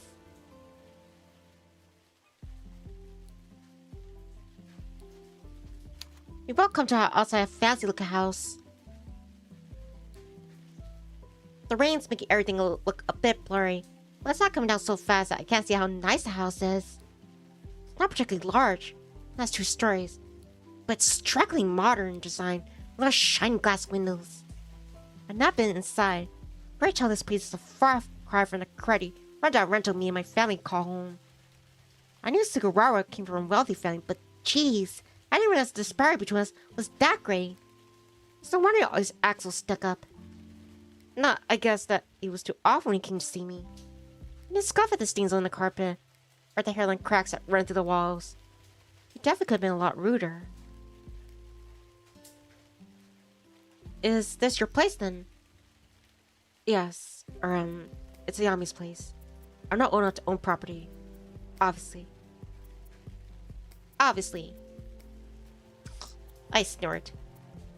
You don't have to be like... You don't have to be so anal about everything, you know? You know I was asking. I know. I just...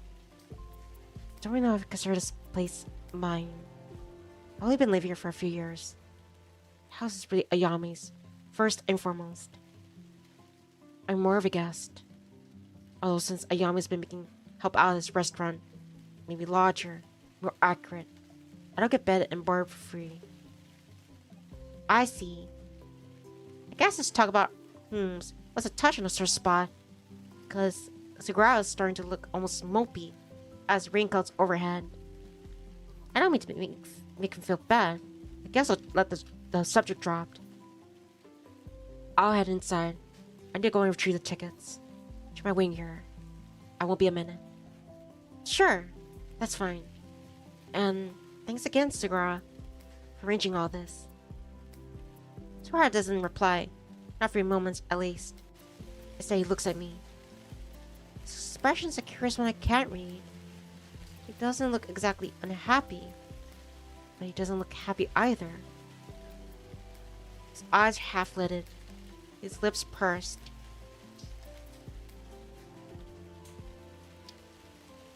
Nope, sis. Nemi looks like a colorful ghost-like peak.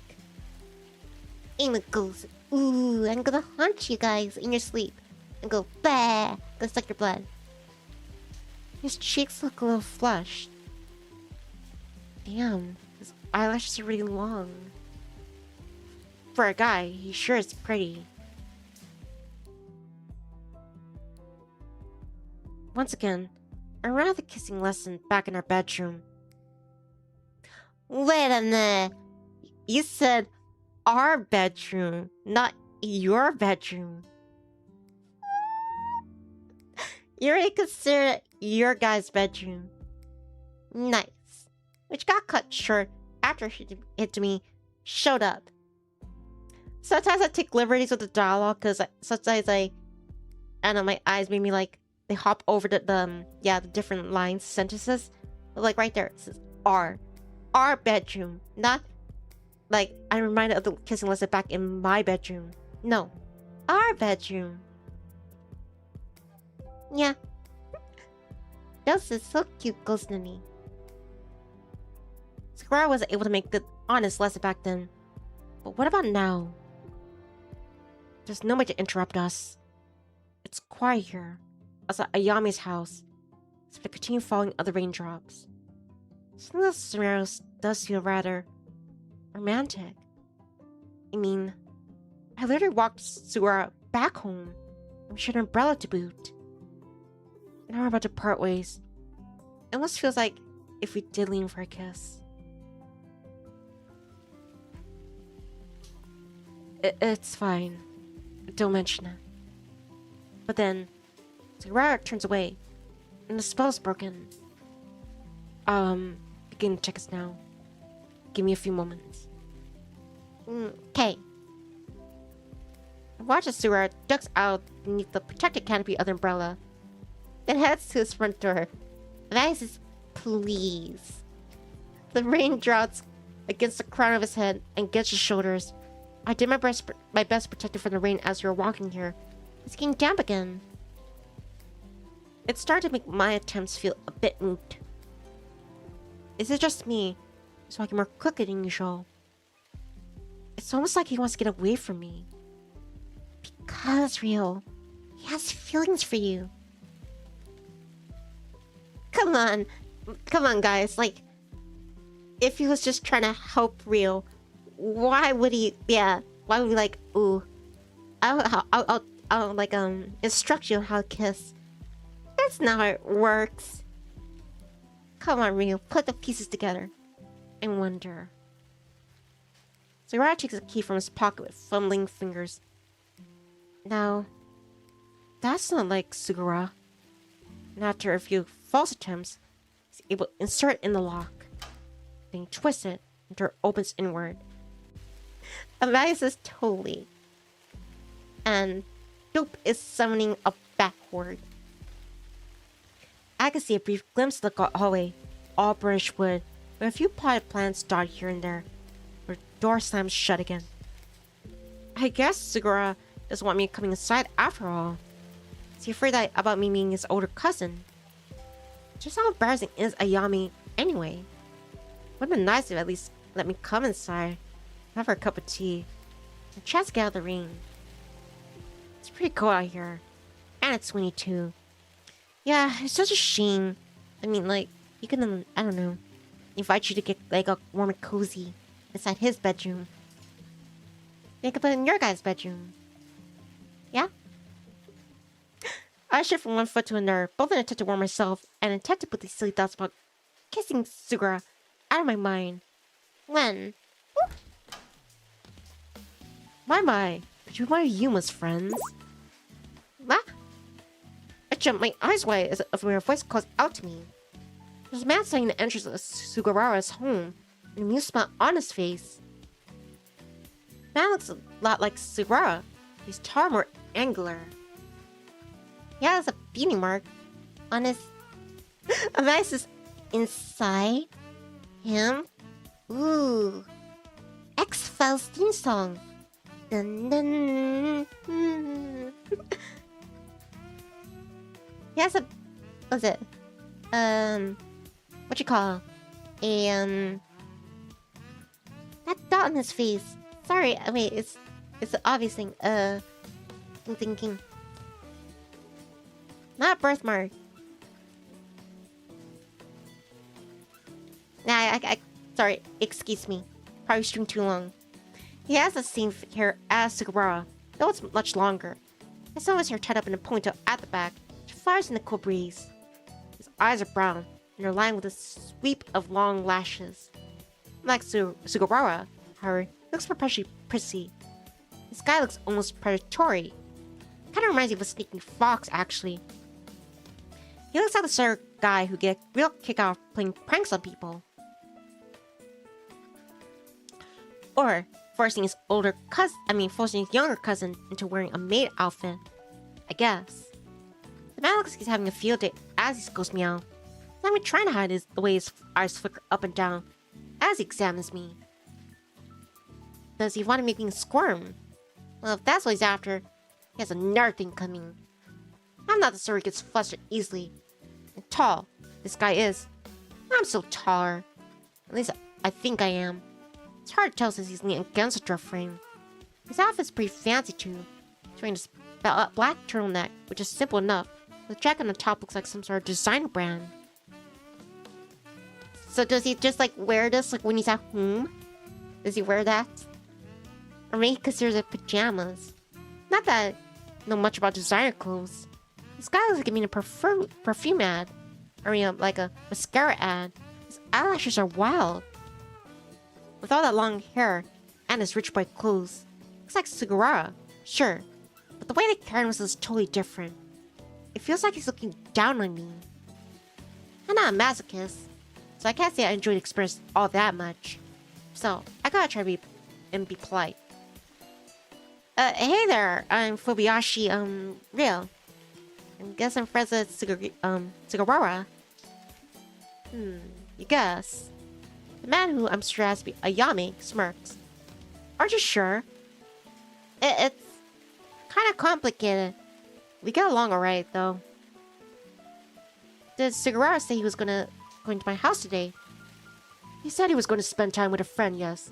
He didn't remember much about that, however. He never tells you anything. That boy. Why, it's not to make my poor heart break. He speaks to me so rarely, you never think we're related. I've let him stay with me out of goodness of my heart, and this guy repays me. He's so ungrateful. It's a good thing he's good at doing the housework. Otherwise, I'd be very cross with him. Yeah, I think I can see why Sugawara didn't want me interacting with his older cousin. I've been talking to Ayame for like an minute, and he's already giving me bad vibes.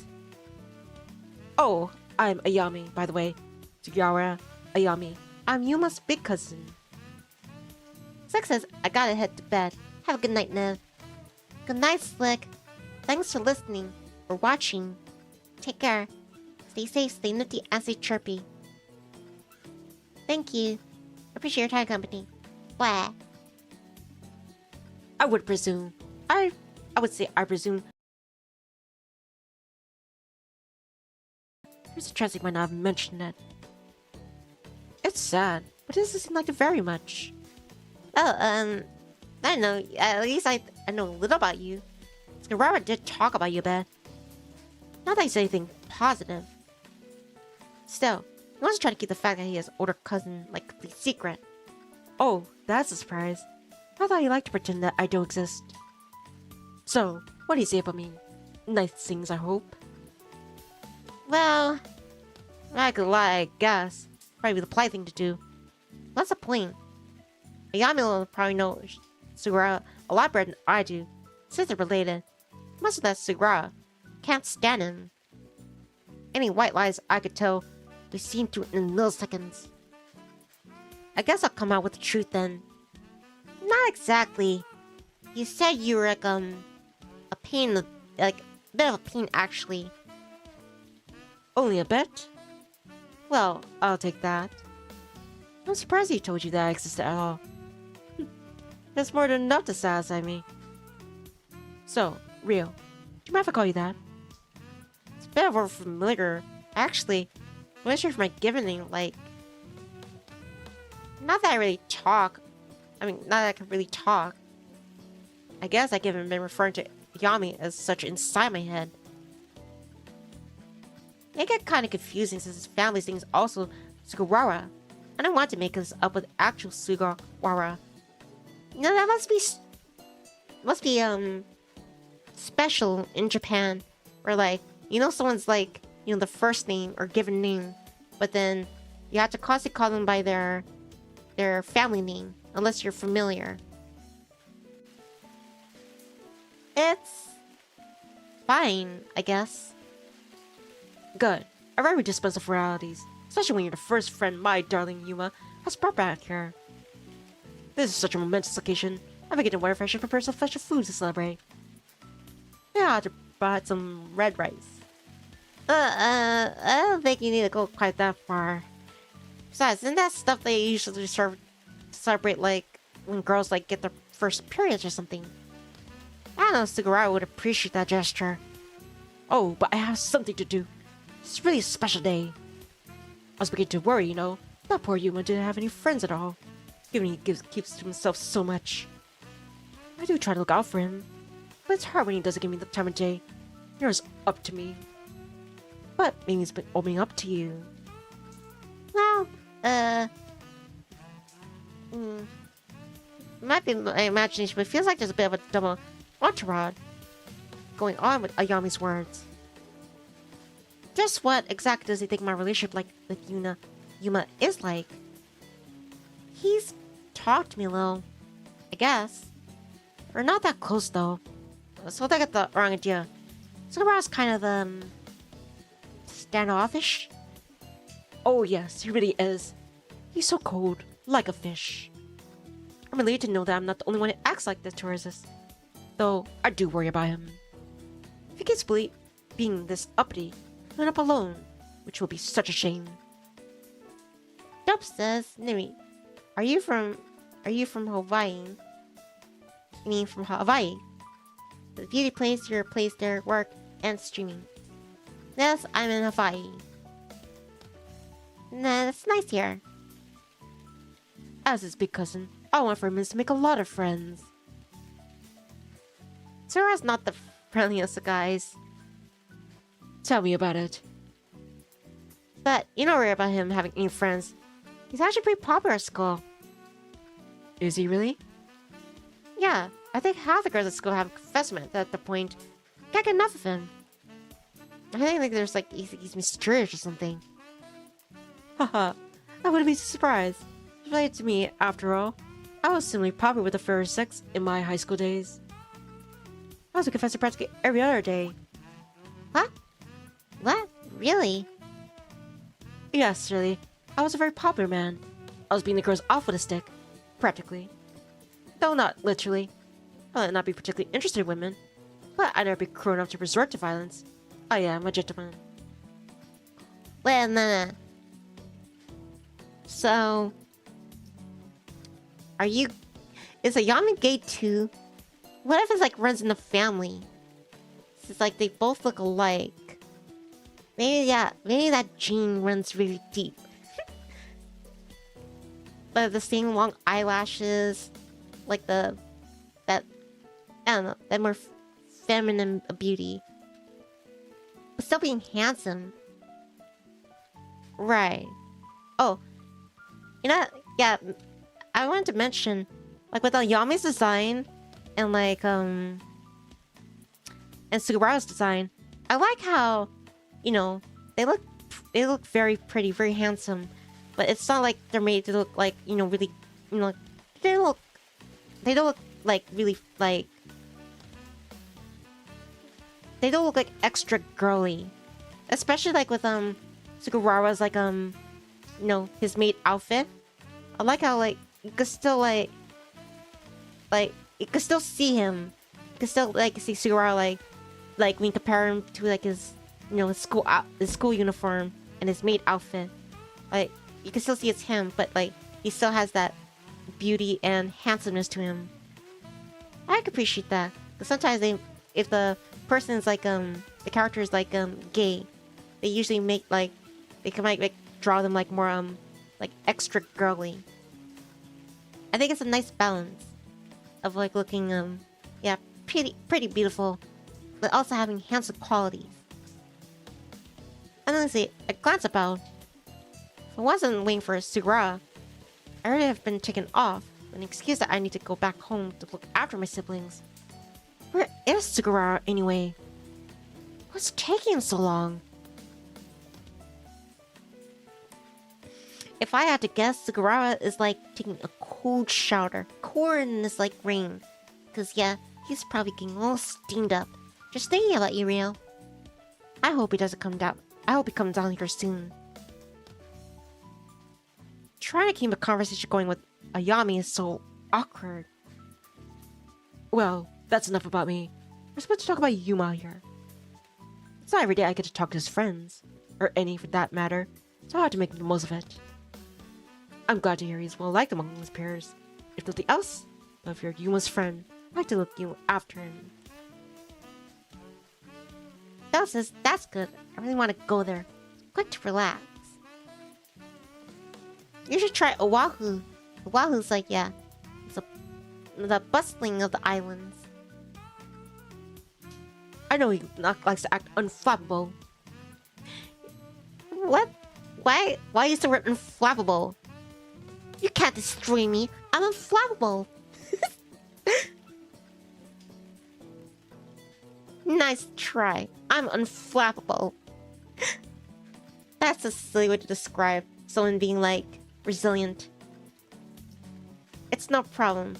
I'm unflappable. But he's more fragile than he appears. He won't let me look out for him. But maybe he will let me. Just keep at it. Don't let his demeanor bother you too much. I know he's grumpy. Maybe he does mean well. Ayami laughs at this. A light, lifting laugh, which doesn't quite ring true. I'm not quite sure what to say in response. He's on the lines of, I could try. I think Sugawara is too stubborn to let anyone look after him. When? Hey, Ayami! What are you doing out here? Well, hello to see you, Yuuma. And how is my favorite cousin feeling? Did you have a good day? It was fine before you had to butt your head into affairs that don't concern you. Oh, Yuuma, you wound me. Of course your affairs concern me. You're my precious cousin, and I care about your well-being. When I say you come back home with this little friend of yours, not that he's that little, I suppose, as we had to have a few words with him, if he's treating you well. Oh, just because, you know, because I care. I'm trying to look out for you. Well, thanks. But you don't need to vet everyone I talk to. I'm going to be 18 soon. I'm basically an adult. I'm already capable of deciding who I spend time with. Thank you very much. Oh, yes. That's the thing. You see, being basically an adult isn't the same thing as being an actual adult. I think 18 is no indicator of maturity either. I won't recognize you as a proper grown-up until you're at least old enough to drink. But even then, I also have a good 16 years on you. You'll never to catch up. Ah, so Ayami is 16 years older than us, is he? I guess I put him in his early 30s.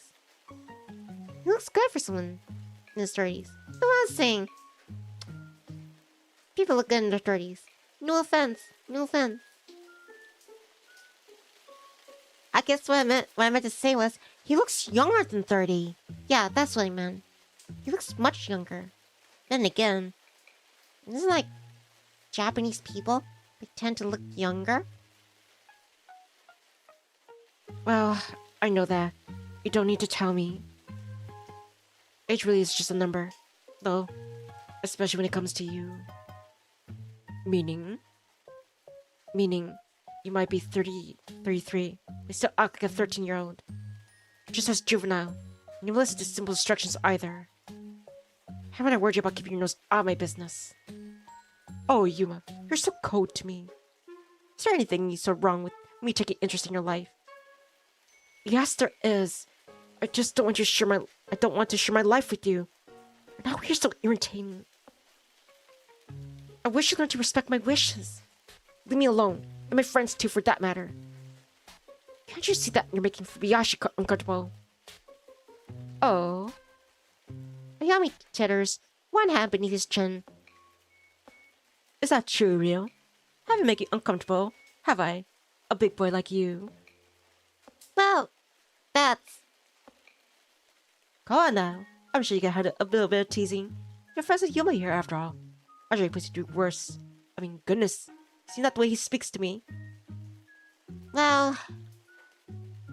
It's true not that Sugawara's not playing punches when it comes to Ayami. I think Ayami's bringing it on himself. He is pretty annoying. Dove says, okay, Queen. Gotta go now. Love you so much. In your work, I sent you something in Queen Discord. Nani as you Nivni. Alright, I'll check out later. Thank you, Dupe. Sweet dreams. Take care. Thanks again. See you next time. I did there for a bit, unsure what to say. Lisa told Sugawara must have noticed my indecision, steps in, quite literally. Approaches me, pushes something into my palm. Two somethings, in fact. This must be the theme park tickets he promised. Here, take these. This is what you came for. You have any more business. So if you leave you want, I wouldn't blame you if you wanted to escape. This guy is unbearable. Oh, Yuuma, you're so cruel. You've injured me greatly. But you're so cute, so I'm willing to overlook it. I mean, I would appreciate that. You weren't just a smarmy weirdo. You're most welcome. Now, why's he just gave to Reo? Don't tell me. You're not giving him a love letter, have you? Oh, not Reo! Sarah's face explodes. At this, in particular, fine she read that Miss Azumi's lipstick to shame. His face is so hot. I only was surprised this thing started to come from his ears. Right. Thanks for the tickets, Sugawara.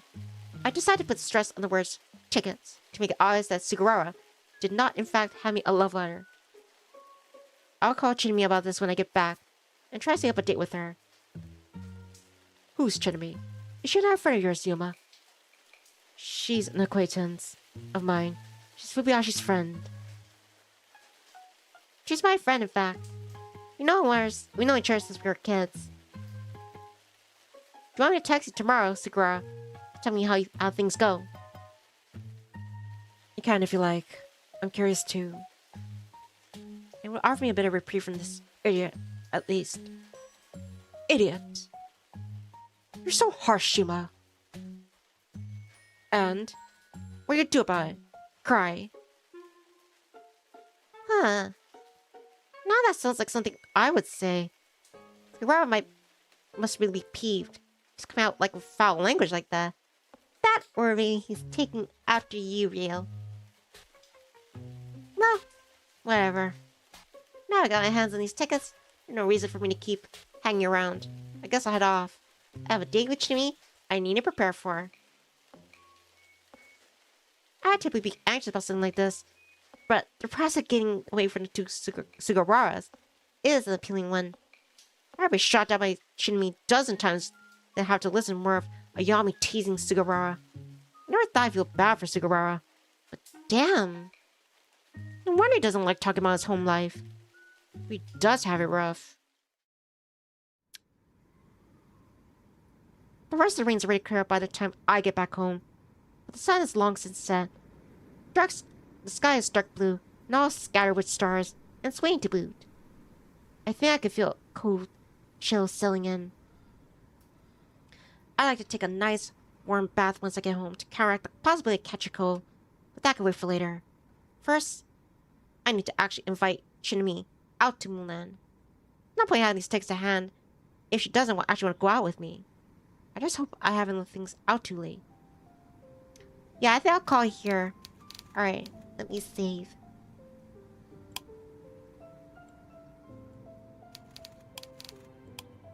There we go. Chapter 3, Cloudy Skies. And let me, get toasty too. Alright then. Well, chirps.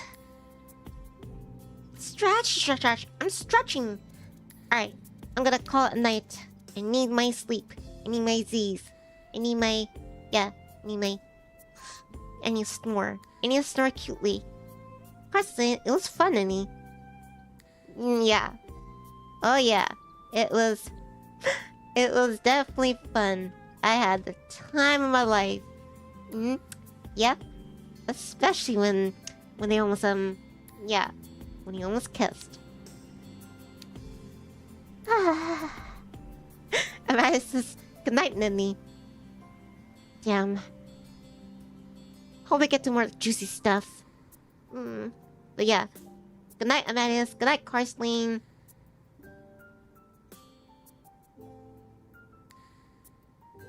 Good night, Dimitri. Good night, Ichigo Bunny. Good night, Avery. Good night, Ghost Wolf. Oh! Yeah, this is Vtuber Nivni Adair. And finally, Nifty Hat, saying out. Take care, stay safe, stay nifty, stay chirpy. I appreciate your time and company. We'll see you again. Message, they need to practice more. Lots and lots of practice before like they actually start the real thing. So they have to vigorously practice. Well, yeah, lots of practice. And Carsling is screaming into the ether. I know, Carsling, you're just excited to see that, yeah, that whatever it is, to blossom. Yeah, take care, guys. Hopefully, yeah, tomorrow I'll be able to do part 3 tomorrow, and we'll get to see more of that. Yeah, more of that. Yeah, new stuff. Yeah, I'll see you guys next time. Take care. I'll miss you. Love you. Bye. Good night, kiss on the forehead. Can't dodge me. Have that, please. Hi.